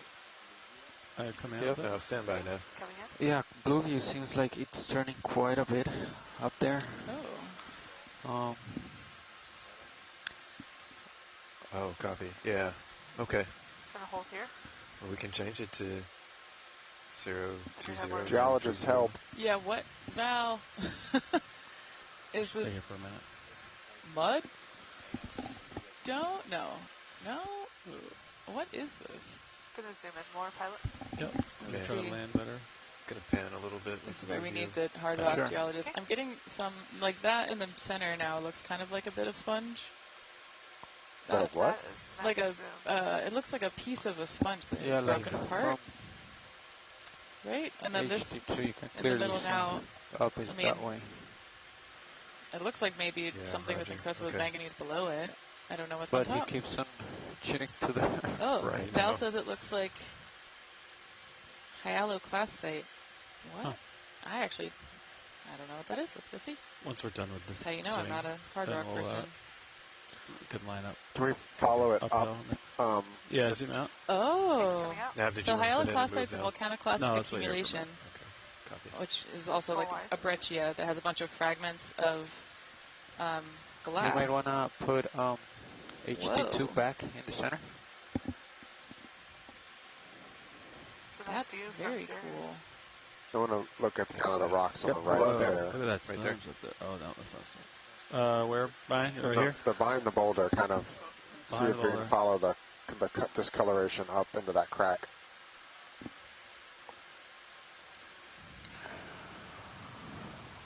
Yeah, discoloration kind of ends here, looks like. Okay. Right? All right, thanks. All right. Huh.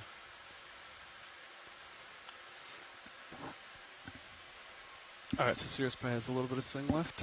So let's let that swing out. And then together we'll turn to port a little bit, I'm thinking. Okay. So I'll explore this area. Couple more really big sponges here, and continue to see hear you. these Are you talking to big Dick bushy I can hear him. I can hear him. primnodes. John, give me some tone.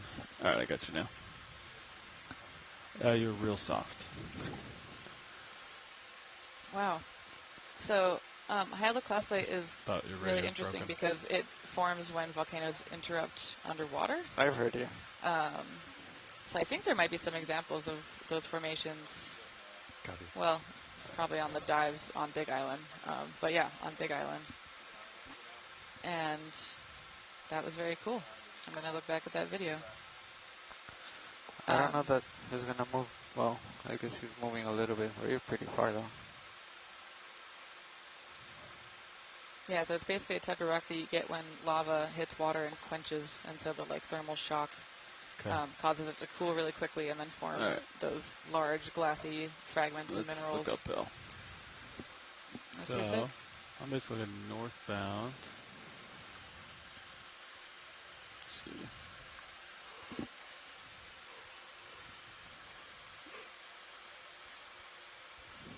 You want to turn to port a little bit with me? Yeah. Maybe meet at 20. Turning to port. Yesterday we talked about putting together a midwater species life list. I think that I'm adding to my geology life list. That's pretty cool. Maybe we meet at 020. 020? How's that sound? Sounds good.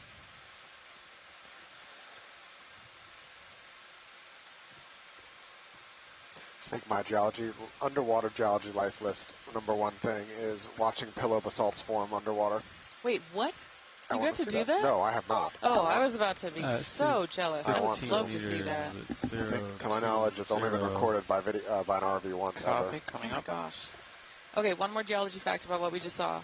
So Val's saying that it might be that the ROV is near the vent where this formation erupted. Because typically those types of rocks, hyaloclastites, are deposited close to where they erupted, so it suggests, you know, there's a lot of energy happening here. So that's pretty cool.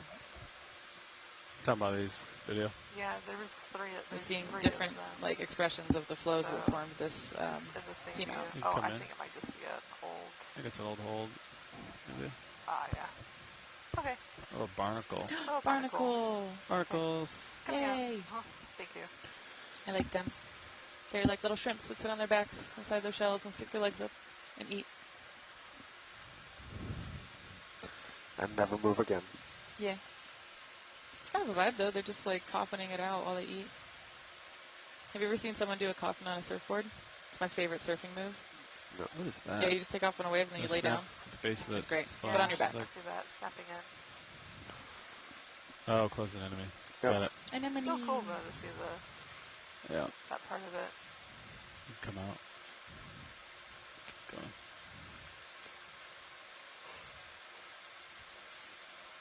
Wow. These large sponges are trippy.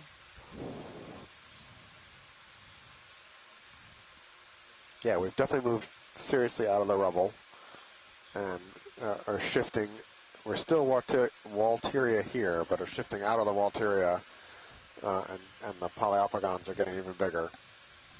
And a lot more of this multicolored rock, which is really surprising to me. Like, I get the idea that these are different minerals, but I guess there should still be deep enough they're getting manganese encrusted.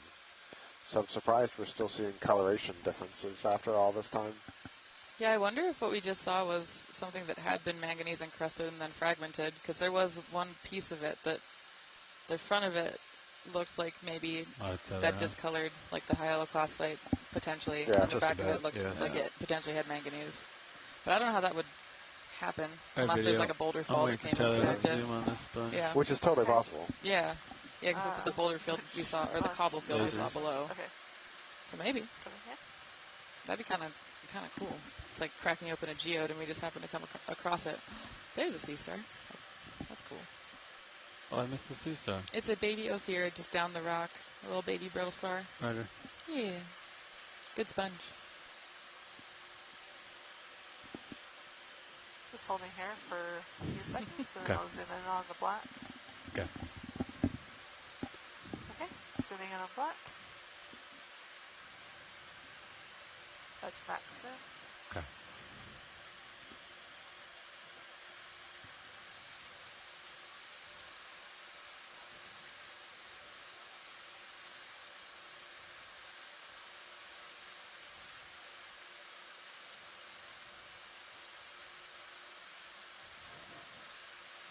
And video is clear. Roger. Should we look at that star? Yeah, let's try to find it. Brittle star? Oh, the tiny little brittle star. Raj, you take it. Tiny little brittle star. Oh, there you are.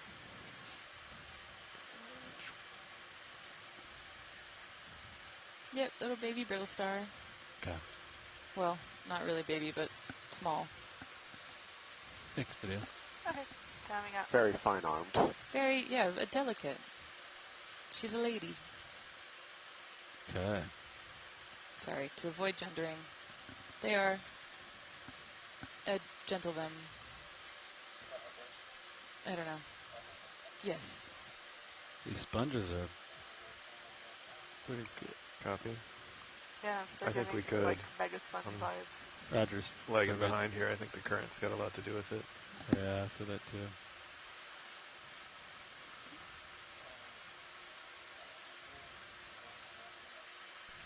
Copy.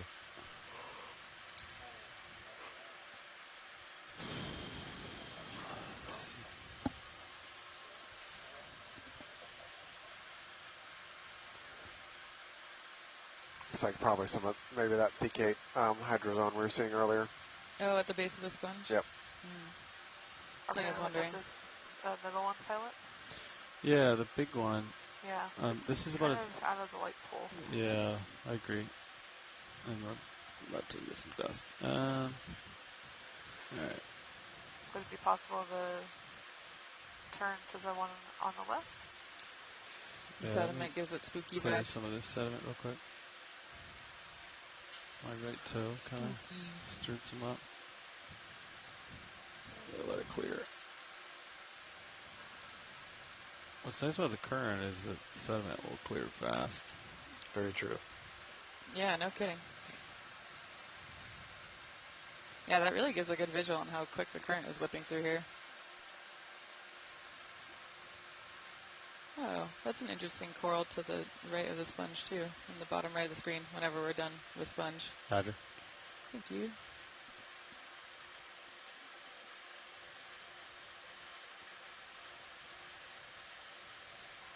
That's a cool, like, gonna hold here.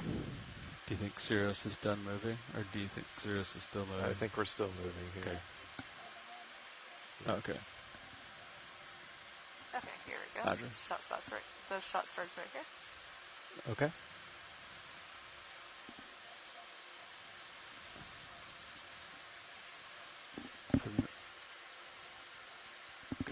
Fernando keeps us moving. Can we tilt up, Pilot? Of course.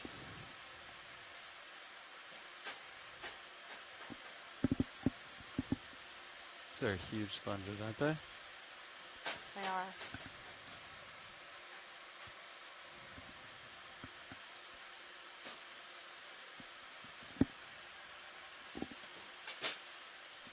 I think I have a little bit more.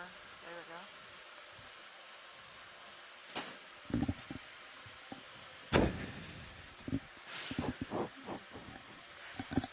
You okay over there, Digby? All good. All right. It was me. I kicked open a cabinet. It sounded weird. Sorry. It looks like it's working fine. All right, video. Thanks. All right. It's a good trump. Right. And before we move on from Sponge Pilot, there is one tiny coral at the base of this. Maybe we could snap zoom on. Here. Otherwise, no worries. left? You're talking about the Like one? the left side at the butt of the sponge. Take it. Yes, please. Coming in. Oh, sorry. Sorry about that. I zoomed in too A fast. good view of rock, though. Apologies. Thank you. Hold on. Is that a close enough view, watch lead? Or do you want to hold on? Let me give me a second there. If it's possible to get a little bit better, but it's okay if not. Just give me a second. Let me just get on up here.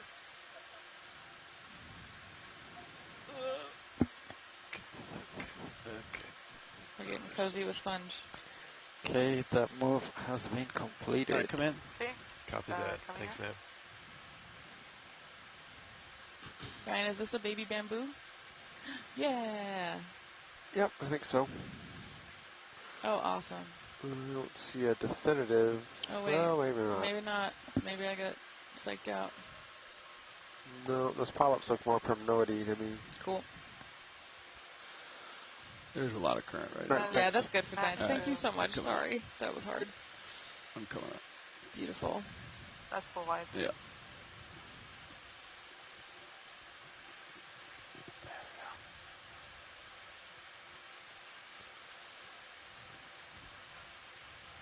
All Yep. right. Saka says primnoid, maybe Narella.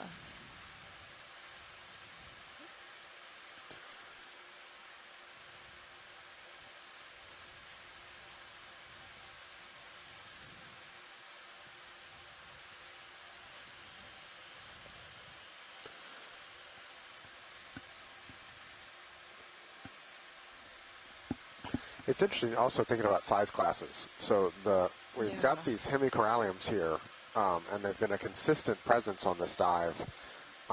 They've all been small.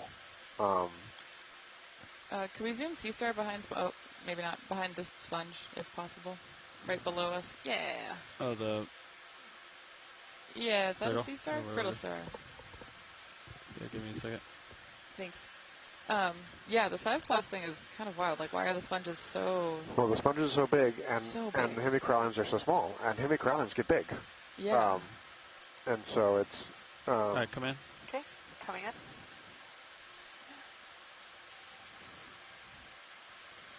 Yeah, crab or squat lobster on that sponge. Holding here. Oh, cool. Oh, this is one of the, what is it called? Ophiocantid? No, I think you're seeing the The spikies? Is that it? Oh, no, the non-spikies are the I think you're seeing it's tube feet. Take more. Oh, it's tube feet. Oh, You're cool. seeing it's 2 feet, not spikes. Oh, that's cool seeing it from the side. So this is a little bit more unusual to see a uralid or urialid brittle star not on a coral. So this is normally looks more like something I would see on a coral without a host. It's kind of strange. Yeah, I'm laughing because Chris Ma said, "Oh, weird, astroschema with no host," in all caps, which, yeah, signifies that it's weird. Do you think it might be moving to a host, potentially, just at a glacial pace? I've seen them move from one host to another one time in the Gulf of Mexico once. I remember mainly because I thought Tim Shank was going to have a stroke watching it because he was so excited about it. Aww. All right, I think we're good. Thanks. Okay, coming out. That's my favorite, like, interaction, is just watching scientists in their happy place, like me with the 4Ms yesterday. It might be medically concerning to people watching us from a distance, but in reality, we're just really hyped. Whoa. They get bigger and bigger. It's all this way. Man, you can see these whip Can we corals bending zoom in the on the current. little stalk sponge here in the foreground? Yeah. Because I wonder if these little Caulophacus aren't, like, looking at the stalk morphology, I wouldn't be surprised if this is a small version of what the big giant stalks are, but we're just not seeing them big yet. Okay, yeah. coming in. But this kind of Caulophacus looks very, you can see the similarities in the stalk structure from what Holding here. we've been seeing in a good-sized cup coral there at the base, too. Yeah. Oh, baby cup All coral. right, thanks. Okay. I think there's a Bolosoma stalk sponge coming up here on the right as we zoom out here and move forward. Another stalk sponge that could be, up there on the right. Yeah.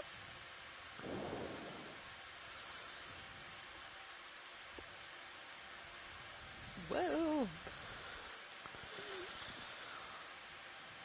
It's like the current is blowing it over. Yeah, no kidding. The sponges and the whip corals in here are just getting pushed. Or if that's why the big ones broke. All right, come in. Yeah. Okay, coming in. Hold that for just a moment. Alright, the ship has been stopped for about Just a little bit further to base. Maybe 7 minutes. Actually, I think that's a really good suggestion. Oh, that rock's moving. Oh. Copy. Whoa. It's tipping the rock over. That's so cool. If the current gets much more, he's going to tip over. When you're diving in submarine canyons, that's a serious problem where you get where you've got different non-volcanic rocks and stuff like that, like slates and shales and stuff like that. You definitely see these talus piles of the sedimentary rock sheeting off that have giant paragorgia skeletons on them, where the corals have grown so big that they've helped break off the rock and fall to the bottom of the Do you want cliffs. another move in that direction? A little too chunky for Maybe a the little more said port substrate. Yeah. Yeah. A little bit more port. I am wondering though, looking at that, obviously that was on a rock that's wiggling, so this is a very uninformed hypothesis, but maybe the sponges, the reason that the stalks are so long is because they were being pushed over, and so they're trying to grow up and grow up and grow up. I don't know. So I guess maybe you change the stalk angle at that point. I don't know. Looks like the ridge continues Can they do that a little easily? bit forward How of did- that. All right, let's do... I don't know how sponges accrete. 020 then. Okay. 020, 15 meters. John, comms check. Okay, I got you now. I didn't hear you a second ago. Okay. I'm going for still cam shot. Try to He's frame more it. of those thecate hydroids drawing out of this giant sponge. I'm not sure those are thecate. Those look soft and pliable. Soft and pliable hydroid. And it just Oh, right. The thecate ones look like the... They look basically like corals. Yeah. What would you call that? Hydrozone. Seems too easy. I'm sure there is a much more fine-grained classification. I just don't know it. Well, I don't know any 50. of them. So. Yeah. Very cool. Hogs at 50. Oh, yeah. That's helpful. Thank you. You bet. All right. We'll let this go. Next video. You Thank killed you. frogs. Frogs killed. We see some rocks in the blue view, so we're going to work our way that way. All right. Working towards rocks. I see lots of rocks here. Good rocks everywhere. Lydia, can you see anything in the darkness? Yeah, I have to bring down the iris when There it we're on is. the Look at that. large. You're going to like white these rocks, things to Brian. not overexpose them. Okay. Looks like they're I can see the rock. I didn't full see of that. Thank you. corals. It still looks like this isn't very heavily manganese encrusted.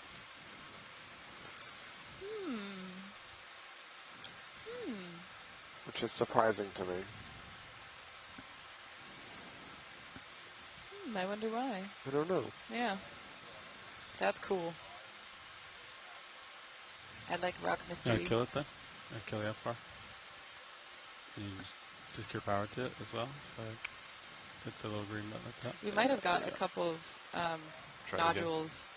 Did we set So I'll take a look at them later and see if they're manganese frogs encrusted. are off. I'd be curious They're about off. that. Yes. You want frogs, Caitlin? I guess that's no, further thank down. you. No. I'm good. No, they'll just make a bunch of back scatter.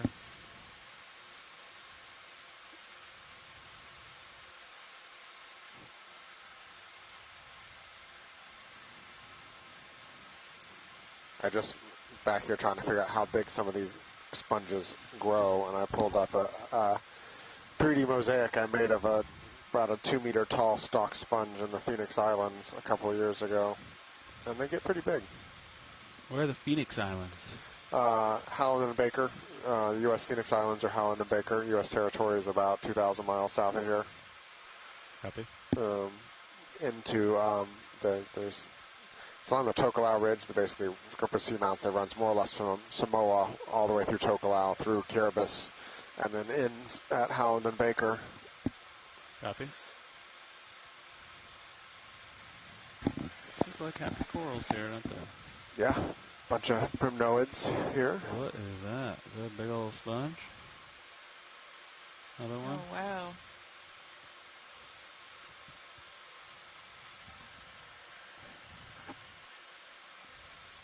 I have a second here. I might get a still shot of this coral, I think. Survey 2. Let's see what I can do for you.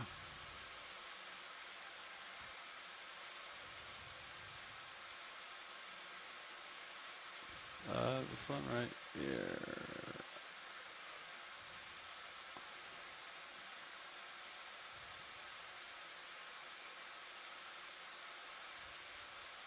All right, this is it.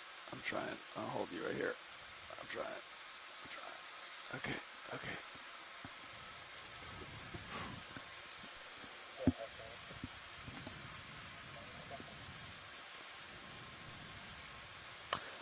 Move has been completed, co-pilot. Copy. Okay, I'm gonna spin around down current of this thing, and then I'll keep working. Do you want another move?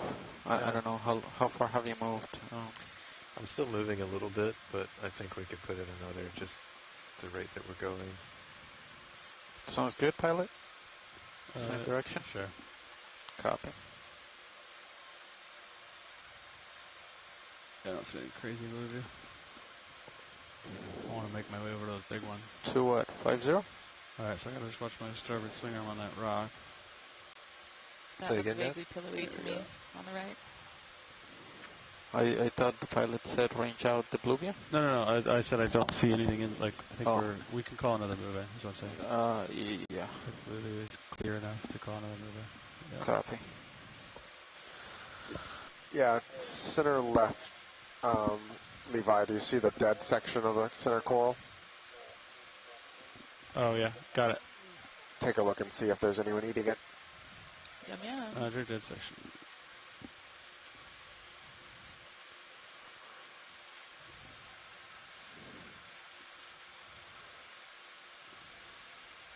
Sako, I don't see the lyrate branching one here. These all look... Frame it up. I'm floating. Okay. We're looking for anything eating this. Oh yeah, there's something shiny on the dead part. Ooh. Here? That looks Where? a little rough. A little raggedy. Yep, definitely has a fair amount of, obviously, dead skeleton here. But I don't see anything obviously having done the damage. Yeah, but I get the popsicle, eating the popsicle, and even the popsicle stick behind vibes from this. Yeah, totally. Which is what Chris Mott used to explain how sea stars very slowly eat the corals that they prey on. Okay, should I come out? Yeah, come on, yeah. Okay. Sean spotted a big fan somewhere. 20 meters out. Did it? The sponges, I feel like, continue to get bigger. I see it out I know. I didn't think that was possible. And yeah, we saw earlier this massive stalk that was more than 2 meters long, and Katie Croft Bell in the chat is just highlighting that 2 meters is more than 6 feet, so that's bigger than most people. I'm 5'6", so that sponge would eclipse me.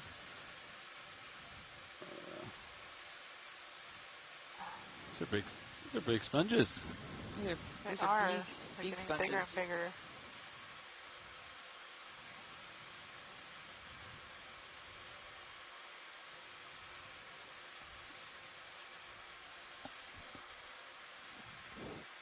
Yeah, when you look at the size of these things, it is hard to get a really good feel for how big they truly are in the ROV camera, because a lot of times we bring up samples, they're much smaller than we expect.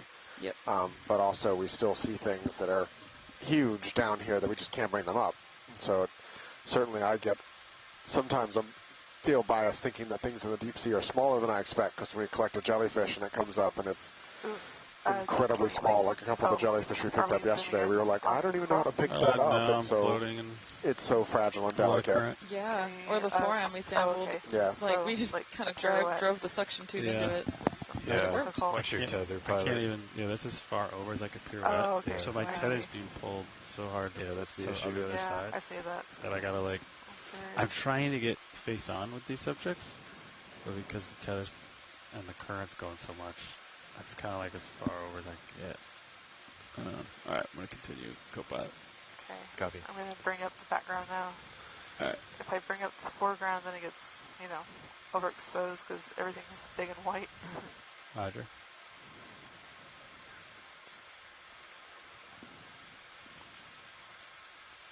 Is that a hemicorallid on the floor? Pushed over? I think you might be right. Huh. There's a couple big ones up on that boulder. Oh, may have gotten knocked down. Oh, look at that. Or it may have grew on too small a pebble and then got knocked over. Ooh. But yeah, here's some bigger hemicorallians we've seen the rest of this since this dive. So we were talking earlier about the size classes and how we saw a lot of small hemicorallids, but large sponges. Do you have thoughts on what makes the hemicoralliums grow larger? Is it like that they're just older, so they've had a longer time to grow? I don't know. Can we look at star on rocks and top left? Ooh. Oh, yes. Yeah. Star, copy. Coming over. Then I don't know. That's an interesting question. So thinking about what controls them, if it's age, food availability, did they all recruit at the same time? That's an unknown question.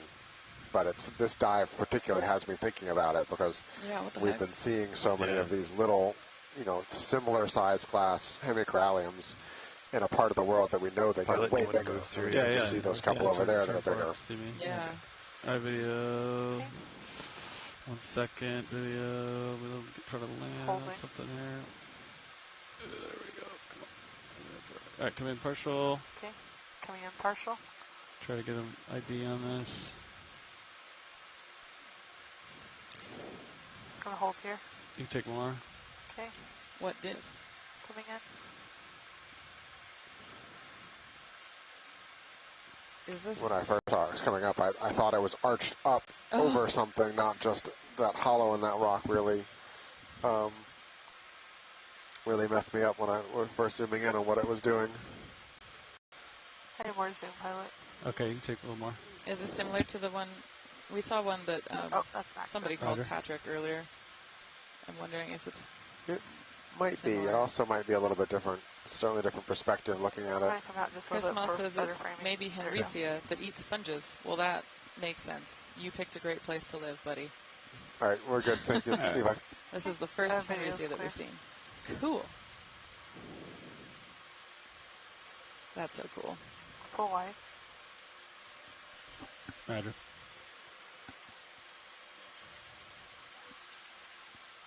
So with the speed at which these sea stars seem to move, it probably won't reach a sponge for like 5 years.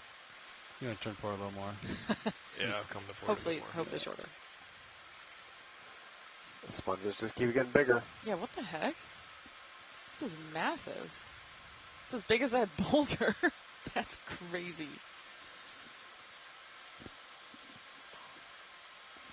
Imagine diving next to that. Okay. It's the yeah, thanks, Ned. Serious. One of the amazing things is that I believe in shallow water, cold shallow water, some individual spicules have been seen in the 1 to 2 meter range, which amazes me. Right, so I can't imagine a 2 meter spicule. Yeah. 6 feet. Yeah, this rock in front of us looks different. Oh, it's going off screen. Yep. Can we zoom sponge center now? Yeah. It might be different. Oh, yeah. Is Sirius done moving, Fernando? Yeah, let's put in another. You want to give me 15 northbound then? A snap zoom should be fine if we don't want to land. All right, good. Let's snap here.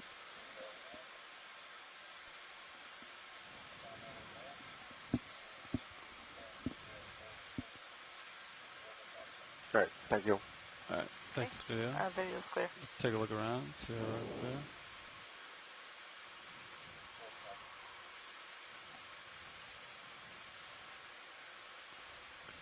There we go.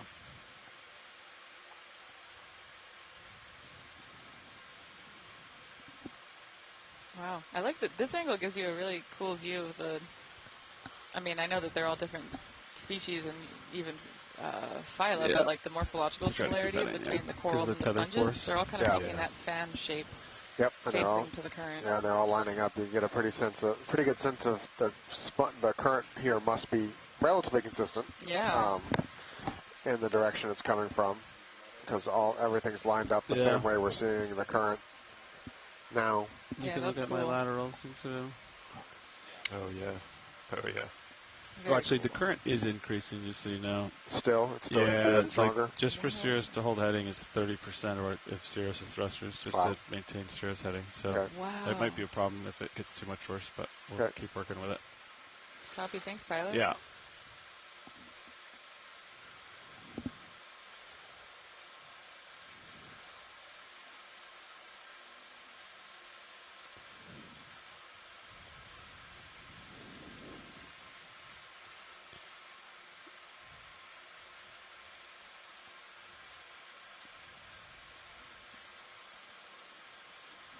See if I can find something close. Look into the current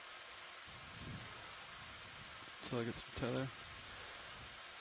But in making the case for the kind of the things I was talking about earlier, this cruise about different growth forms and different current regimes, we've seen, with the exception of that one Umbellapathes at the very start of the dive, we've seen none of that shape of lightly stalked, umbrella-shaped things. They've all been whips or big-bodied fans here.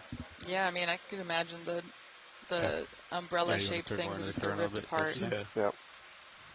Okay. Or just pushed to the ground. Yeah, which is also not great if you're trying to eat. Yeah. So this is a Caulophacus. Yeah, you can turn your heading level to starboard. Copy. It's a very long Maybe stock 15, to head ratio. That's true. See how your thrust percentages look like? Yeah, it helped a little bit. 20 now. Okay. All right, Brady, I'm going to go for the head of this one here real quick, and then we'll keep going. Okay. Yeah, we'll go for it. All right, coming in.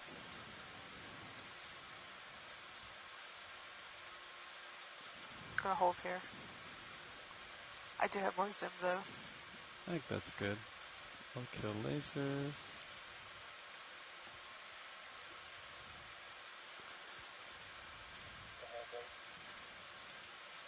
It's probably a good video. You can zoom out when you're good. I can zoom in. Oh, you want in? You want more? Sure. Okay.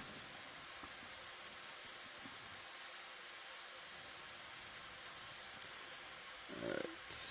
So you looking a little starboard. These thrusters are a little happier. They are. That's good. Okay. Video's clear. Alright. It's moving quite a bit. Yeah, you come out. Okay, ship stopped shortly. Copy.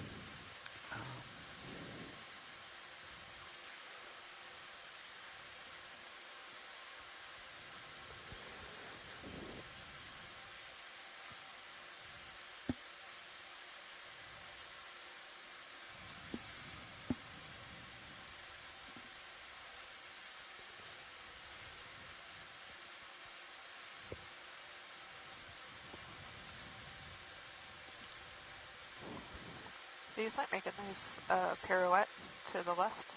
Copy. You know, like movement to the left. Copy. Yeah. Unless there's request for zooms. Fortunately, there's right around a pirouette, the big old rock right here. All rock. Yeah, just watch your tether pilot. All good. Okay. Yeah, I know that the pirouettes are tricky in high current. Yeah.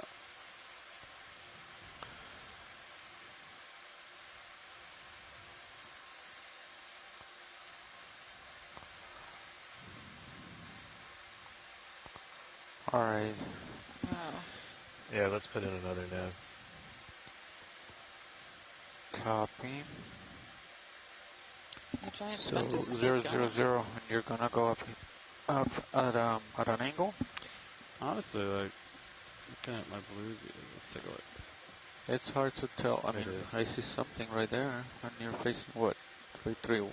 I see something over there.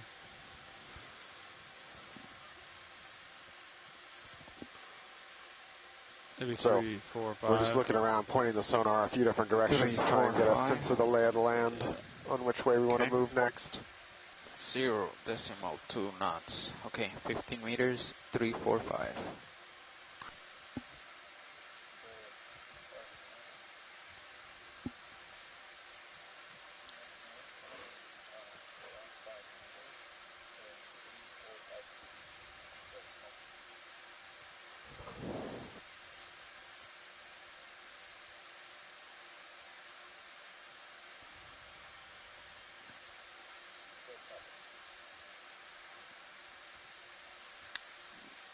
That's another one of the sponge stalks that, or not stalks is the right word, excuse me, sponge bases we sampled at the beginning of the dive.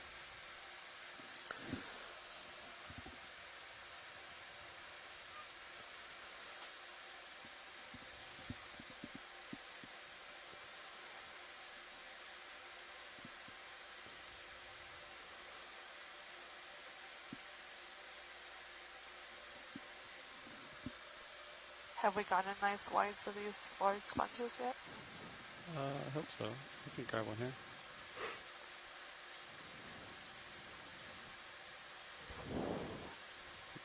Hopefully I don't send too much dust up here. So shoreside, we've got about 2 hours remaining in the dive. I think just do some wide shots, you know, Yeah. like kind of panning back and forth. So I'm not going to touch it right now. Have we gotten zooms on them too?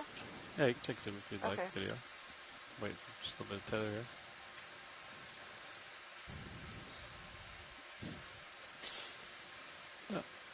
Okay, gonna hold here. Really beautiful close-up texture here of how these sponges grow.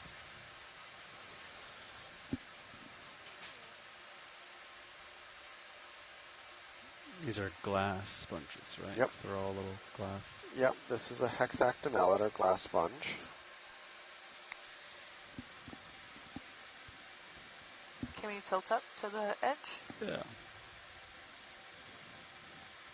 There we go. This is always a nice shot.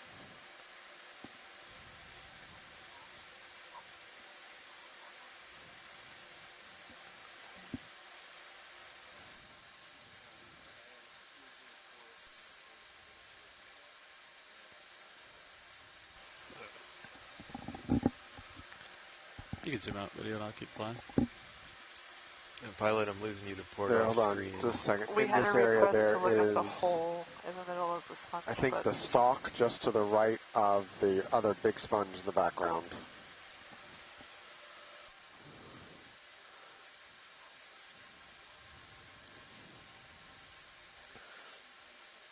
I think that basically you're just passing center line.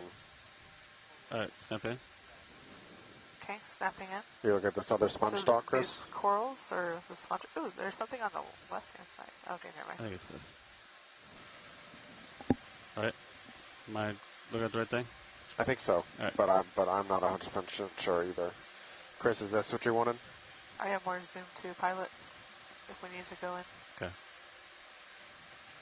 Pilot, I changed my heading to keep eyes on you. Great. Okay, I'm going to go in. Get some texture. Okay. Yeah, sorry about the dust there, video. It's okay. A little bit of dust is not too bad.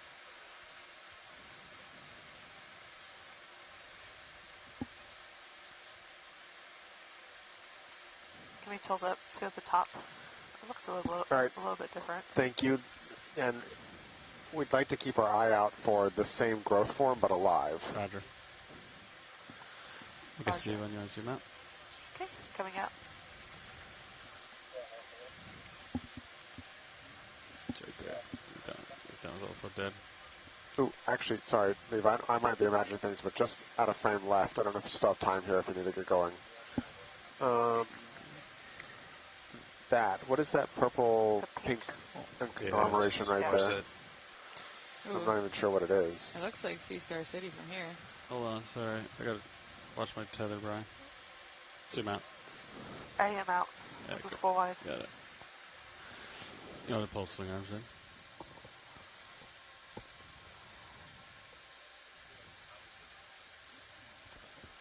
It's okay. Don't worry about it, Levi. We can keep going.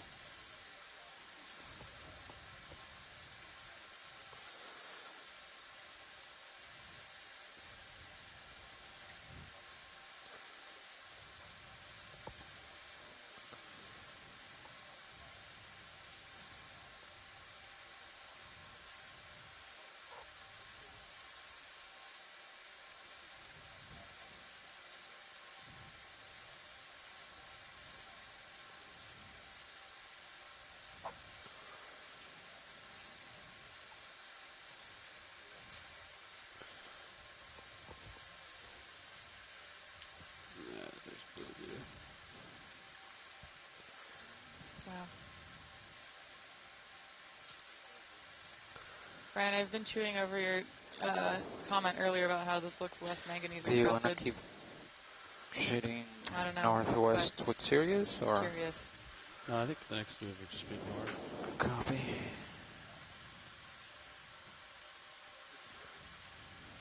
He's looking north. I'm looking north. Nice slope up. Oh, I look at all the widths. 15 meters due north. Yeah.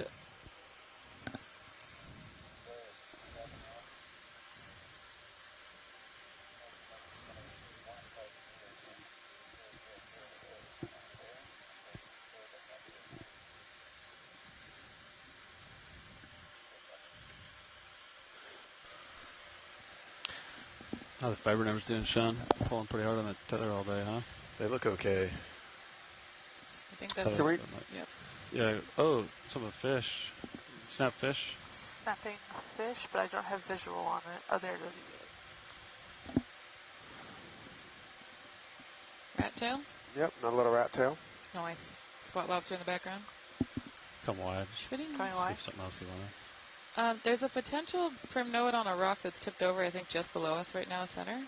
Could we just do a quick look at that to see if it is actually tipped? To the left, I think.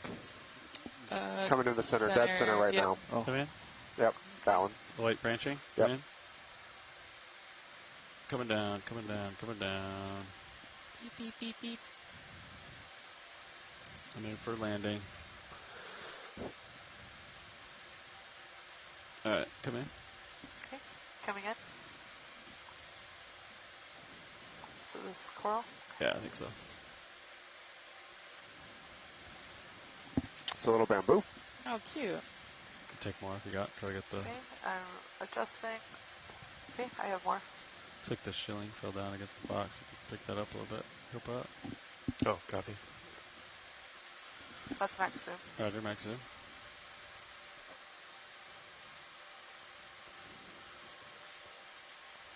Nice. So, pilot, how would you feel about a rock in a bio box? Sure, if it fits. The bio boxes are pretty big. Yep. Let's look for a rock here that's bio box sized. So I think we want 3 rock samples on this dive. Given how strange the geology is here, we're going to want one now and then another one at the end. Copy. So you currently have one rock in the forward, starboard forward. Out for full specimen. Okay. Yeah, just tell me what rock you want, Brian. Val's saying that the rubble looks great and it's probably close in place. So if we see one that's a nice size and angular. Yeah. Right here? Something good here? Anything in here is fine. Oh, great. It's easy. I'm already landed. Yep. Oh, yeah, That's how's why I that? bring it up. That one dead center of the slurp nozzle looks perfect. Yep. Right. All right, I'm going for the rock. Co-pilot. It's going to be the most protected rock sample ever sampled in the bio box. Looks like no, we've done it before. Oh, really? Yeah. Well, for me, this rock is getting a cozy ride up in the insulated box. Nav, what box do you want to go for? What's open? Everything's open Everything's right now. open. You can also double up on the rock boxes, can you? It is shockingly hard to tell the rocks apart All right. after the dive. Copy. Yeah. This is grip force 5. Do you want me to squeeze it hard? Sure. Grip force 9, copy.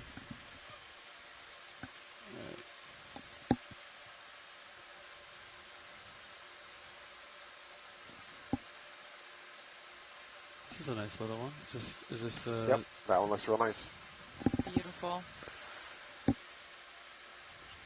Yeah, that'll be good.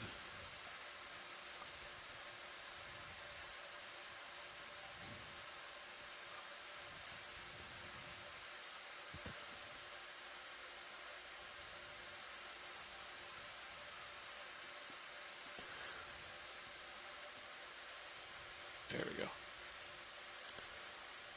Got a firm grip of it.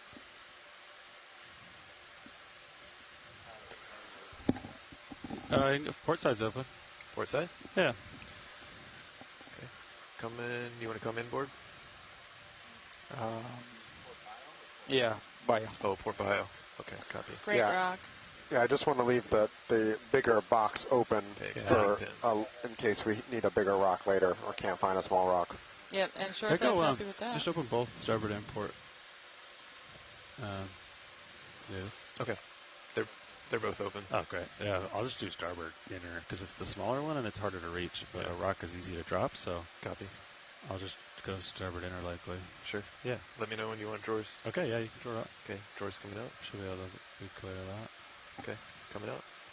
And then, Sean, can I take this monitor here? You want me to rotate down a bit? Come down.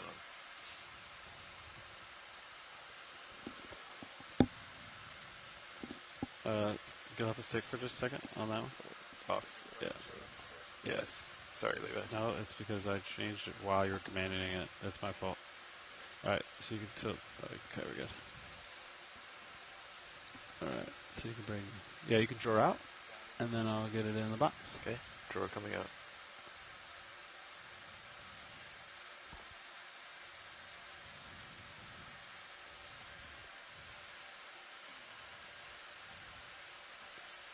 Boom. Beautiful.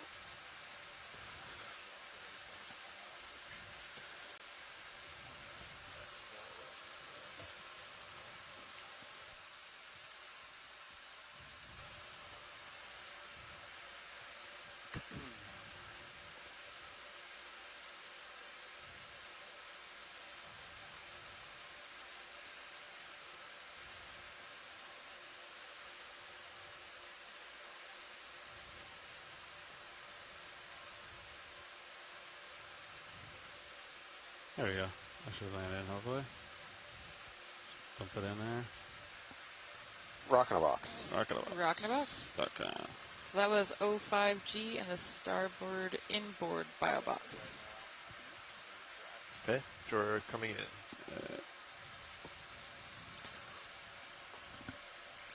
If the website will let me.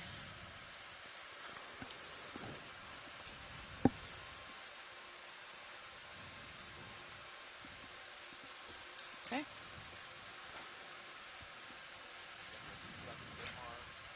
Rock in box. 2 rocks in boxes. You might want to rotate down his rotator. I'll end it. Thank you, pilots. Shoreside Val Finlayson says thank you. We got a rock. We got a rock. Starboard inner. All right. Onward and forward here. Taking off. Fernando, you want to fly? Wow. Great view of another field of similar morphotypes. All those whips and sponges. How long do we have? We have 45 minutes. Yeah, I could fly. Let me just finish this.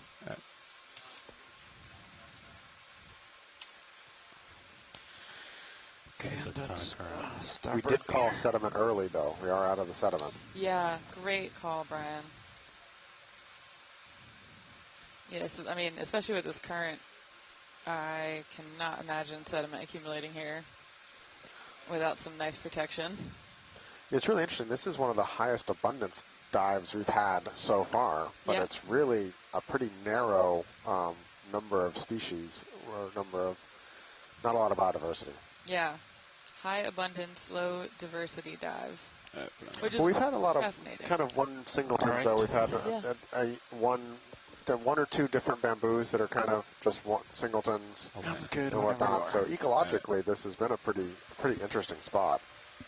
Yeah, I mean, that's something I'm still trying to wrap my head around in terms of ecology, where when we see an assemblage that's really high abundance of a few organisms and then like a number of rare specimens or rare species, trying to decode what that means, because sometimes it can mean that an ecosystem is going through a lot of stress, and maybe the current represents a stressor here. So there's only a few organisms that can really flourish or thrive, but sometimes it doesn't. Yeah, and a very good point from Kelly on shore about crinoids. We've only seen one stalked crinoid and only 3 or 4 unstalked crinoids. Yeah, and I missed the stalked crinoid because I was at lunch. Okay. Which I'm very jealous.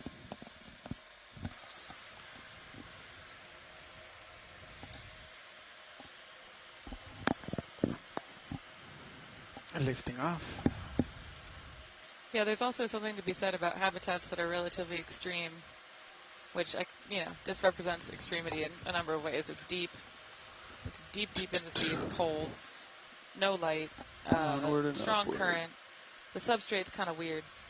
Super cobbly and rocky, though. Maybe that is good for some things.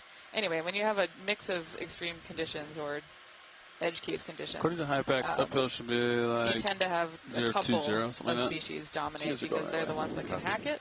Yeah, pretty much had to have a lot versus of other places, like imagine a coral reef in shallow waters in Hawaii. A lot. That are, that's a really nice place to live. You might have a much more high diversity community, but just lower abundances of any given species because there's just so many others to compete with.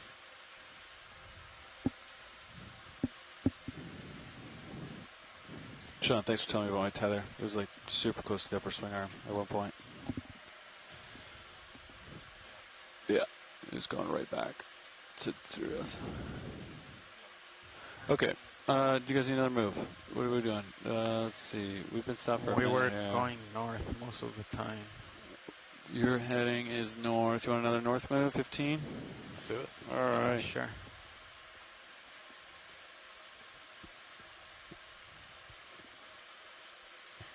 Let me know if Bridge is over now. Co-pilot. Can we get a move? Same as last. 15 meters due north. 000. Speed decimal 2. I'm at 25 degrees as we stand now. Copy. Confirmed. Thanks, Bridge. Cirrus tracking is a bit out there right now. Be advised. It is. It's going on a little bit of a walkabout. But D2 looks great. So. It's called to move in northbound at 2348.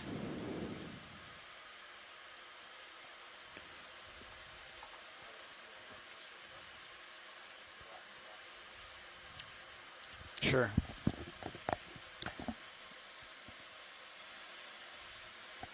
Hello everybody, my name is Fernando Aragon.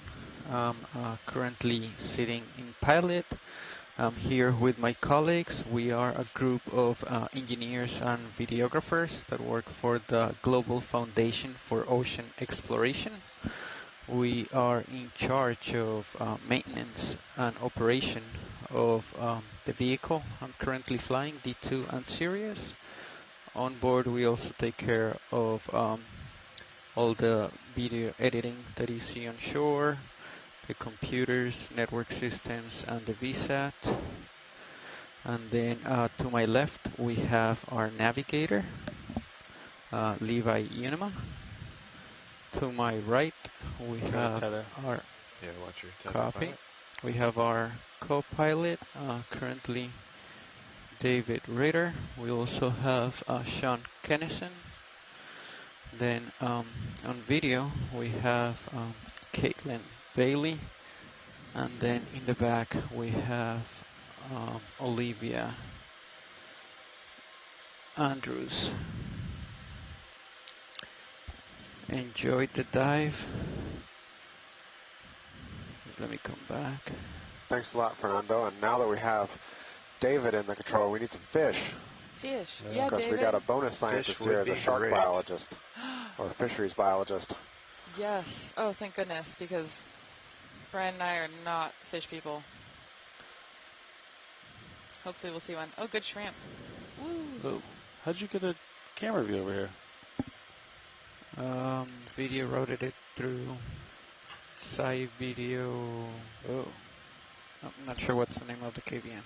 Sci Video Router. There you go.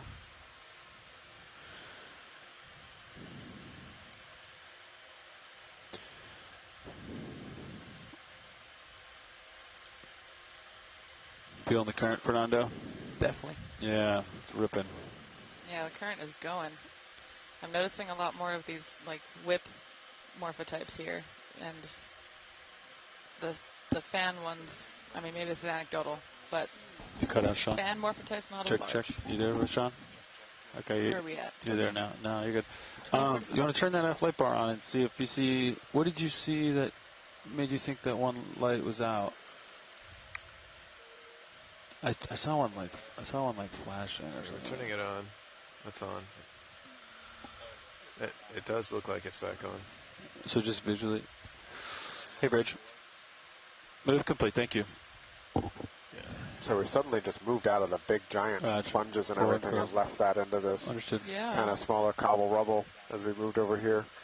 The larger scale bathymetry doesn't look like it's changed from shipboard multi-beam, but we'll have to see as we move forward whether this is, if this is continuous or we're going to get back into some of the areas we're in. But the current still is here, is ripping. Yeah. So it's not like we feel like the current has changed as we've moved over this. Is it maybe potentially a little bit faster? What's nice is that it's more of less of a ridge for the rest of the dive, so it should be a little bit easier. Oh, awesome. Can we zoom sponge bottom center? This might be that sponge morphology we're looking for. Is it this stock right here? Yeah, with the like bells coming off that of I it? already, okay. Yeah. All right. Hold on 1 second, video.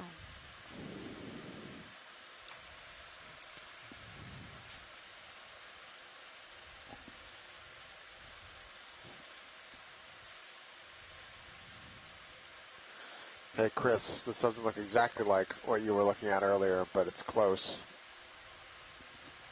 Yeah, wondering if it... Yeah. All right, let's come in, video. Okay, coming in. Okay, hold right there. Hold it. Oh. Chris is watching.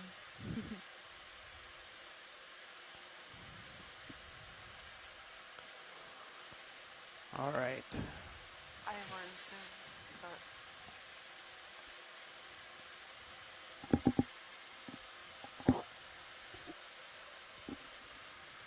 Okay. okay. Come in a little bit more. Yep.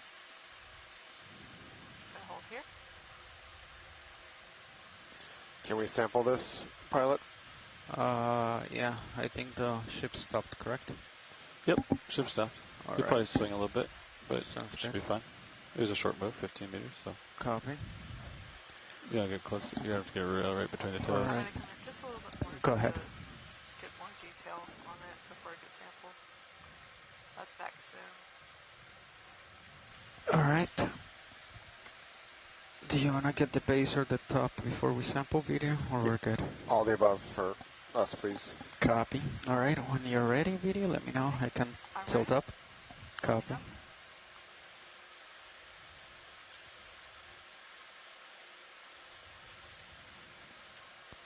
And stopping right there. We're on 06. Or do you want to center the top? Nope, that looks good. Okay. And video is clear. All right. Then let's go all the way down to the bottom.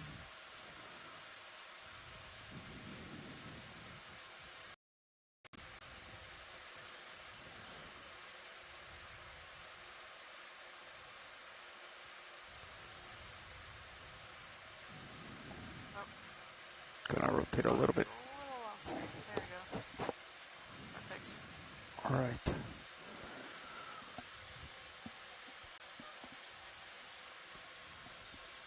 Oop.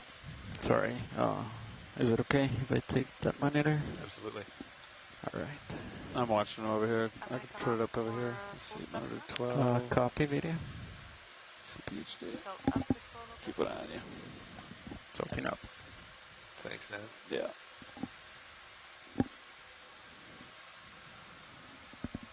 Okay. And lasers on it too for science. Lasers are on. Let me bring them to the bottom on the rock so they're on the same surface. Right there. Okay. Okay. That's full wide. Copy. I think it's too far out. You gotta get way closer. Okay.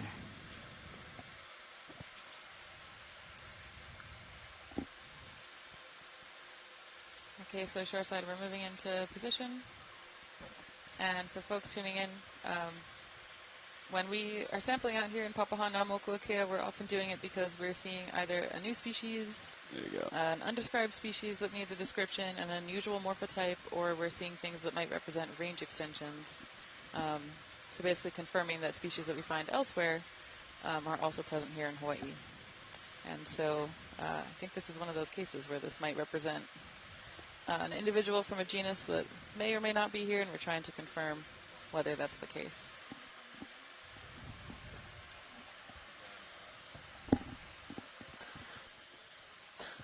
I love how it's got almost like ears cupped into the direction of the water flow.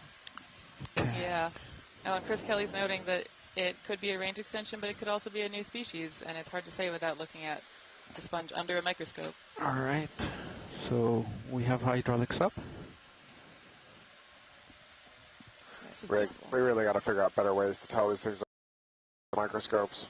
I mean, I know that you love a microscope, Brian, but... You know, I keep puzzling about different things like hyperspectral imaging and stuff like that. FTIR. I like to hook this. They could be done from the ROV. Right there. Yeah. Yeah, there you go. Even having like specific really spectrum fluoroscope kind of thing where you stimulate it with certain light and see how it fluoresces. Okay. I can have a grand vision of this whole like multispectral sensor with both passive and active spectroscopy off the front of the ROVs to try and identify these things to a higher level or lower level of taxonomy without having to collect them and then infer everything else you see that looks similar on the same dive as the same taxa. Does that work for corals and sponges? I don't know. One way to find out. Yeah. All right, let's come in on the main camera video.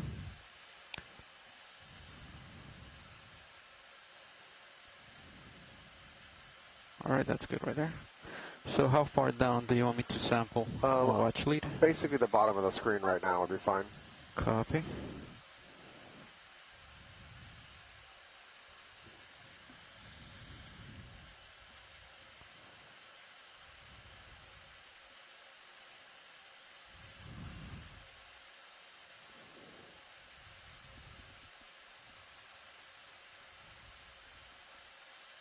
Let's come in on HD2.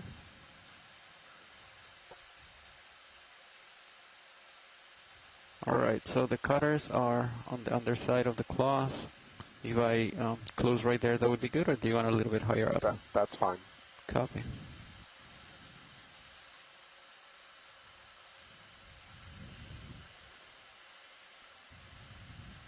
So specimens like this that we collect. Yeah, should I do a little bit less? Yeah. 5, 4? We'll do a couple different subsamples here. So the main body will go to the Smithsonian Natural History Museum. A subsample will also be preserved at the Bishop Museum in Honolulu. And then we'll take a smaller tissue sample that'll be used for genetics. And so... Nice. Yeah, it is amazing to me how many different questions can be answered with one specimen collection like this. Alright, and then should be able to come out with the drawer. So I've got both starboard and port open. And how many institutions are sharing these Gonna two? go to port. Ports. Okay. Let me know when you're ready for drawer. Go out. Yeah, go ahead. Okay. Ooh, we lost that one. Drawer coming out. Just trying not to lose it. Oh, hang on. Extend pins.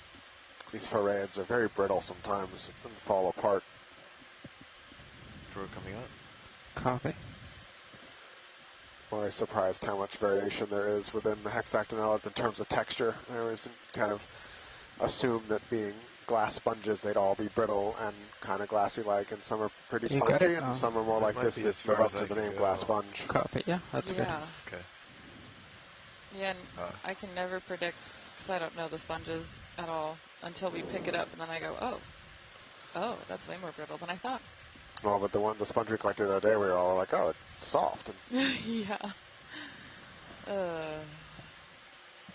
Science poke, critical aspect of ROV sampling.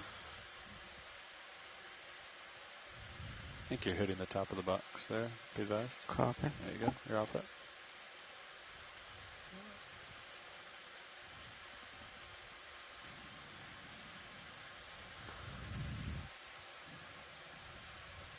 Do you think this is gonna float, Science? It's gonna be pretty neutrally buoyant. It'll sink, but in this current, I'd get it pretty low. Copy.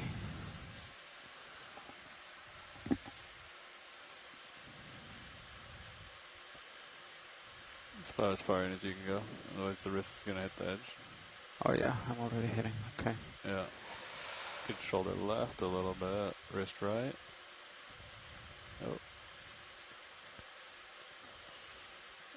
I think I can get it farther out and then a little bit deeper in, or I won't be able to. Oh. Yeah, I wouldn't go further in. I'd just Okay. open easy. Copy. Easy partial open. All right.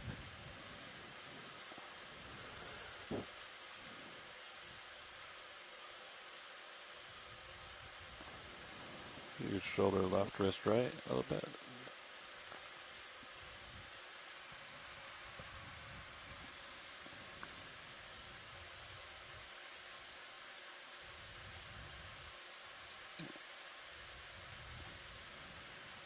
I think you might be against the box, so maybe shoulder left a little bit. Seems like you keep shouldering right, shoulder left. There you go. Nice. I have to open back up a little bit in case you caught something. Yeah. Up, easy up. There you go. There you go. All right. Excellent job. Go ahead and close. Okay. Beautiful. Drawer closing. Nice work, brother. 6 Bravo, yeah? That was correct. 06 Bravo in the port inboard bio box. All right.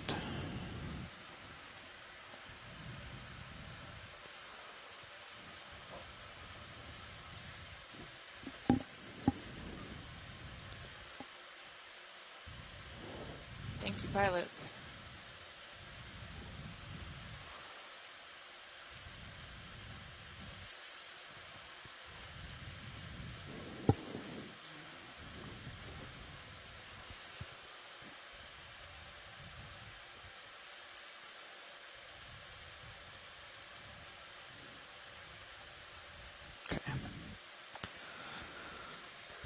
And Chris Kelly Shoreside wants to say thank you to the pilots for collecting the sponge. Okay, arms going off. Absolutely. I think this is maybe the first time they've sampled that sponge species, so that's cool. All right, let's go take a look at the probably very similar sponge, but much taller in the top left, just in the dark. Nice sample, Mr. Fernando. Good work. I got Nice a work, waypoint pilot. dropped. You guys need more tether, or what? How you doing? Yeah, you can move it could do a another little bit. move. Northbound or? Sure. Yeah. All right. Yeah, let's do another move. Northbound. This one right here, That big one in the background. in the background. Oh my gosh, I thought that was a coral. Bridges RV nav. You ready for a move? Wow. Copy. All right, let's do same as last. 15 meters due north. 000. We're Speed getting a decimal lot more of 2. these. We're still, well, we've gotten out of the big polyopid sponge. We've got their bases are still here All in, right. in high numbers. So this looks very similar to the one we just sampled. Different, but similar. Yeah. All right, let me know if I'm too far. I'm gonna stop over here. Okay. I'm not gonna rotate anymore. Oh, you're right. This is Should be good if you Tritiporia, don't rotate. not what we just looked at.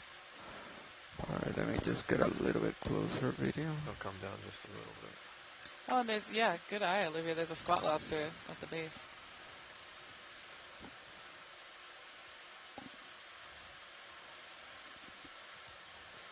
Look at these basalt ridges. Yep. It's like a... Is it? On there? Yeah.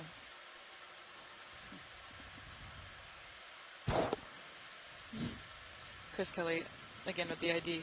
All right. Unidopsis is the squat lobster. The I'll white have a squat nice lobster. black background. What was that? Survey 2? Oh. Copy.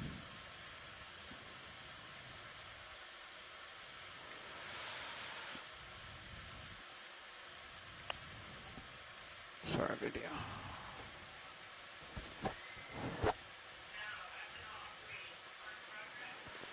See your port side, Fernando? Yep. Yeah. Okay.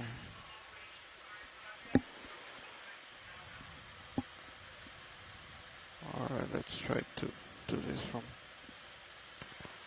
Keep rotating. Okay, let's try to take it from here, video. Okay, coming in. Fog lights might help the Hold back here. scatter if you kill fogs. I don't know. Fog's coming down. Yeah, there you go. Yeah, you can come in a little bit Nice strong more. associate Gonna come in. on sponge.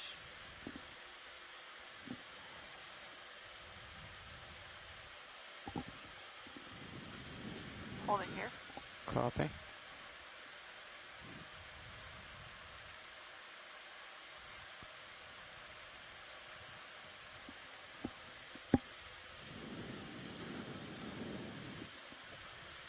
Let's see, we're coming up at 6.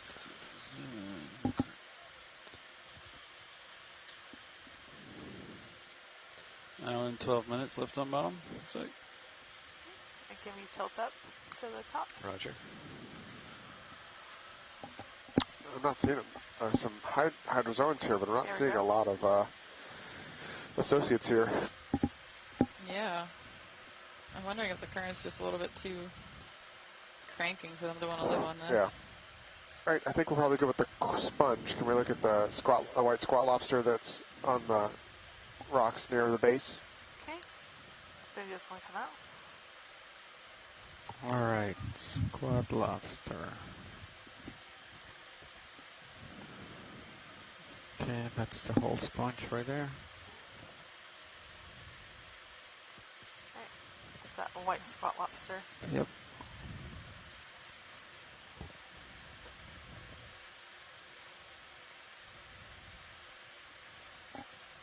Okay.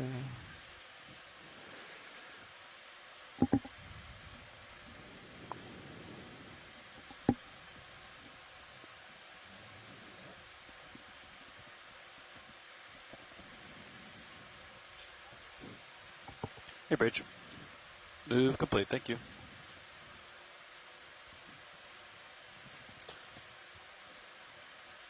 Ooh, I love when the squat lobsters are Okay. like pale. Hold on 1 second. Oh, there's another one on that Uh, Walteria. go ahead. Red Walteria, yeah. Got a little prop washed away. Coming in. Sorry. Holding here. Copy. Good barnacles in the background. I'm gonna try to rotate a little bit. Okay. I have more zoom too. Go ahead. Coming in. Gonna stop here. Yep. Oh, yeah, its eyes are like orange. Is that what you're pointing out? Yeah, rostrum is really. Should I come out? Yeah. Pilot? Yep. Super pronounced. All right, I think we're good. Thank you. Okay. That's full wide. Copy.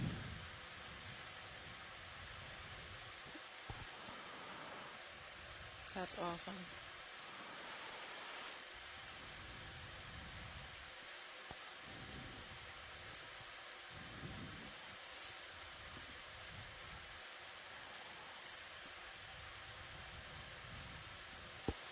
There's an urchin center. I don't know if we've seen one today. Oh, wow.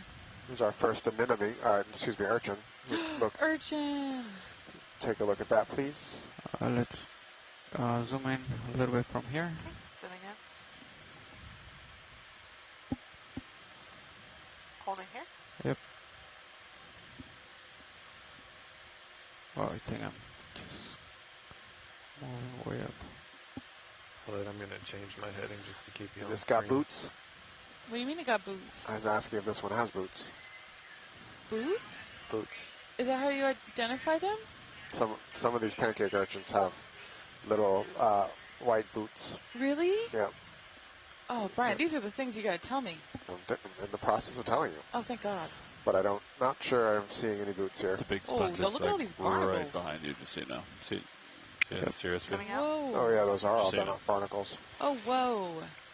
Yeah, just There was careful another with your site that port I can't turns remember and which tethers. dive that was Right, just that's probably full good of enough them. for now. I think that's enough. We can look at in the video. Wow. That's a lot of barnacles.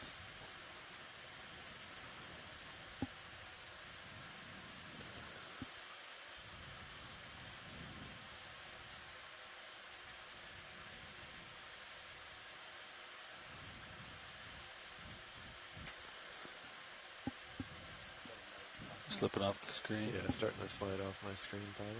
Do you want us to turn port, Fernando? No. Or are you going to come back? That's fine. Yeah, I'm coming back. Okay. Copy. Wow. When we were looking at that sponge, I was thinking about how a lot of times lava formations remind me of waves. And actually, I went to a workshop with the Youth Kanaka Foundation this Yeah, maybe come January, back a little where bit, we pilot. spent, Getting out it there was a like a bit. full-day workshop on Papaku Makavalu, which is, That's better.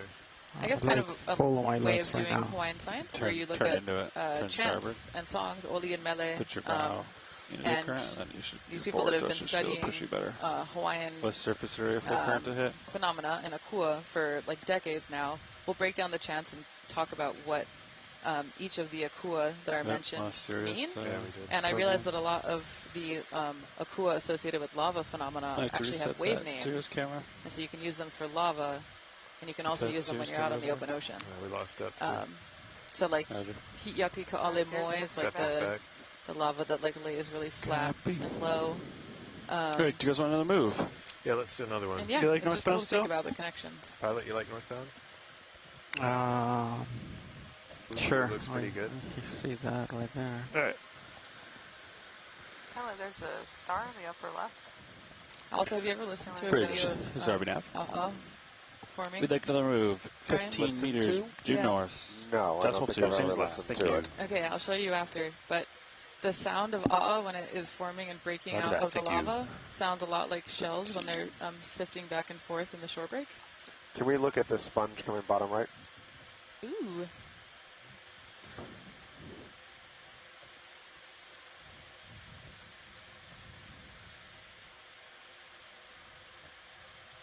Oh, look right there. There's 2 more urchins.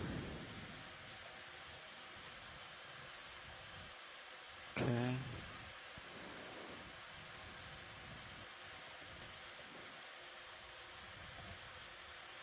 Oh yeah, pancake urchin.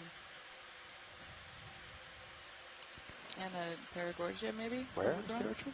On the right, Fernando pointed it out. Yeah, they're off the screen right now. Okay. We'll go there a little bit.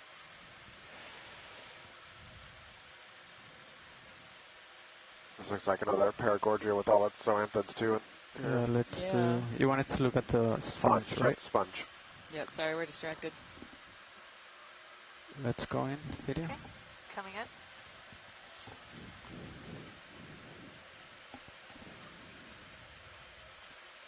Ooh, this one has stuff on it. Oh, is this being overgrown? No, those are all, it's a commensal. Those are all little zoanthids or anemones in there. Oh, cool. I have more zoom, pilot. Go ahead. Probably a Wardsiella type commensals. That's so cool. This looks... Oh my gosh. It's a different sponge, but the same kind of...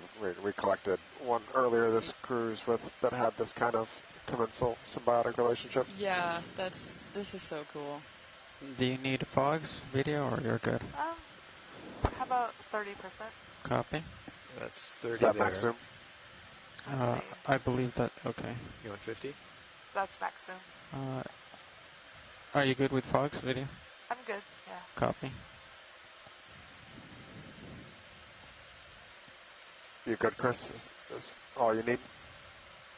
Looks like I got it to genus. Yep. That's wild. Oh. That's okay. Okay, come up. Okay. Coming All right, out. I think we're good. Thank you. I think Chris knew there were anemones full wide. long before I Copy. even realized that was a thing on this sponge. Wow, thank you. See, Brian, the pancake urchins are to the right, over here.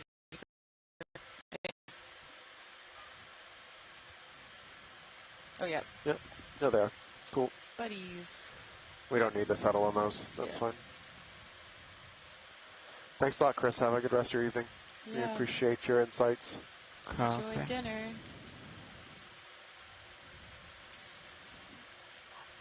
All right.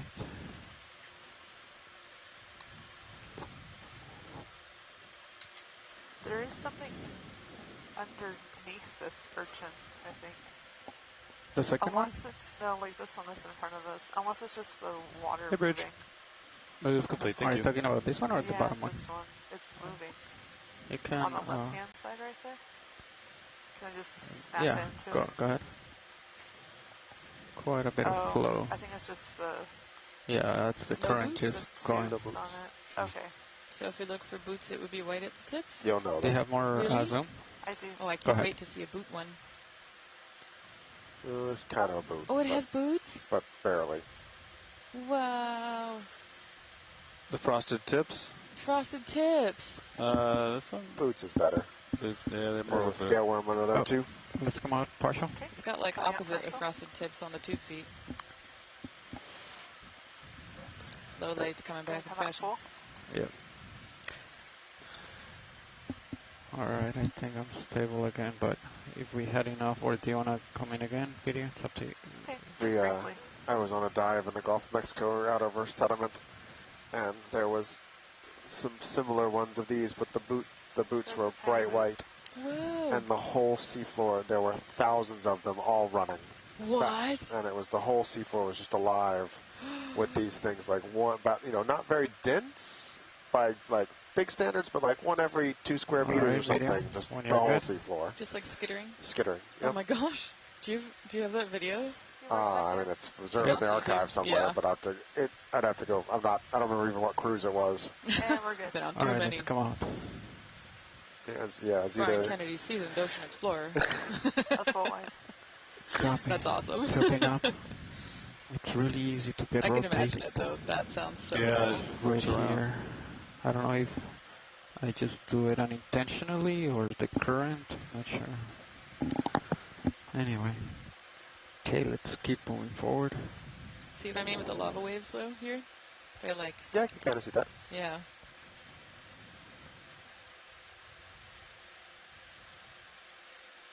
Yeah, actually, the chant I did this morning was about waves in the ocean, but similar terminology. Ika ale I, ika ale moe, ika ale ha ko I ko I, that kind of thing. Okay, let me know if I get too far, co-pilot. Yeah, getting close. I'm at 25 degrees. Oh, 25 degrees, alright. Is the ship moving?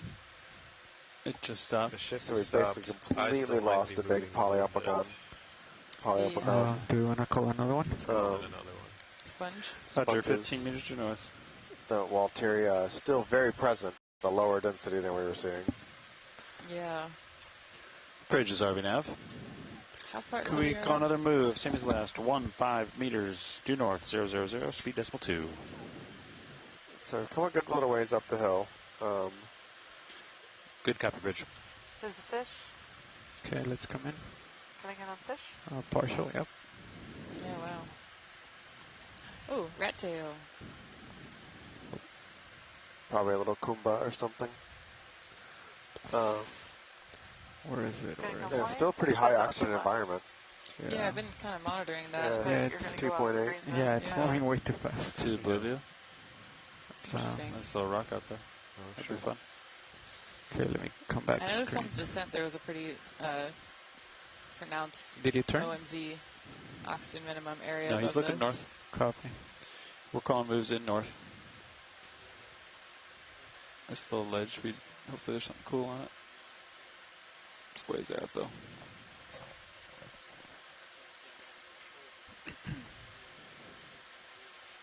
There's a relatively long whip.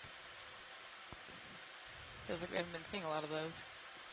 There's been a few, because we had all those, Oh, the bamboo whips? we had there were actually a lot of more permanent whips on today's. Yeah, on the dive. I'm A gonna little bit lower down. tilt up. Can you go all the way forward? Video, come in. Oh, whoa. What is that? That's like a huge rock, or is that a wall, or what is that? Is it Bolivia? Yeah, Big, big rock. Big rock. All right. Well, we need to go to the Can rock. we please see Big Rock? Yeah, we need to go to Big Rock. That's wild. That You is. want to go over the rock? Imagine, like you said, it's like hiking up a mountain with just Let a me pause flashlight it. in the dark. Bridge RV now. Imagine if we hadn't turned this way. It'd be like, dee-dee-dee. Yeah, can we hold present position, please? What Thank is you. that? Is it Look big Valerie? old rock. I cannot get out there, can I? It's like 18 meters from me. Permission Yeah, to and zoom I'm on at 20 Sirius. degrees still. I'm sure I'm still moving a little bit. Oh, copy. Roger. Go ahead. Go ahead, video. Center us up a little bit. I mean, Roland, can you bring the rock out in the D2 main camera? We're looking at a big rock. the rock's still pretty far. Do you want to just let Sirius get closer before taking that zone? Partial. Oh, good. Val's back. It's about the Val, best. help. Val, help us. This is a weird rock. So you stopped that move? Yeah, move is stopped, yeah. Can we put the Sirius camera, put the... There was a ROV in the 15 meter bottom move that corner? wasn't completely done too, Just in the Fernando, so corner. Sirius should move quite a bit closer. Okay. All right, We're pull trying to Sirius move back closer out. to rock. There, it looks Can't like hear there's you. a lot of coral on it. Let me turn you up. Yes, I agree. Yep. I think Okay. Sirius is going to get closer for now. Sirius is full wide. Copy. Check Alright. Sirius' sonar. It looks like it's about 30 meters away. Funny. Look at that. You can see it in Sirius view pretty nicely now. That's a big the- big boulder there. Look at that compared to how tall it's way taller than D2. It's like 3 D2s. Right? Yeah, Three this is or huge. more? Can we get some lasers on it? Looks like a chimney. Can you pirouette around it? What is this? Is it Pure just writing of today is a little bit Pirouette A hard. dike that's... first. I'm gonna start to the right. Well, if you go to your right, you're Val gonna says, keep going in that direction. Right now, you got more tether on the left. Oh, no. I'm gonna start on the right. Alright, if you ever feel too close, Copilot, let me know and I can call. And not the other. Yeah, that's pretty cool. That's pretty cool. All right. Not as cool as the big rock, though. No, I agree with that. Whoa. Distribution of okay, let me know animals if on I big rocks twist is too more much. interesting. Okay. Alright. Yeah, but I'm gonna start from here. Okay, you're definitely out giant there on the monolithic tether rock. there. Copy. So you with don't want me coral to on it. rotate? Pretty cool. Pirouette? I'm wondering Video? if it's I yeah, wanted if to it's a see dike the bit. top of it also. Oh, or okay, Val's saying Alright. maybe it's a crusty Sirius is getting close. hydrothermal Can't. chimney. So let's Can't. start No, at the but we don't bottom. know. That seems. So a little bit closer. Going down. Ah, push yes, in we on got all the Sirius geologists in the room coming co-pilot? to consult on the big rock. Did you run in here wearing your yes, work we did. vest, Go Neo? ahead. You just put the ROV at the bottom of the screen.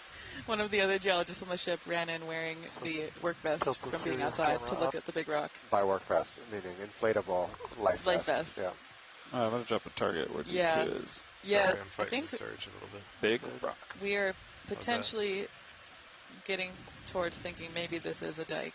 So it's a intrusive lava feature that will Starfish kind of shove on a itself in coral on the between bottom previously formed lava rock.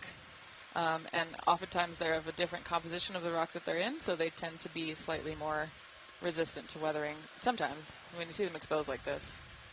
That is a sea star eating a coral. Yep. Sorry to cut off Rock Talk, but... Is that the name of a podcast? Rock Talk? Rock Talk. Yeah, that's the name of the Ready podcast. for zoom on that? Hold on. position. No, we have a lot of current. I cannot really hold still while zooming in. I'm trying to land. Sirius Can you full move on. closer, Sean, or do you think this is good? Do you know? Whoa, there's a lot of echo.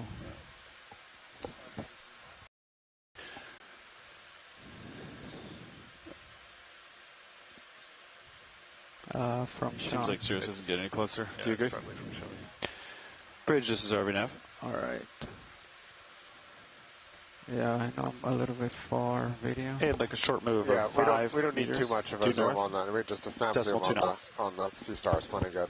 Go in. We're still Good not copy, Bridge. Thank you. convinced with the rock. I think we're going to need to see more of the rock. Yep. Sea star on Narella. All Oh, right. look at that. Thank you. Slurped off the Narella. That's wild. All right. Can we bring up the lasers? They're on. Sweep it on the star. Good job. Video's clear. Copy. Shoreside geologists are asking, can Do we you take want the me rock to with keep us? them on while we go up, or do you want me to turn them I off? think if we get a starting point to... Yeah, let's go ahead and leave them on this on the sweep. Copy. I'm gonna start heading up. For the water sample for eDNA, where would be the best And place? sort of just, Kinda back like and mid-rock? forth, left and right. Yeah, let's get a sense of Transition. that. I'm not even sure how big this rock is yet, but somewhere Okay, close we to all the started corals. at Yeah. 244, 2044. That's the bottom of the rock. Roger, 2044. Yeah, all the light is right here on the on the right. Permission to push in on Sirius. Permission granted video. Chris is going to be sad he went to make dinner. I know, yeah. Hey, Bridge. I mean, good on Roger, him. move complete. Thank you for All right, I'm gonna try feeding your to family, but we'll send him this later. get this face a little bit more straight. Co-pilot, let me know if you think the tether is the angle on the tether is too bad. Copy. All right.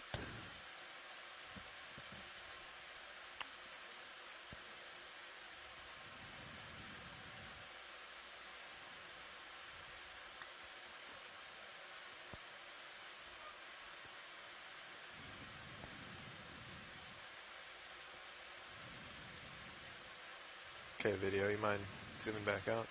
Serious? Sorry. Thank you.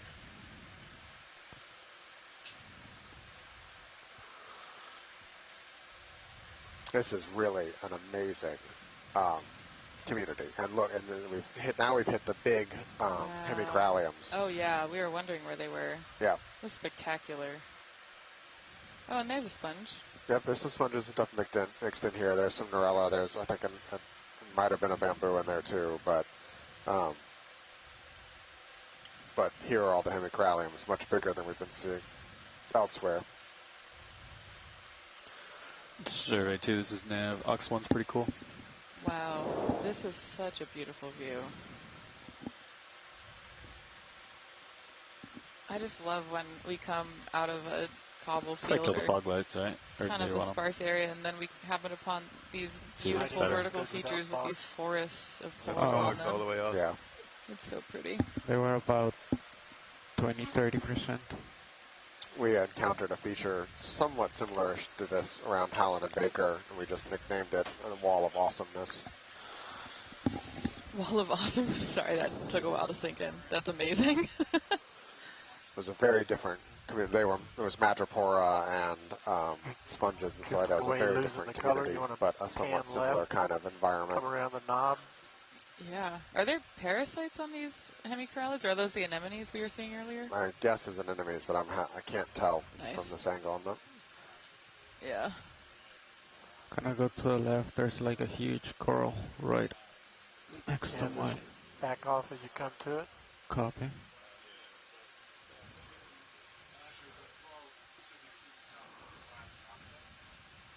And then just go all the way around the backside. Wow. Look at the... What? A little bit tough, but okay.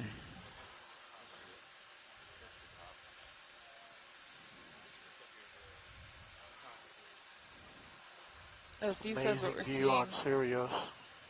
Okay, we're getting my to gosh. the top, I believe. Oh, sorry. Too many amazing things happening. Steve says what we're seeing on the hemicoralia are burrowing parasites. And yes, if you look at Sirius's camera, I think it's on camera Now 2. just no more pirouette. Two? but Just Yes. The slide view of this left rock is incredible. What? to reveal the rock backside. And there's another sea star eating that bamboo coral. Oh, yeah, look at that. Everybody's just Just literally keep like going till the shaking rock their is hands in the almost control off room. your screen. There are so and many then people in here right tilt now just staring at down. the screen going, ah! Look below. Oh, this is the best. Oh, yeah, Val says this is a dike. I agree. But that's weird. So we were talking in the chat about how it's kind of weird to see dikes standing alone like this.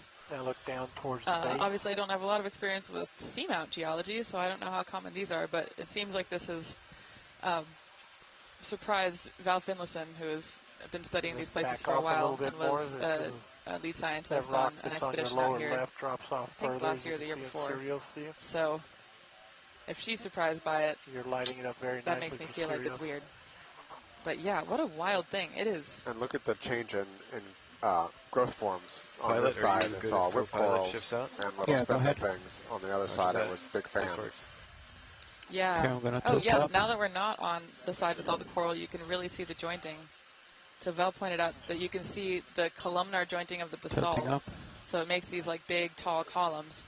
But the weird thing about it being a dike is that it's a intrusive rock, right? So we were talking about how it gets Alright. extruded into rock that's we're already gonna existing. So it's kind of like pause right shoving its here, way in there. video. Hold on So one there second. was once rock around this, and now it is weathered away. And that's super weird. Super weird. It's not common to see them this Alright. exposed. This is like a monolith of a rock. Wow. But yeah, very different biological community on this side because of the change in the current strength.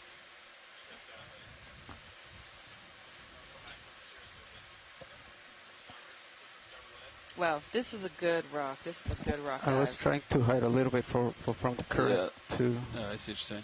I think you're good there, Fernando. I mean, Get out of the Look at the current. difference. We're going to see the transition Alright, as we so move let around me the get- bend. all right. Now, Fernando, if you can just rise straight up, sort of show the top of the rock in Sirius view. Yeah. Ooh. All right. One more rock fact. Val's saying that we do see stuff like this on land, but it's the first time that she's seen a vertical dike like this on the seafloor. So this is Val's new favorite rock. That's big praise. Hey, Mr. Moore. Welcome aboard, Bobby. Hey, rolling. Welcome aboard, Chris. Mr. Hey, Video. Bobby, when you push back forward, if you can sort of rise up to light the top for a Sirius view. How you doing, Copilot? Yeah, understood. Good, Levi.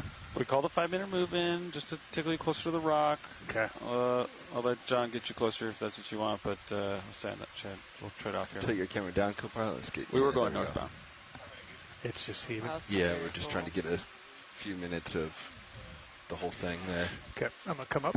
Or minutes, not minutes. A few seconds of the whole blade with me side blading it. So shoreside, we're doing a pilot shift change, and we just did a hot So swap. super strong current out of your starboard. Yep, understood. Thank you, everybody. We'll come around to the left side of this so your current's tether cranking. doesn't. We're in some interesting opportunity to get positioning, caught so up on trying the to rock navigate if you're that. comfortable with that. On top. Is that good enough, Roland, for your overview shot? I'd say Why? keep going around to the top of the knob. I don't know what they're most interested, but I'd like to come back down and get some footage for us. Yeah, I was going to have you go around to the edge so we can look down and see all of the corals on the right. Understood. Coming up with you. You can hold here. I'm not coming up anymore. This is mostly for Sirius vantage point. Yep. I'm trying to drive it that way. So, co-pilot, if you could tilt down, put the rock at the top of the screen. Yeah, it's just heave and roll. There we go. That's the shot. Holding. Okay, coming down a little bit.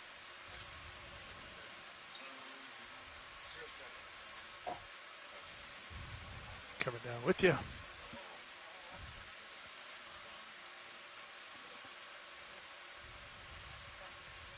So there's at least 3 active coral liveries going on here. I think actually 4, but I can't confirm the last one yet. Where's that last one you're looking for, watch lead? It's up on the top in the distance. Okay. So I mean, we can just keep doing whole area survey, and I know that you're going to have tether problems going too far to the right, but I'd like to see the far side of it at some point. Understood.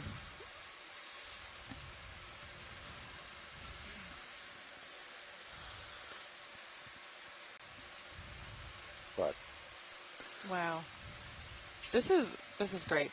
This really has everything Stand for by the geologists and the back row. biologists. We are all very happy with this site. We're having geology chat in the chat. Lots of coralivorous things to look at. On the geology note, this rock is really crusty. For you. You want me to kill Yeah, lights when and it's Sirius rolling? shallower than that area of kind Let me of know once you have it. poor crustiness. Right. Okay. Okay.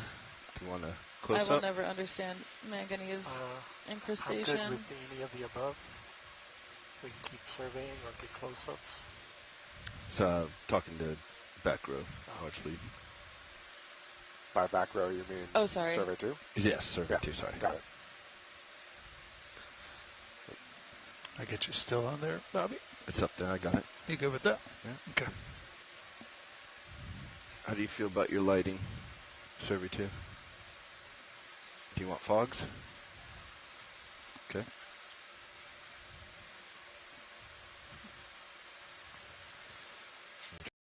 Or square on. Steve, this paraclyptophora that we're looking at right here? Okay, moving on.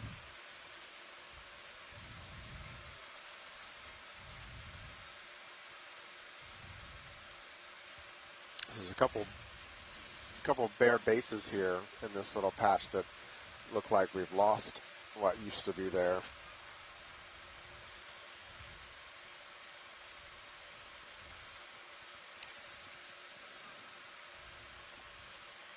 We'll come back, Steve, and get a better look at that in a second.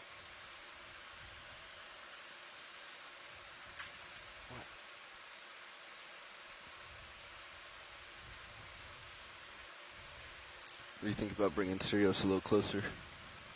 Yeah, I think we're doing due north. Is that right, JD? Yeah, last several moves have been due north. Yeah. Last one was 5 meters. Previous ones were 15-meter moves. Yeah, we could probably do 10. 10-ish? Yeah. All right. He's we'll pretty stretched out in front of me. due north, Bridge, We're RVNF. going to have to come up on top. Yeah. We'd like another ship move, please. Out. Yep. Range of 10 meters, bearing 000 degrees due north, and speed of decimal 2. I'm not sure it runs due north. Yeah, somewhere like northeast. Yeah. Good copy. Appreciate it. Northeast, southwest. Yeah. Watch lead, did I hear a request to look at something. Here's a couple things. So the sea star right in front of you on the coral, in dead center, would be the next easiest target. Roger, we'll just do a snap for this one. Yep, that's fine. Go ahead.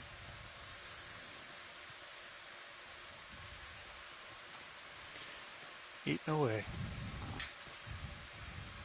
Oh. All right, that's probably good for that one. Okay. That Laser zone. is really a very small coral for a very large star. And then I think, so I think just here getting a bit of a shot of the top and this kind of confirm what, if anything, is growing on the top while we're up here. Roger.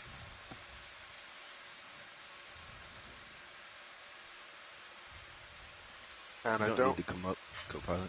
Logistically, Unless the tether's really getting in the way. Logistically, I don't know what's going to be the easiest way to do it, but I would like to see. We've seen kind of three sides of this. I'd like to see the other side, kind of on the northeast side of it, eventually. Yep. We're gonna have to wait for tether for that one. Yep, so understood. if there's stuff over here you want to see. Yep. And then back. I think the next thing would be back to the big tan-colored coral you were doing the R3 shots with, and I get a really close look at the polyps there. Okay. You got it.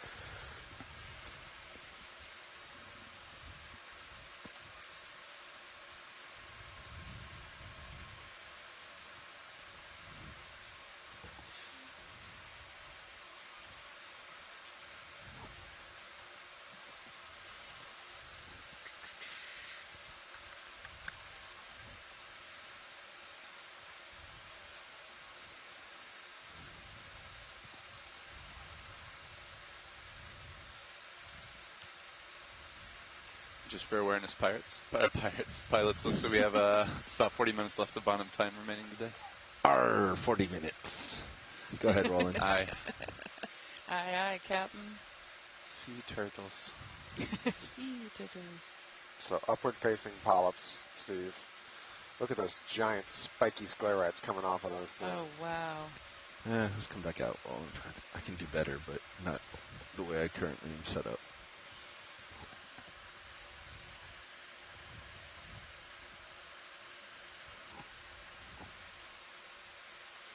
Brighten me up a little, please. So this is probably Calyptrophora.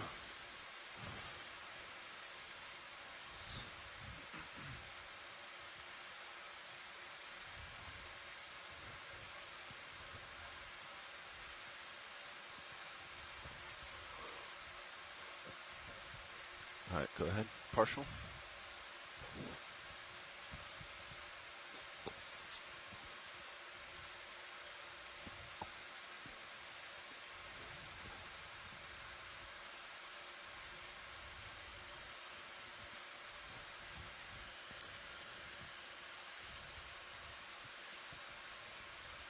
Okay, you can go in a little more if you want it.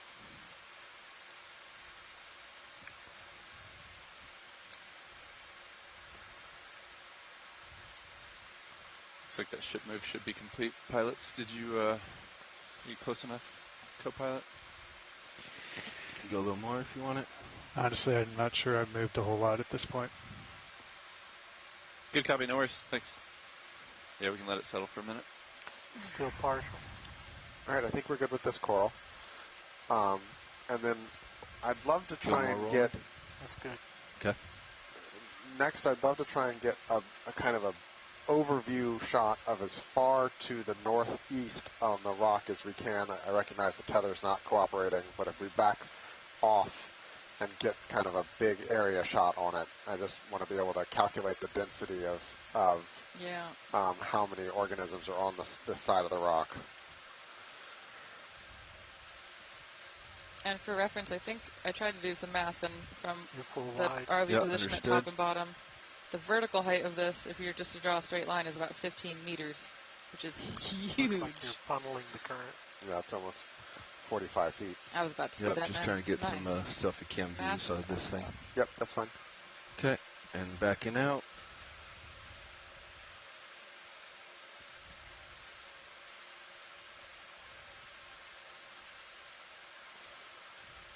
And while staying to your starboard side, just keep rotating the right. It's very shiny too. It's so It's got that pretty. super shiny manganese crust on it. Yeah. Why are some manganese crust shiny? I don't know. We had this conversation the other day, and I have no clue. Oh yeah, I forgot that we had this conversation. Sorry. And then I googled it and couldn't figure it out. So. Whoa. That's exactly what we need. Thanks. So cool. Laser's still on? Laser's on.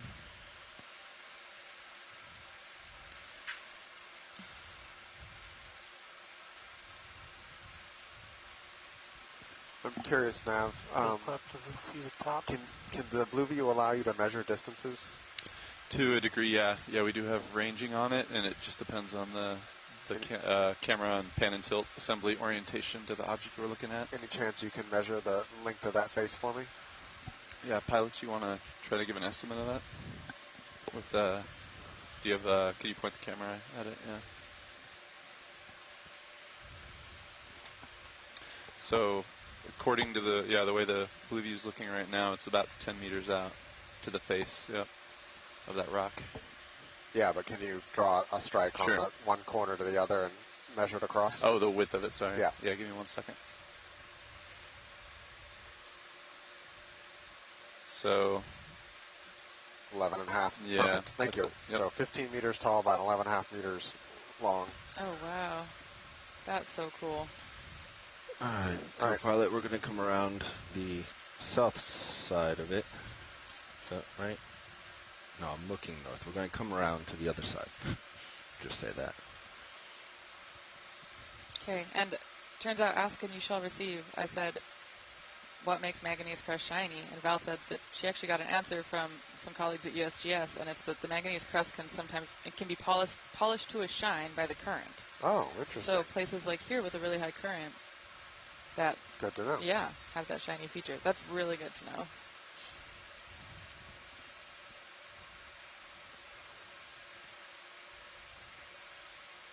Just turning my head to keep you in center. Looks like that face is about 4 meters wide for reference. 4.5. Okay. Wow. So 15 by 4.5 by 11.5. Thank you. No problem. That's wild.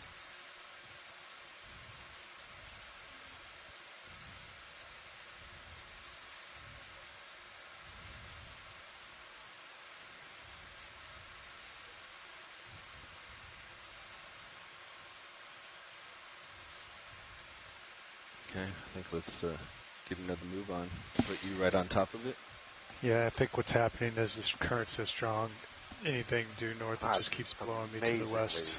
Rectangular. So I'm making so like cool. half progress forward and twice the progress sideways. Just keep just pulling me off. That's what the pass down was. They were really struggling to make forward progress. Coated in the manganese. So, but yeah, we can probably do 20 meters, JD. Big due north. I might get half of it. Yeah.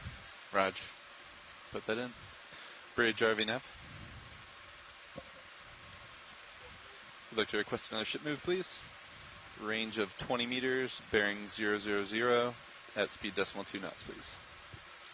Bobby, while we're waiting for Sirius, can you either line up D2 parallel to it or directly on top of it so we can get the strike of the dike? You got it? Yay.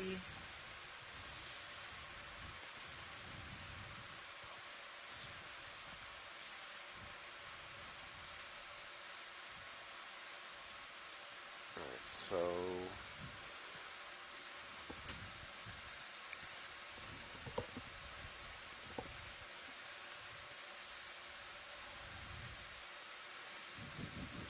looks like right at 040. Okay. Yeah. We have time to Val, zoom looks on like the the strike coral on this eating is somewhere between the star 035 and 040. Yeah, I think a little more 3.5. 3.5, okay. Based on what I'm seeing here. Yep. All right, and then Bobby, can we take a snap zoom on the underside of the C star right bottom center? Yeah. Since we're waiting on tether, I'll get you a little bit nicer shot. Okay. Because I know that's on your list. Sweet. I can't believe we just used the ROV as a Brunton. As a what? Did you take the geology rate to take the compass, the Brunton that helps you figure out the Roland, strike of the rock? What was your request? Oh, The I'll show sea you a star. picture of it. Yep.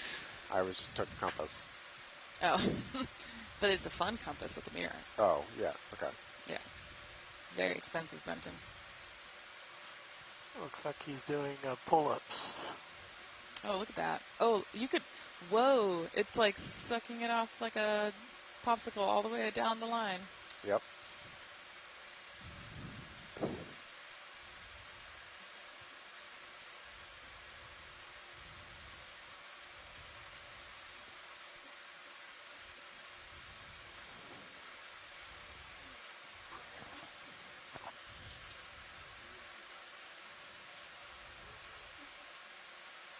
Go ahead, Roland. Beautifully nice and tight, Bobby.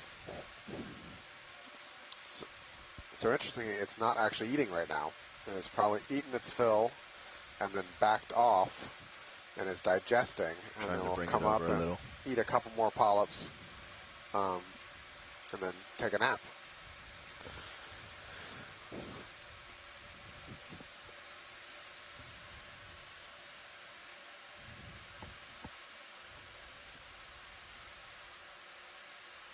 So if it was actively eating, you would see its stomach everted out of its body and wrapped around the coral.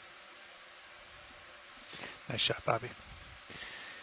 Roland, if you want to get partial and serious after you get done with the main HT, it's a really nice shot of Bobby sitting there. Do they just hang on like this for a year?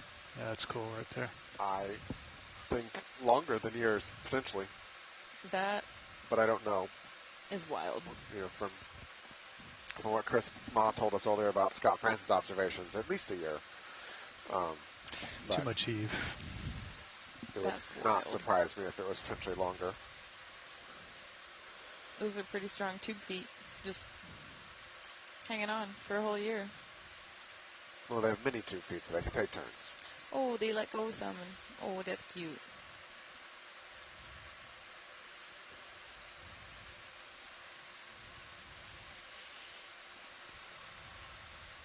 After this, you want to get some shots with the Go ahead, Bridge. R3?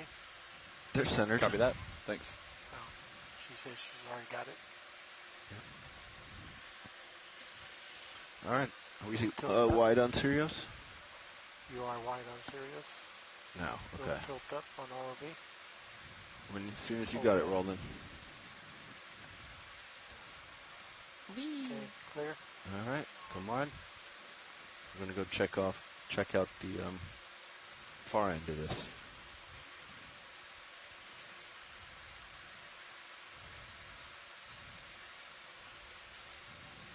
Full line.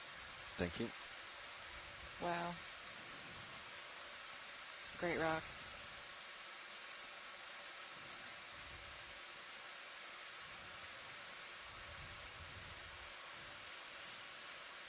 I'm so curious about what the other side looks Pretty like. stretched out there, Bobby.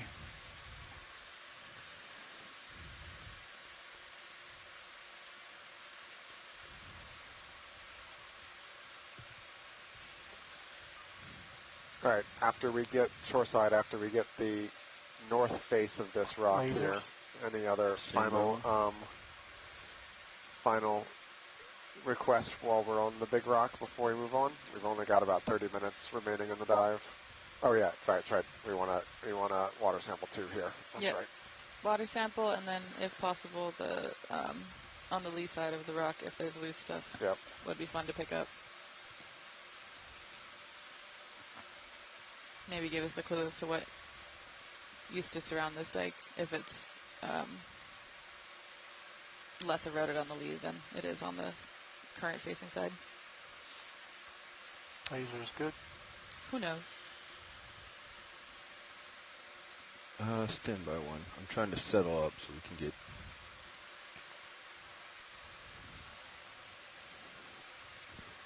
We're still waiting on tether, so we're just going to take a moment to do some pretty shots.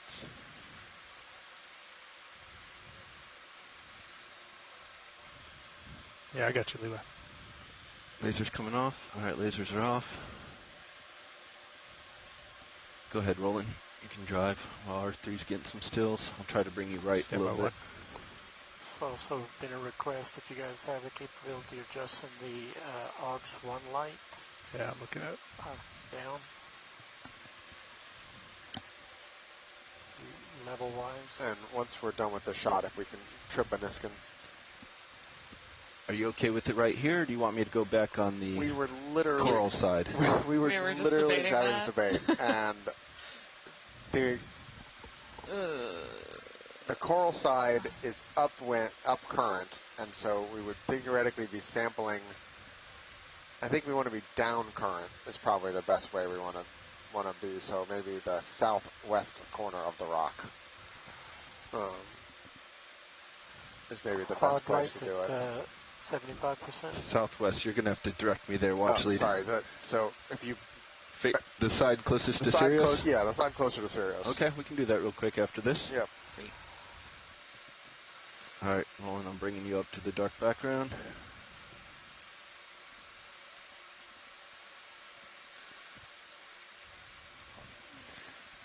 And once you're clear video, we'll back up real quick and get that sample below Sirius. Okay, clear. All right. Yeah, so this is a different node than we were looking at a few minutes ago on the other side of this rock. This is a Narella. Okay, I think survey 2 is clear, so we're coming out. No worries.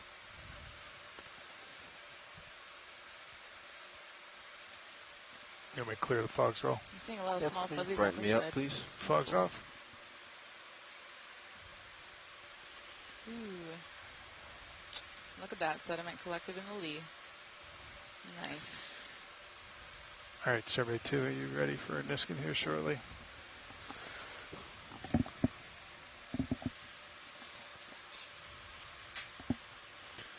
Watch lead right about here. Yeah. I mean, if you want to slide a meter or two to your right. Heading that way, you got it. All right, JD, survey 2 is ready. You ready? Yeah, feel free. Ready. Okay. Stand by one. Standing by. Let me know when you feel positioned, Bobby.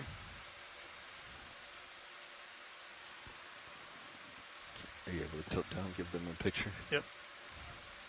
So I think they said kind of right around here-ish. Yep. All right, holding. We're ready. Alrighty. Resetting Niskin 2. Firing 3, 2, 1. Good capture. Niskin 2 fire. All right, we're heading back to see the other side of this tower. Perfect. I think we have the tether now. Okay, so that was 07W, as in Walter, N2. Niskin 2. Hydraulic secure. Coral on the right side is just so cool. Yeah. Yeah. That's I love its shape. Like feathers. Yeah.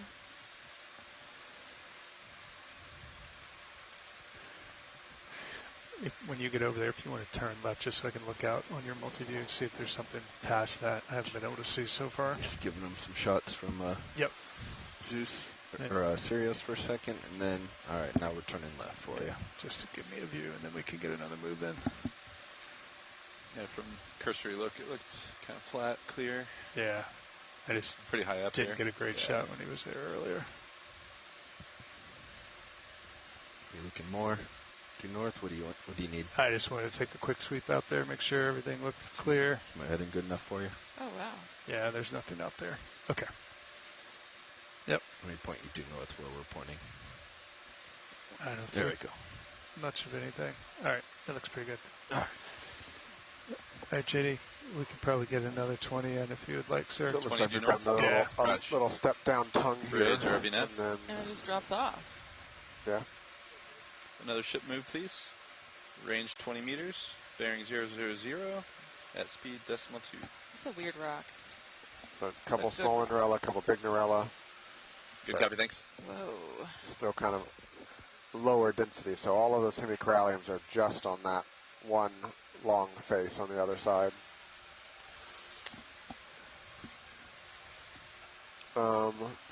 Pilot, the rock that is dead center in front of you. I thought you might. We'll need to wait just a few minutes till Sirius gets beyond this rock. Copy.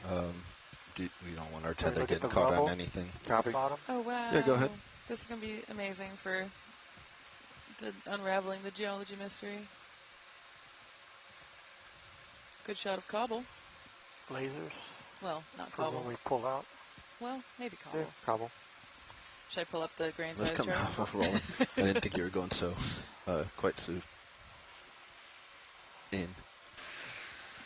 Lasers on. Lasers on. That is quite the view from Sirius with Sirius light. And the Sirius shot is just amazing. Structure. Yeah. All the coral on this just coming up. Co-pilot. Yep. I think we should ortho mosaic this I round. want to bring our tether close to this. Yes. So. Yay! Copy. That northeast corner is going to be hard, but I think we've got enough shots to the others. Yeah.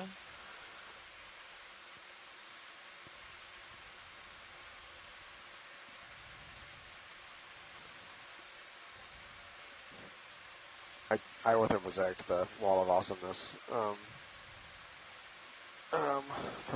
that I'm going to come up and you got just to pull it up point and show down. me? Oh my gosh, I can't wait. So just turn to my left, lateral to right. Yep. Let this coral It's literally come below called me. wallofawesome.jpg. Wallofawesome.mp4. Whoa. Okay, that is a wall of awesome. It is chock full of corals. Yeah. Whoa. It's a nice shot. That's pretty sick. Yeah, I'm not going to go down because of our tether. Yep. But I want to give just them, look down. Just give them a peek of what's down here. Oh, thank you.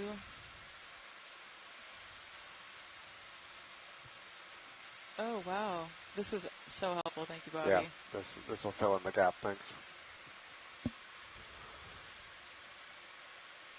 Yep, go stay up here.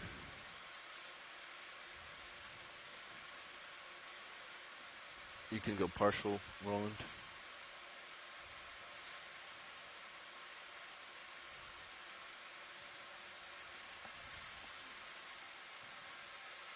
Okay. Let's come out. You can see my tether on my rail cam. Alright, let's go see about that rock. Yeah, let's go see about that rock. Wow, such a stark difference between the coral side of Let's the come dike back out, Roland. and the rest of the Just push landscape. it past your skids. I know.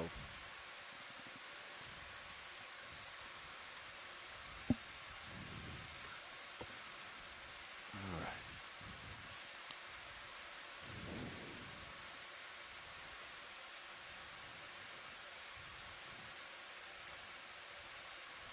Serious view, you look so far away from that coral, but in the ROV view, you look close.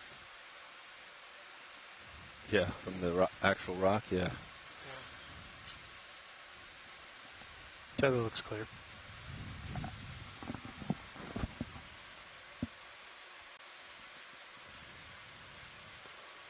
How's your tether doing coming out the bottom? Am I pulling it down too much? I think you're alright. Come down a hair. Oh, I don't think you need to come down. It's that loop that goes down below you. I just don't want snagging on the end. No, you can tilt your camera down if needed. Yeah, I don't see it. I think it's blown off way over to the port side. Yeah, I think so too. I don't see it anywhere. Want to make close sure. to me. I can turn ahead just a little bit. All right, a few more meters. Yeah, there it's it way is. over It's there. nice and high. Yep. Okay. You comfortable with me approaching this rock? I am. Are you comfortable with Paul coming to sit here? I'd prefer to wait until after this sample. Yeah, sounds good. All right, you're steady there. I'm going to stay right up here.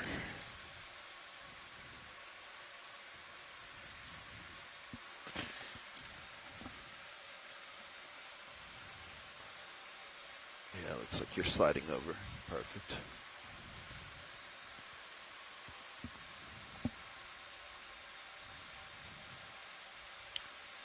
Watch lead. I have a feeling this is going to be cemented. Oh, Yeah. shoot. Fog lights at 50%. Is it possible to give it a poke just Yeah, to check? I'll give it a poke, Fog's at but 50. the left side is looking. Yeah. I always see it. Clear the All right, fogs. never mind. No, let's poke it. Okay, just Fog's for fun. off. Let's poke it. maybe see if one of the smaller pieces next to it might want to come loose. Yeah.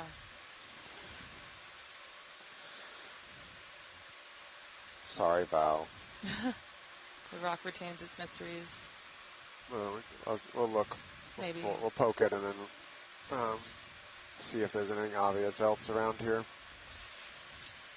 Am I up on hydraulics? You're up on hydraulics.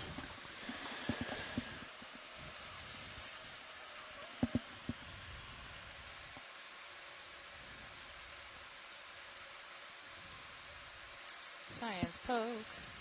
It's also really big. It is really big. Did not realize it was that big. Oop. Go bridge. No, Thank you. Rock knock? We can't get that anyway. It's too big. Yeah. No. What about the one just to the bottom right?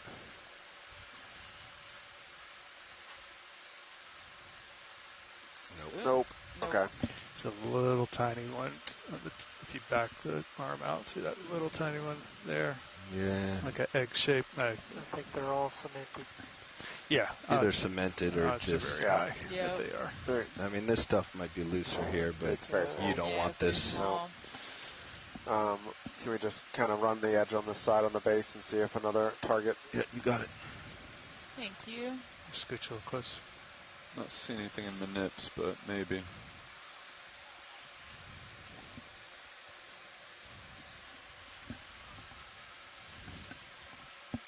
Yep.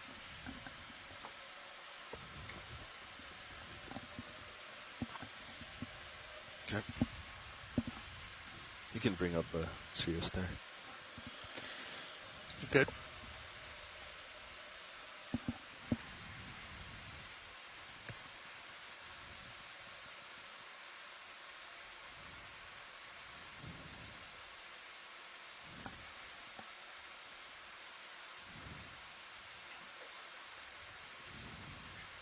Great view of the base of rock with sediment. Love it.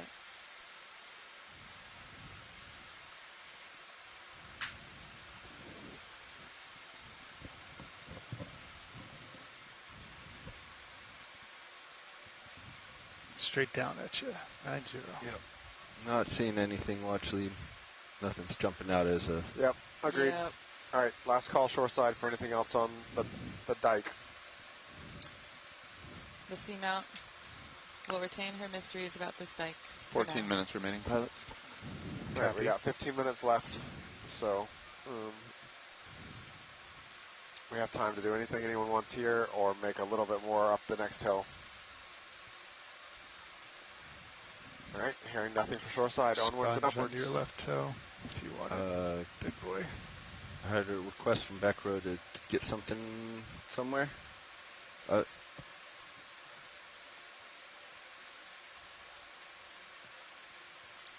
We need it.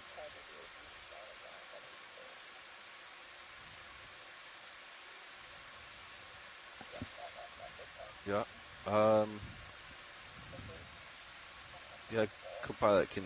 I'm not quite sure what you mean by beauty shot. Oh, with the arm light? No, I don't think we have time to go for that. Sorry. I'll get you one more like this.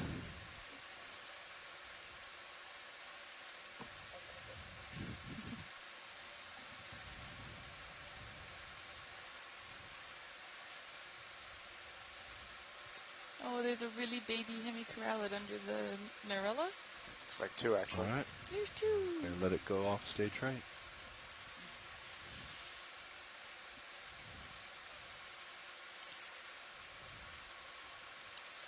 Yeah. Pilots, as we're moving, if we do see a good wreck before the end of the dive, it would be really helpful for the geology story here. So if you can keep your eyes peeled, it would be great. We will. Thank you. I'll follow you up. Oh, Sea Star. Is that the one that we saw earlier? Hibasteria? Yes, thank you. Hibasteria.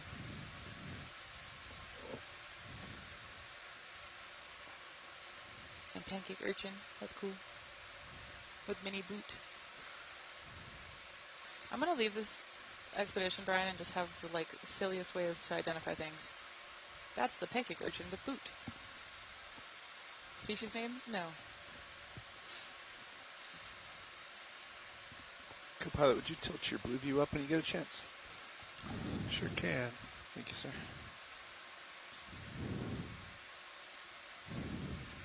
Huh. I think we're getting more sediment accumulating here too. A little bit. Huh. That's cool.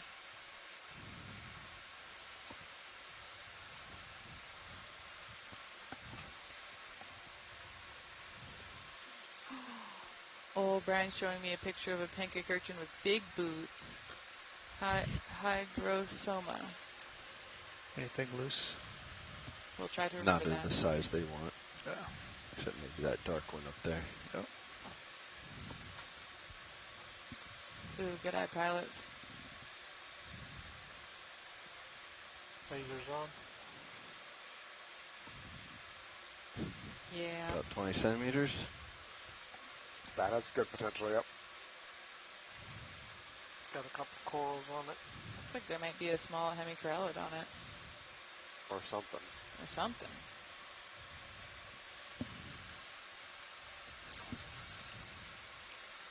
You have rocks in both boxes? No, the port one is open. Port's open, okay.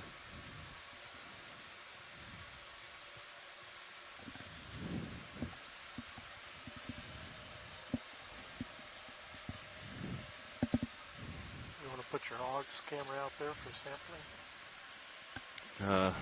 I think we're a little more on a time crunch right now, Roland. It's a good idea, but...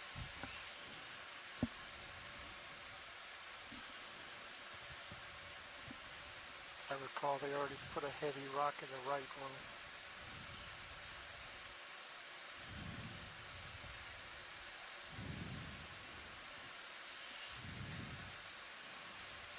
Quite big. Let's see if it's loose. It is loose. Oh, wow. It is quite big, though. If you can pick it up, we'll take it. All right. Let's bring the port side in.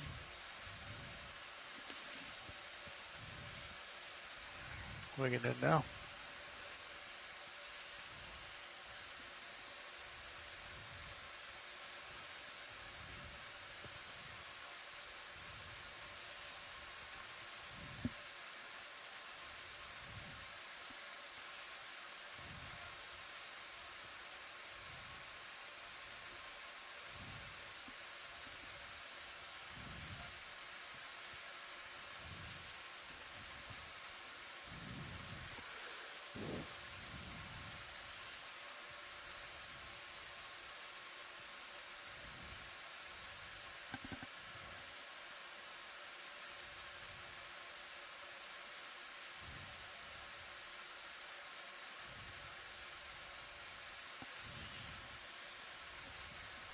You like fogs, Roland?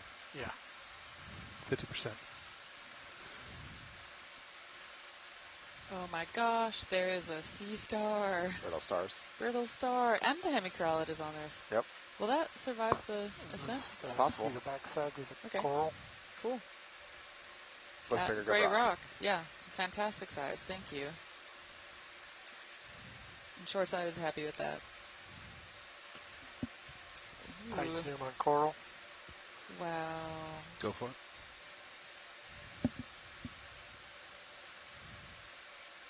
That was beautiful.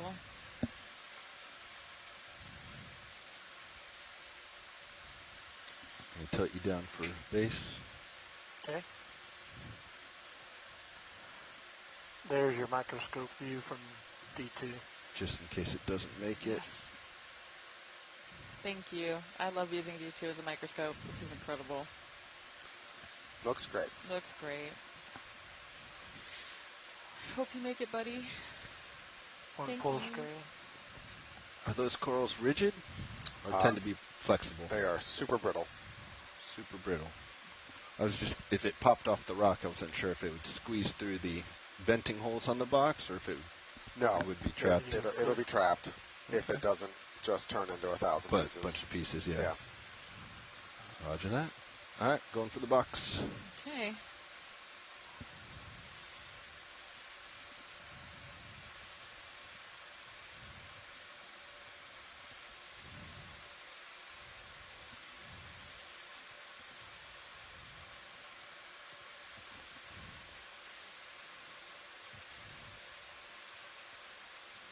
Stayed on. Rock in a box. Rock in a Balance box. out well the one in the That was starboard 08G and the port rock box. With potential associates if they make it up.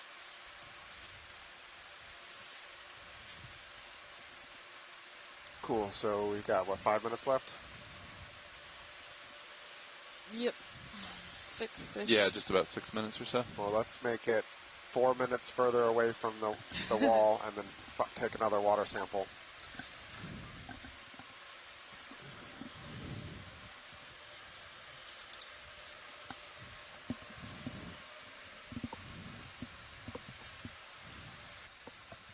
Steve Oskovich and Chris Ma and Val Finlayson all say thank you. And Asako Matsumoto. If the associates on the rock make it up, then this might be really helpful for describing the species that are living on the dike, which Steve is calling the wonderful wall. Steve, did you name the one on a Baker Wall of Awesomeness? You're going to have the Wall of Awesomeness and the Wonder Wall? Wonder Wall. Oh. Ryan, there's a guitar in the forward lounge. Oh, do you not know that name? No. I'm sorry. We could play Wonderwall tonight. What a good song.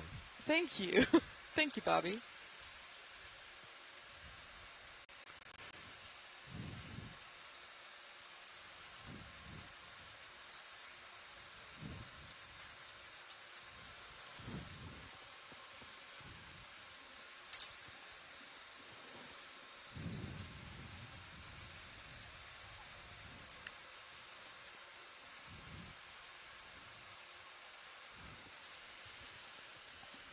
Let's keep moving if we're not moving.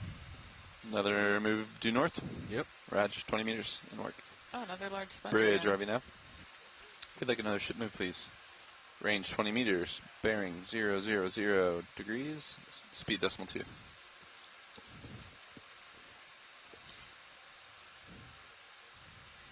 Can we snap some coral? Good job, thank you. Say snap? Yep, go for it. Yep, that's that leggy bamboo coral we saw earlier. All right, thank you. Nice. Yeah, and There's a rock with Val a was coral wondering if the broke current over is on it. slower here because she noticed sediment seems to be dropping out. I'm noticing there's a lot of accumulation. Actually, Bobby, there's another coral in the closer kind of center.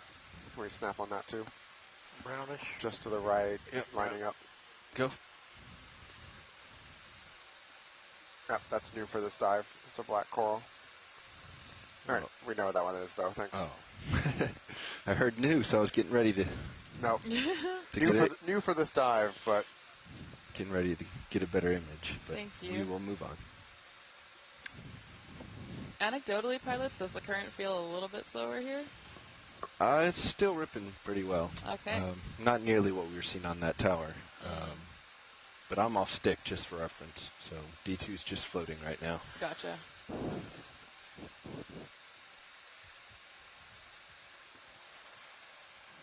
Yeah, I've only done vertical, and I'm just coming across the screen here. Crinoids.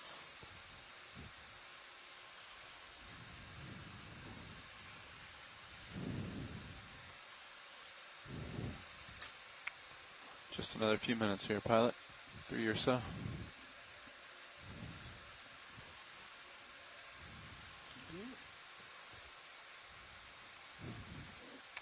I think I got away from it in time. All right. Ooh. Surprised me on my port rail. Big sponge, and maybe a They're okay. Paragorgia on the bottom? Yep, probably. Nice. Let's get a snap for confirmation. Are we going for coral or sponge? Paragorgia. To the left. Oh, Left, going sorry. left. Come out, come out. Yeah. There it is. Yep. Oh, look at that with a Yep. couple. A lot of these here have the hydroids growing on them. Zoanthids. Zoanthids, Yep. I'm sorry. Zoanthids. Yeah, but you're right. A lot of the paragorgias let's leave all it. had that. You're absolutely right. What is this? Ooh, what's that? A It's shrimp. a shrimp that came into me. Okay. Big shrimp. Something red came very quickly with the current.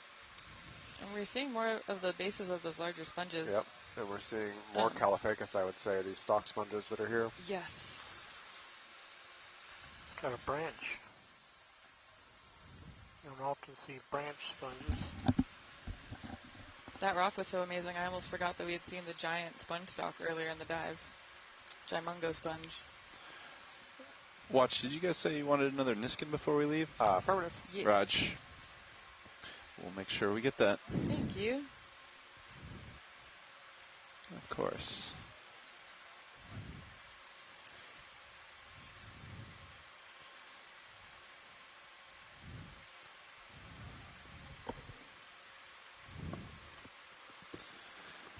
It's our last minute rolling. Yeah, Let's find it. Boy. Looking for it, Bobby. Co-pilot, are we prepped for a Niskin? We're gonna. Okay, we have about 3 minutes to pack up and get a Niskin in. But I'm seeing brittle stars. Following Bobby's 1 minute here. Barnacles? What are the white things? Barnacles, I think. Let's get a snap. Yep. Oh, good eye, Bobby. Gooseneck.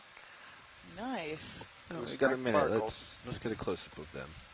You know what those the singet on the top of the coral? Nah. It's in the Paraguay, Jim. Is there a sea star on it? All right, Oh, go for barnacles. Enjoying. Go for. Hey, Bobby, we're going to secure swing arms. Go for barnacles. Yep, go ahead.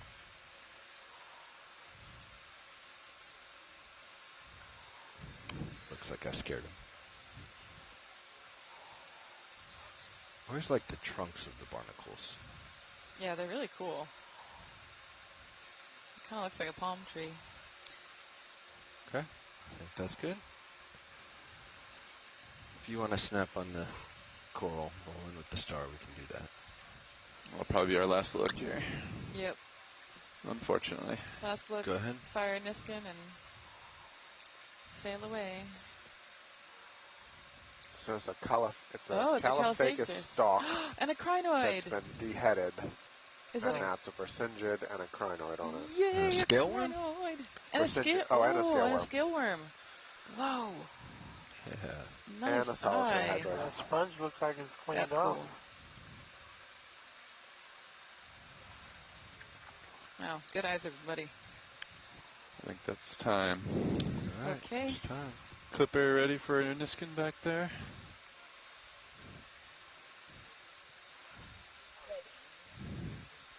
Go, Bridge. Thanks. Be advised, pilot, we're still moving towards you. Serious a bit. Raj, let's come easy. Oh, they. Yeah, they just finished the move. Yep. 9 water, right? Correct, this is 09W. Holothurian. If you want, while I'm sitting here, I'm waiting for the Niskin. Oh, good Holothurian. Getting rippled. Niskin's ready?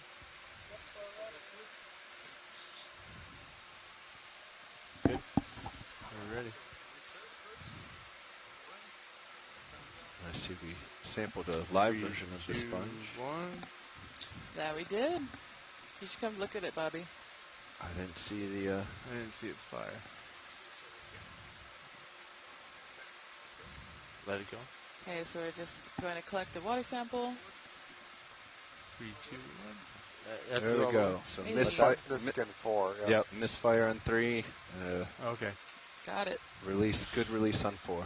Okay, so that was 09W and Niskin 4. Okay. All right. All right. Backing up towards them, yep. I'm doing Well, it thank fast you for all for joining from shore today as we explored Wentworth Seamount. We have a somewhat similar dive profile tomorrow on an unnamed dive, unnamed Seamount. I don't know, actually know how far away it is from here. It's like 60 miles or so west, southwest. And we look forward to talking to you then. Faster. Yeah, thanks everybody for joining, and thank you to the Shoreside team, Val, Asako, Chris, Steve, Chris Ma, and of course Kelly. Kelly Markello. Kelly Markello. Katie Bell was on there for a bit. Just so many people called in and helped us with this dive. So mahalo nui loa for joining us, and looking forward to talking to you all tomorrow as we dive on the seamount north of Kuaihelani. So keep going with the... Aloha.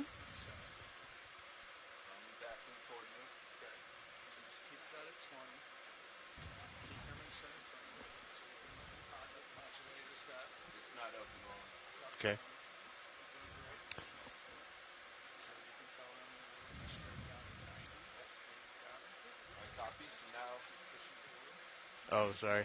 Wrong way. So co-pilot, I want you to come up till you're about 25 delta. Okay. And then I want you to bring your heading right and point in line with the ship. As you do that, I'm going to go left. Okay, I'm at 25. Yep. I'm looking straight down. Should I stop on the pull-up? Yep. Okay. Stop on your winch. And now you're going to come to right to in line with the ship.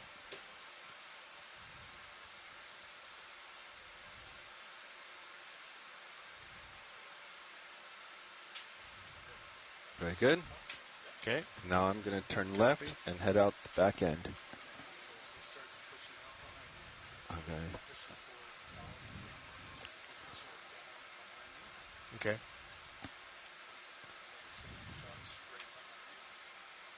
I'm at max camera angle. Very good.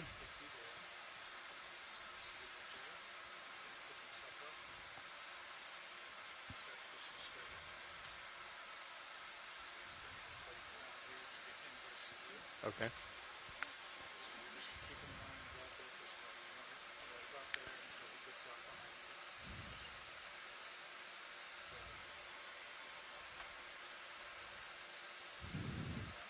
Should I Nope.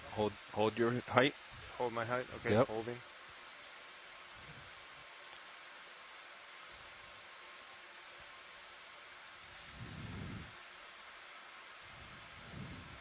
Delta's 12. That's fine. Delta doesn't matter at this point. Okay. We're just trying to get tail to tail. Oh, Okay. gotcha. Go ahead and pull out auto heading on your joy box.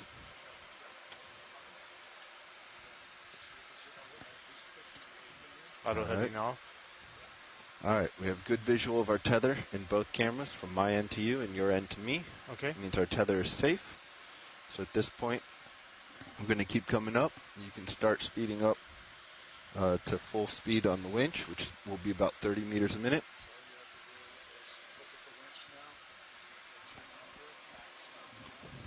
Make sure you pull in. Yep, haul in. Confirm on your winch screen that you are indeed So hauling I'm pulling in. I'm pulling back.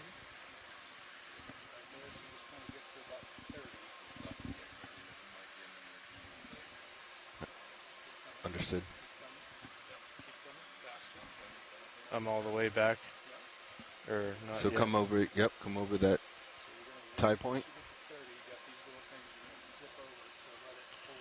Is that too fast?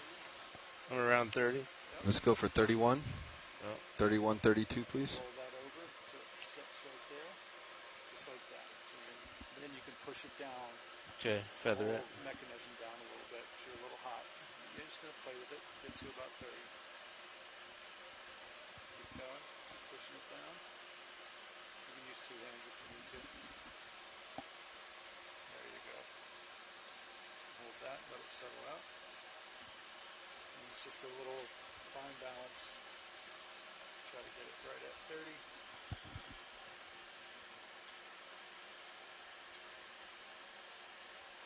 There you go. So I just let that be. It's going to bounce around a little bit. Tell them you're full speed on the winch. I'm at full speed on the winch, around 30 Good copy. meters per minute. Now he is just going to be adjusting his delta the whole time. So all you have to do is just make sure you stay in that ballpark. It should stay there. Okay. Keep eyes on it the whole time as you're coming up. Constantly checking it. And that's the game for recovery. Okay.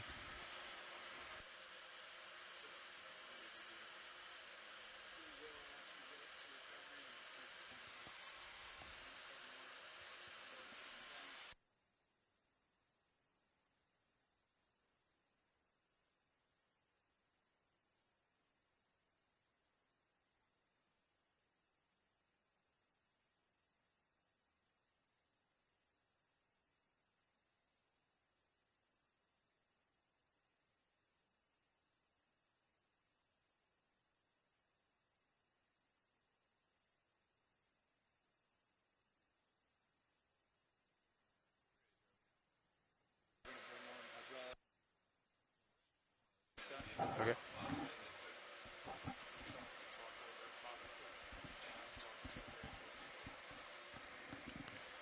Hey, pilot, we're gonna make sure the drawers are closed. Is that alright? Bring the hydraulics on.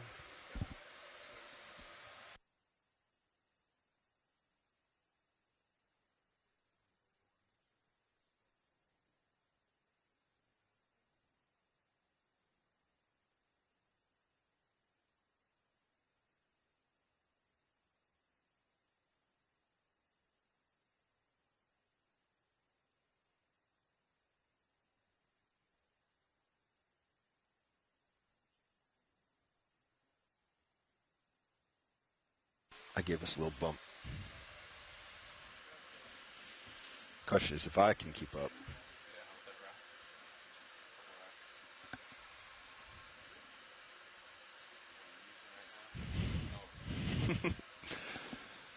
I noticed our first watch though that yeah. Yep. Hydraulic secured. Roger.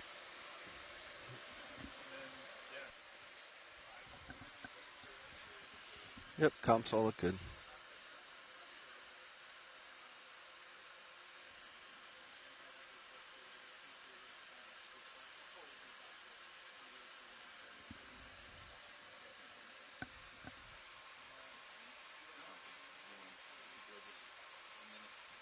No, we'll be okay. We're okay.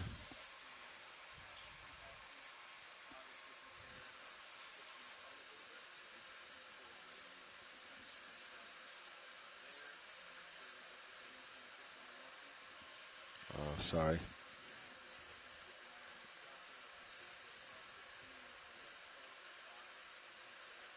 If we had called it earlier, we may have been able to grab it. We weren't really in a great position with Sirius and D2 at that point. Well, that coral was like right under Sirius at that point, and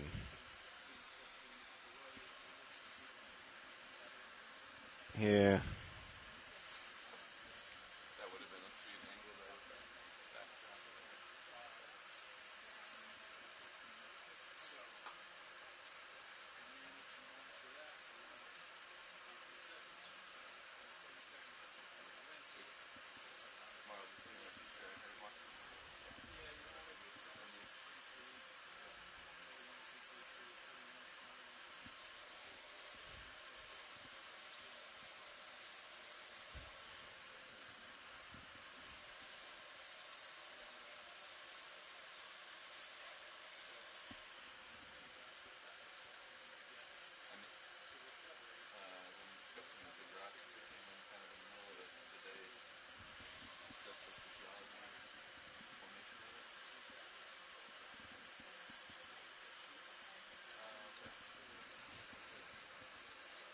I have 0, so can we? What's the phrase? Explain it like I'm 5.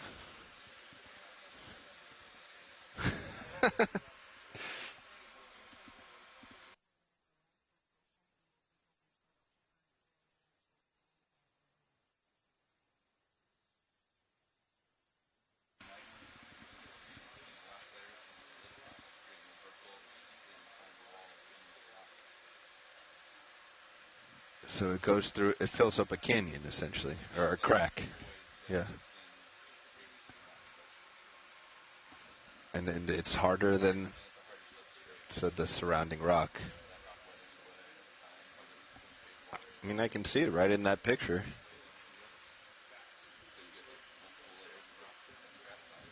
Very cool. Yeah, I mean, it's years and years and years, especially if it kind of maintains that current, just years and years of sanding.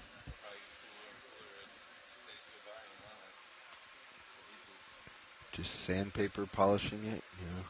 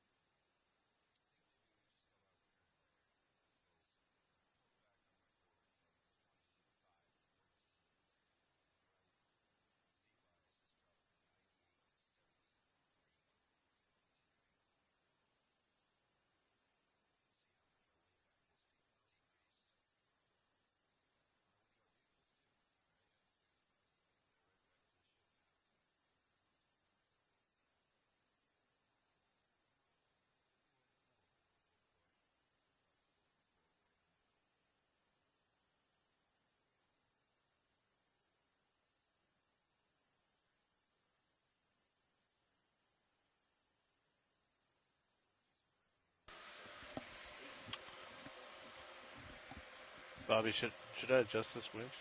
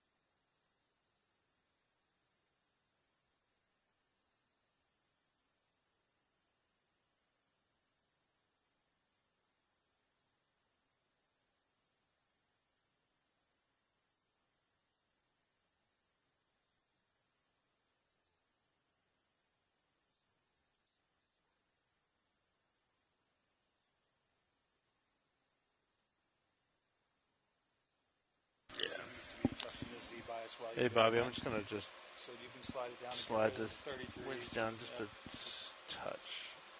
Nice and easy. Okay. And push it down a little more. You really want 30 on there as consistently as you can. And push it down a little more.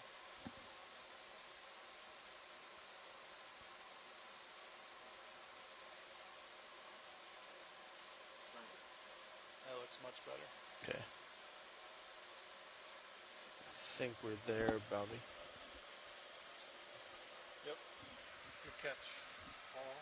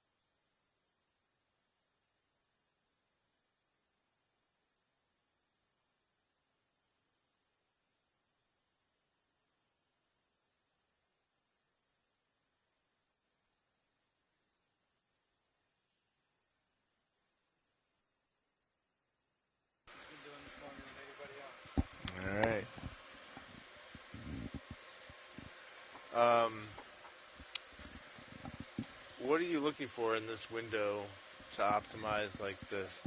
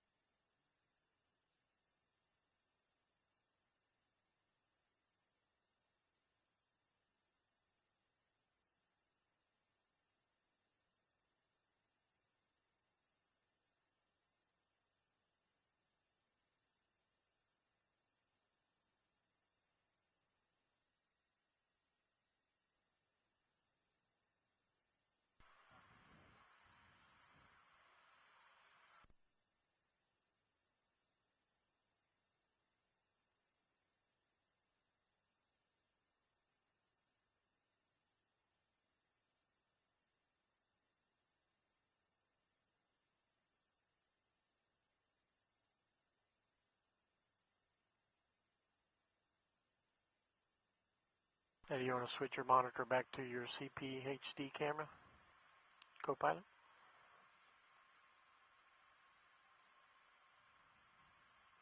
Nicely done.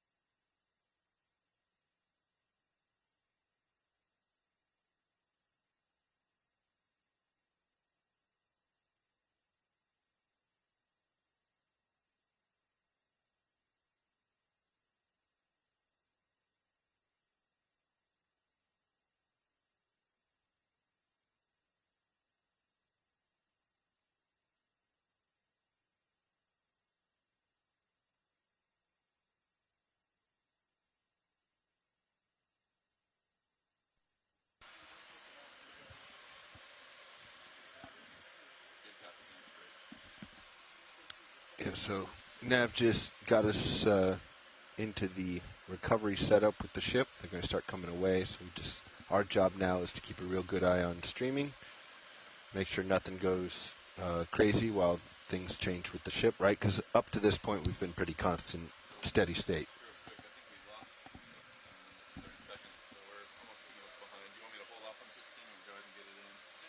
Send it.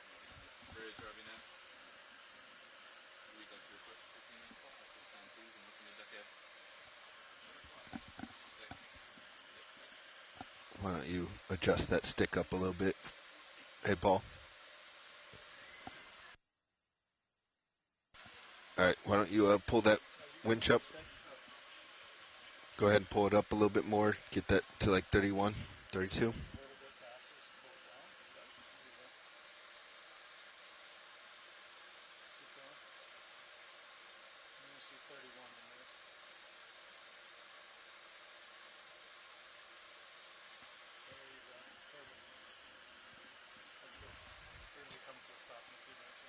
Your biggest responsibility at this point is to make sure you stop at 50 meters.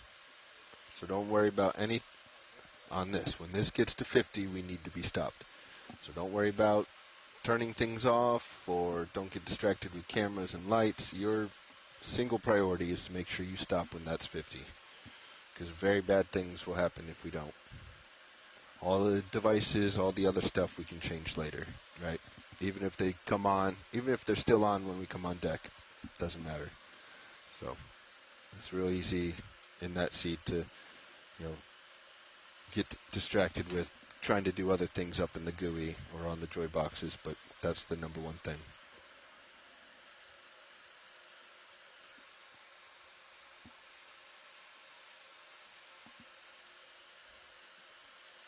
Especially on long blue waters, you get to chatting, get to talking, Yep. And then you forget. And even though it technically takes 3 minutes, 2.5 minutes to get up to the surface, it goes by quick.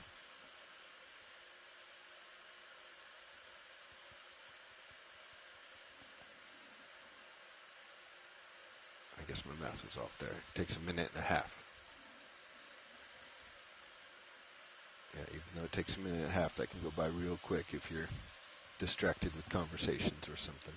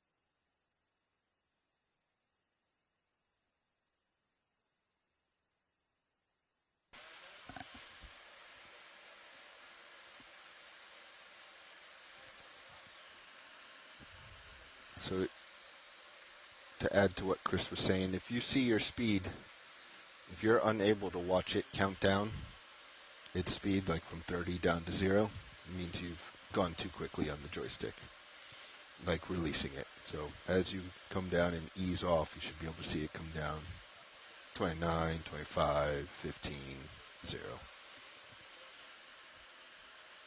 you do it over that period of time, which starting at 60 or 55, like Chris said, if you do it over that period of time, then we're not putting a huge load on that brake by just releasing the joystick. That being said, if there's ever an emergency, release it if you need to. Right.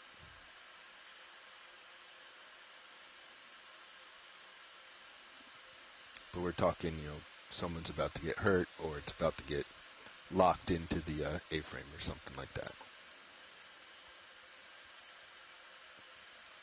If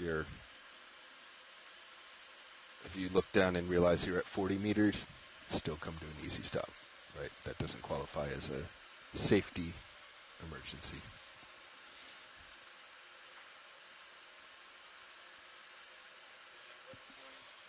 You're muted.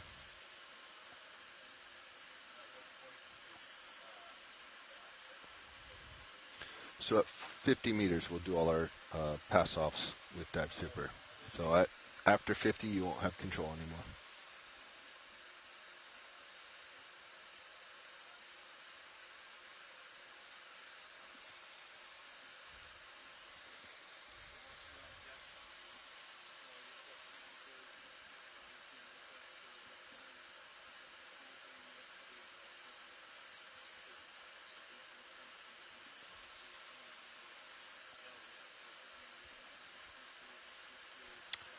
Loud and clear, Dive Soup.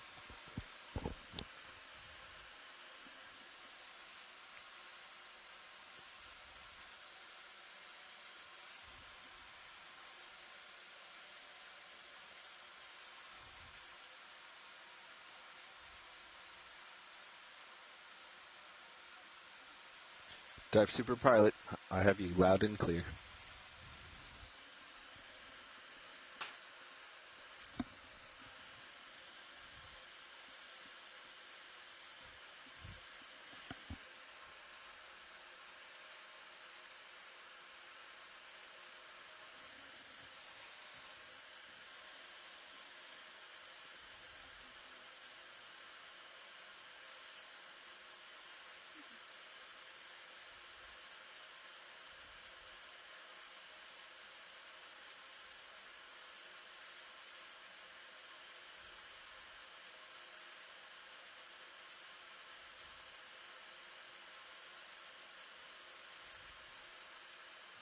Where did that come from?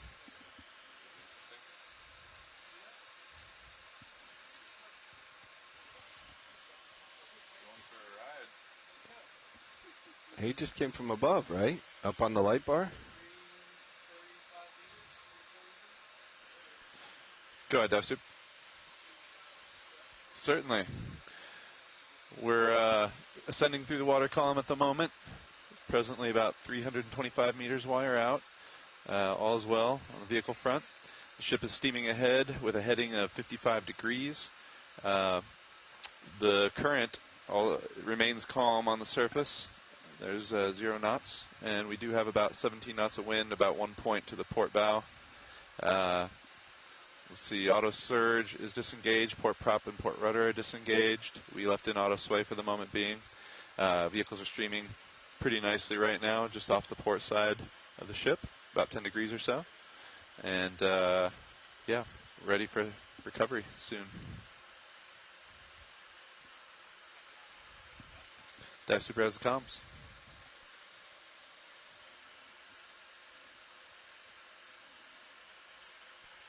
Copy that. That sounds great.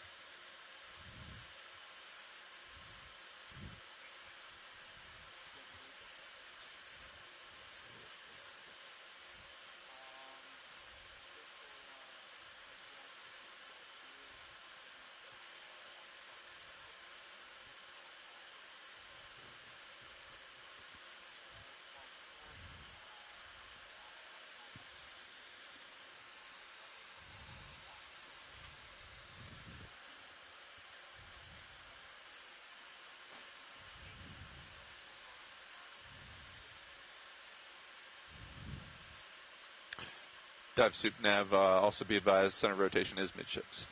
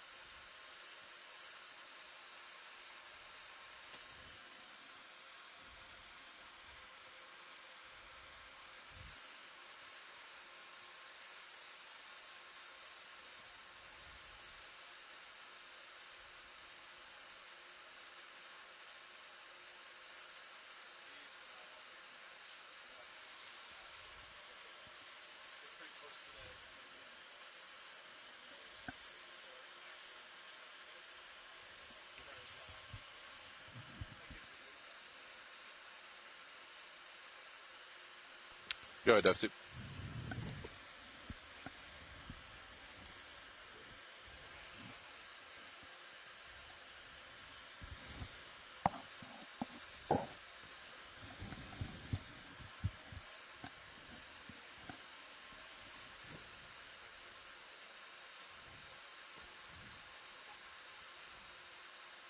Roger that. Copy all. Streaming looks great right now.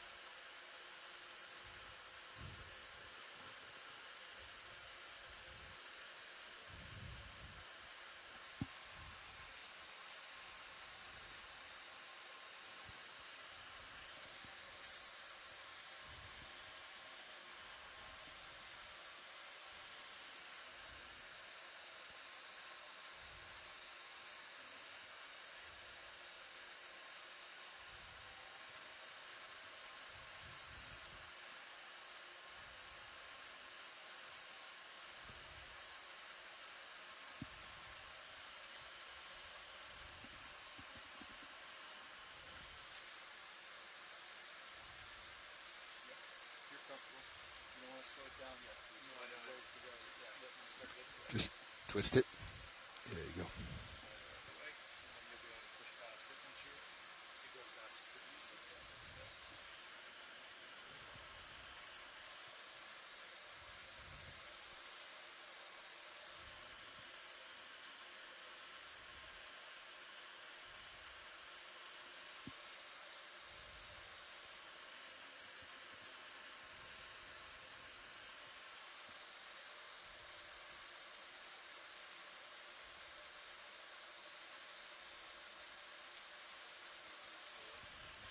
That's fine.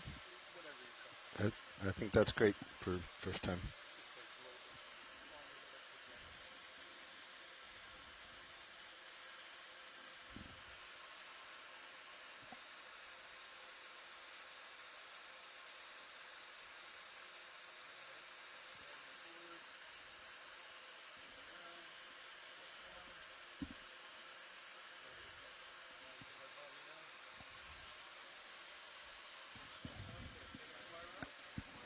We're stopped.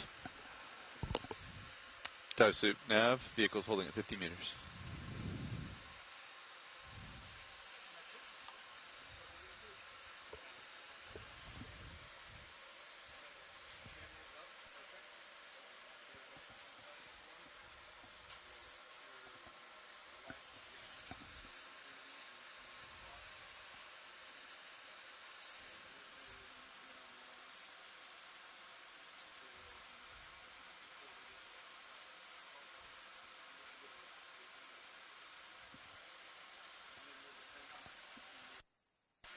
Dive Super Pilot. Control room is ready.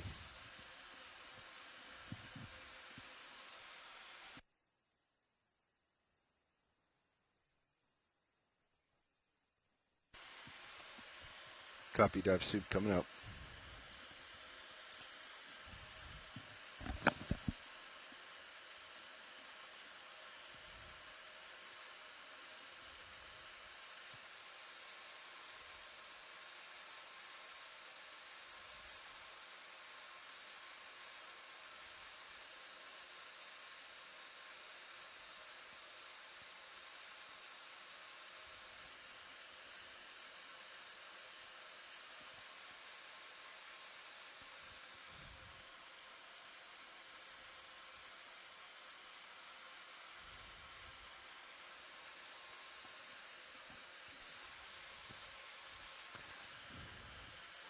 Roger that. We'll keep all of our eyes out. Thanks.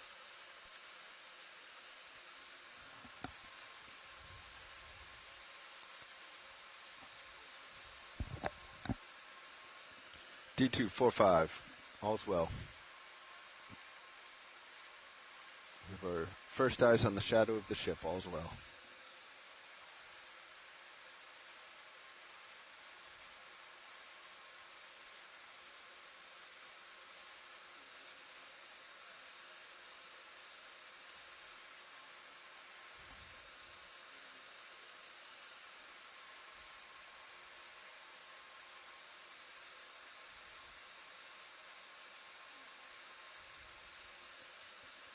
D237, all's well.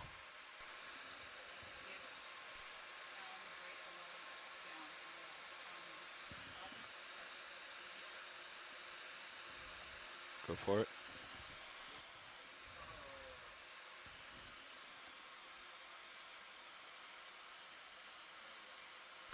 Eyes on the shark dive soup. D2 main HD. Can adjust HD2 also. Awesome.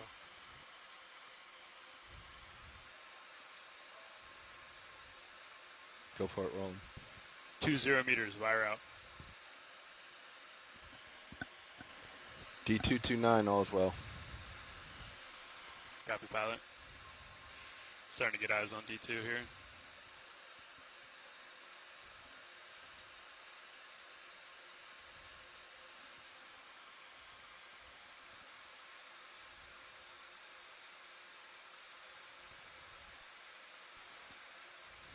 Be advised, it's kind of following D2.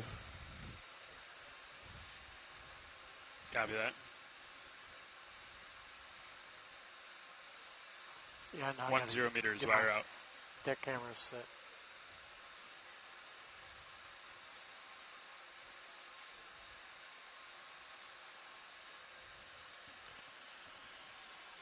D220, all's well.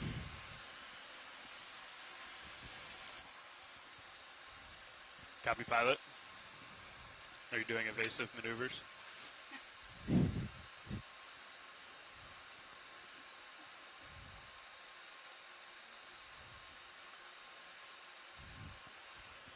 Go for it, Roland. Winches all stop. Standing by for streaming. Come on. Our B2's full wide.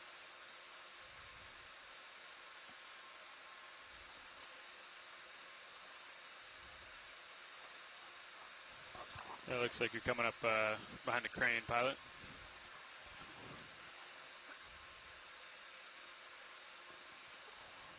That's what you meant by go for it. I was zooming on cameras. No, you had it right. I was talking to the cameras. D2 on surface, pilot has visual. Copy, pilot. Let's go ahead and lock in auto head inverse the ship, please. We're walking to the center line. Auto head in. Auto head in.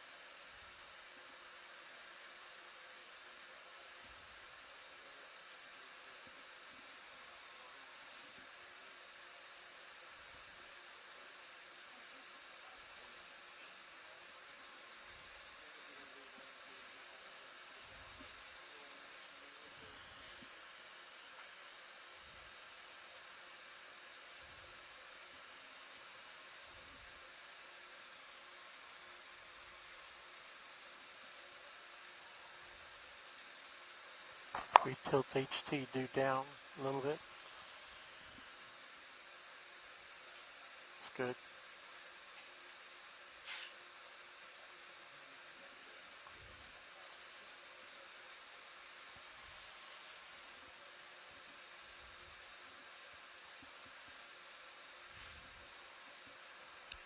Off to port.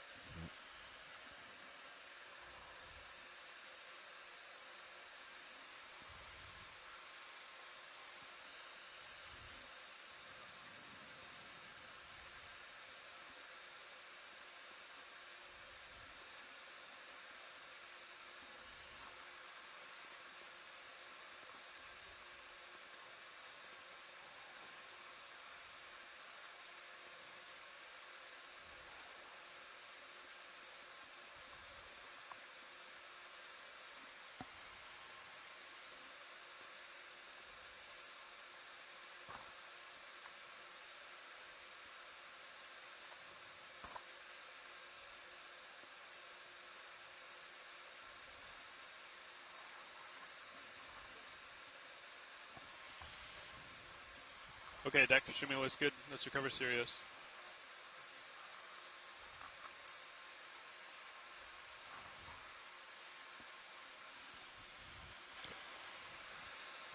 Shark is midway between Sirius and D2, right by the tether.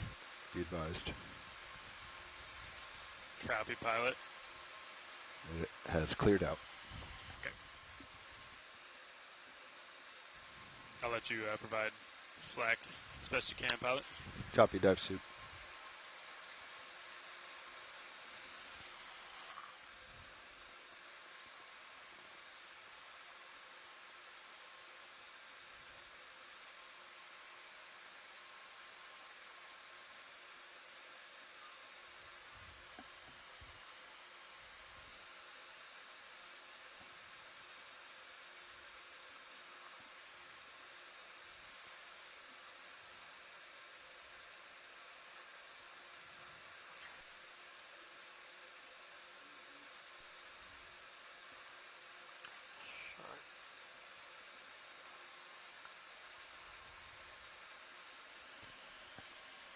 Pilot backing. Pilot, can we get a little lateral in? Looks like wind picked up on us here. Copy. Lateraling to port and backing. Great. We're going to hold off on Sirius for a second. Just to port then. Okay.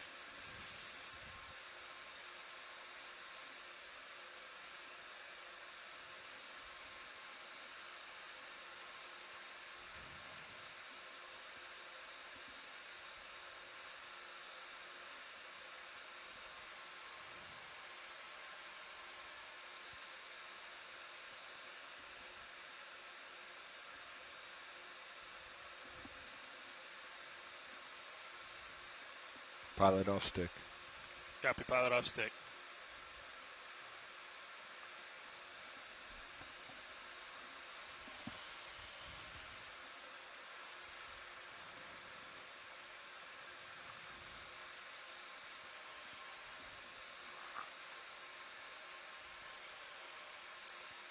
Is camera tilted too high or no?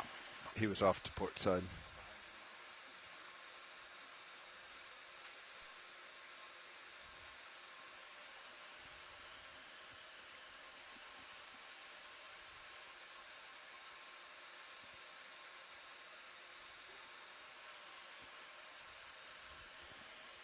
Pilot backing. Yep, coming up.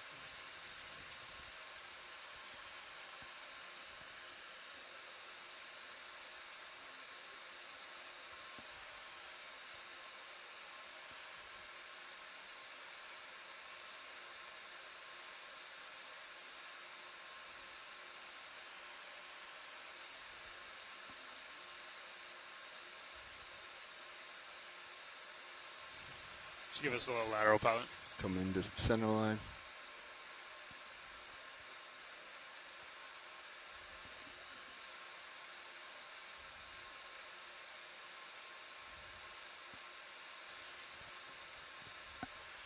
Okay, you can go off on that now. Off.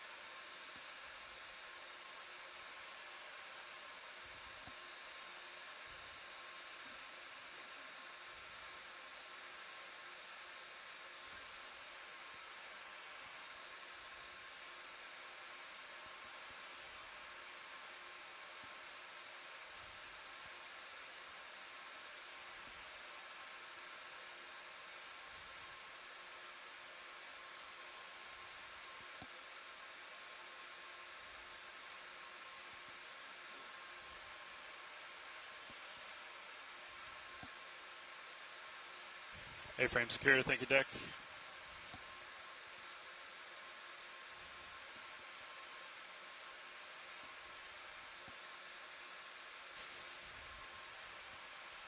Winch, take back local control, please.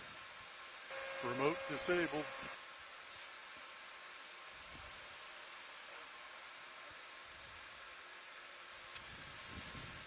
It's looking good, pilot. We got one more strap. It's looking good, pilot. We got one more strap here. Copy.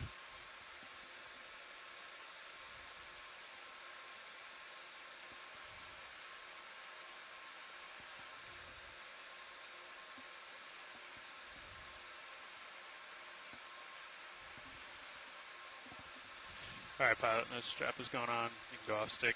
Roger, off stick, easing out. Yeah, you can put it a little, just walk nice and easy to center line maybe too before the daisy chain gets there. Roger, coming to center line.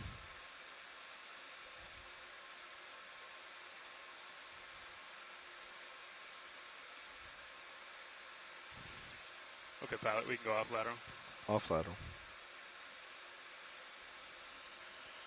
Pilot is off stick. Copy that.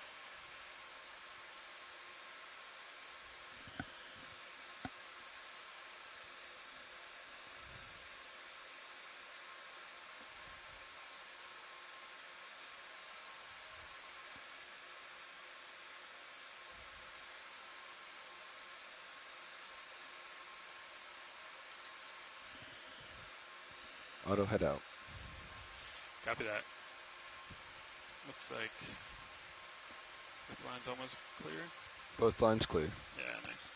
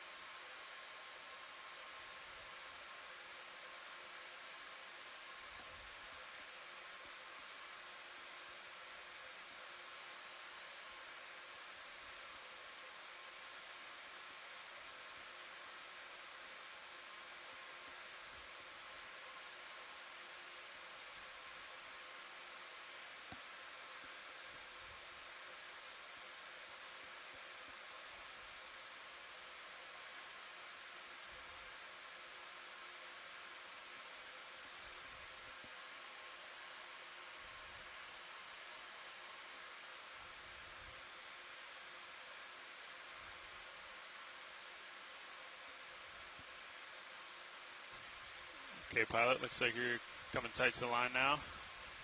Let's go ahead and lock an auto head. Auto head in.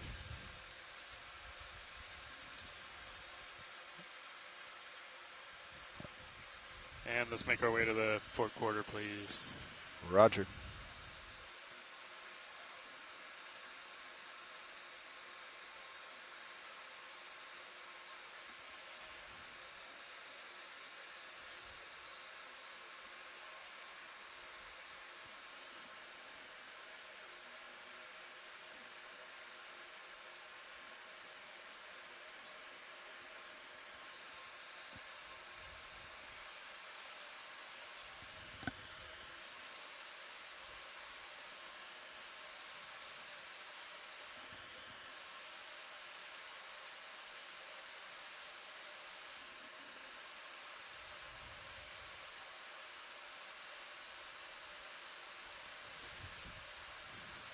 It's looking great, pilot.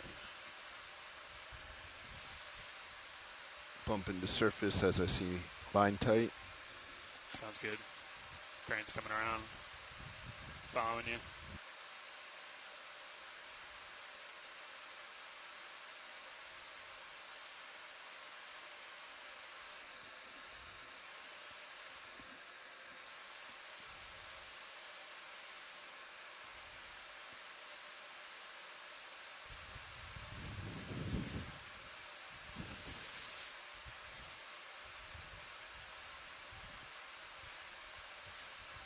Looking good, pilot. I think just straight back from there. Roger.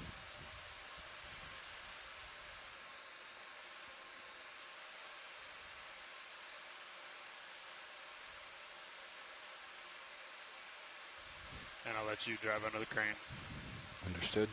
Backing.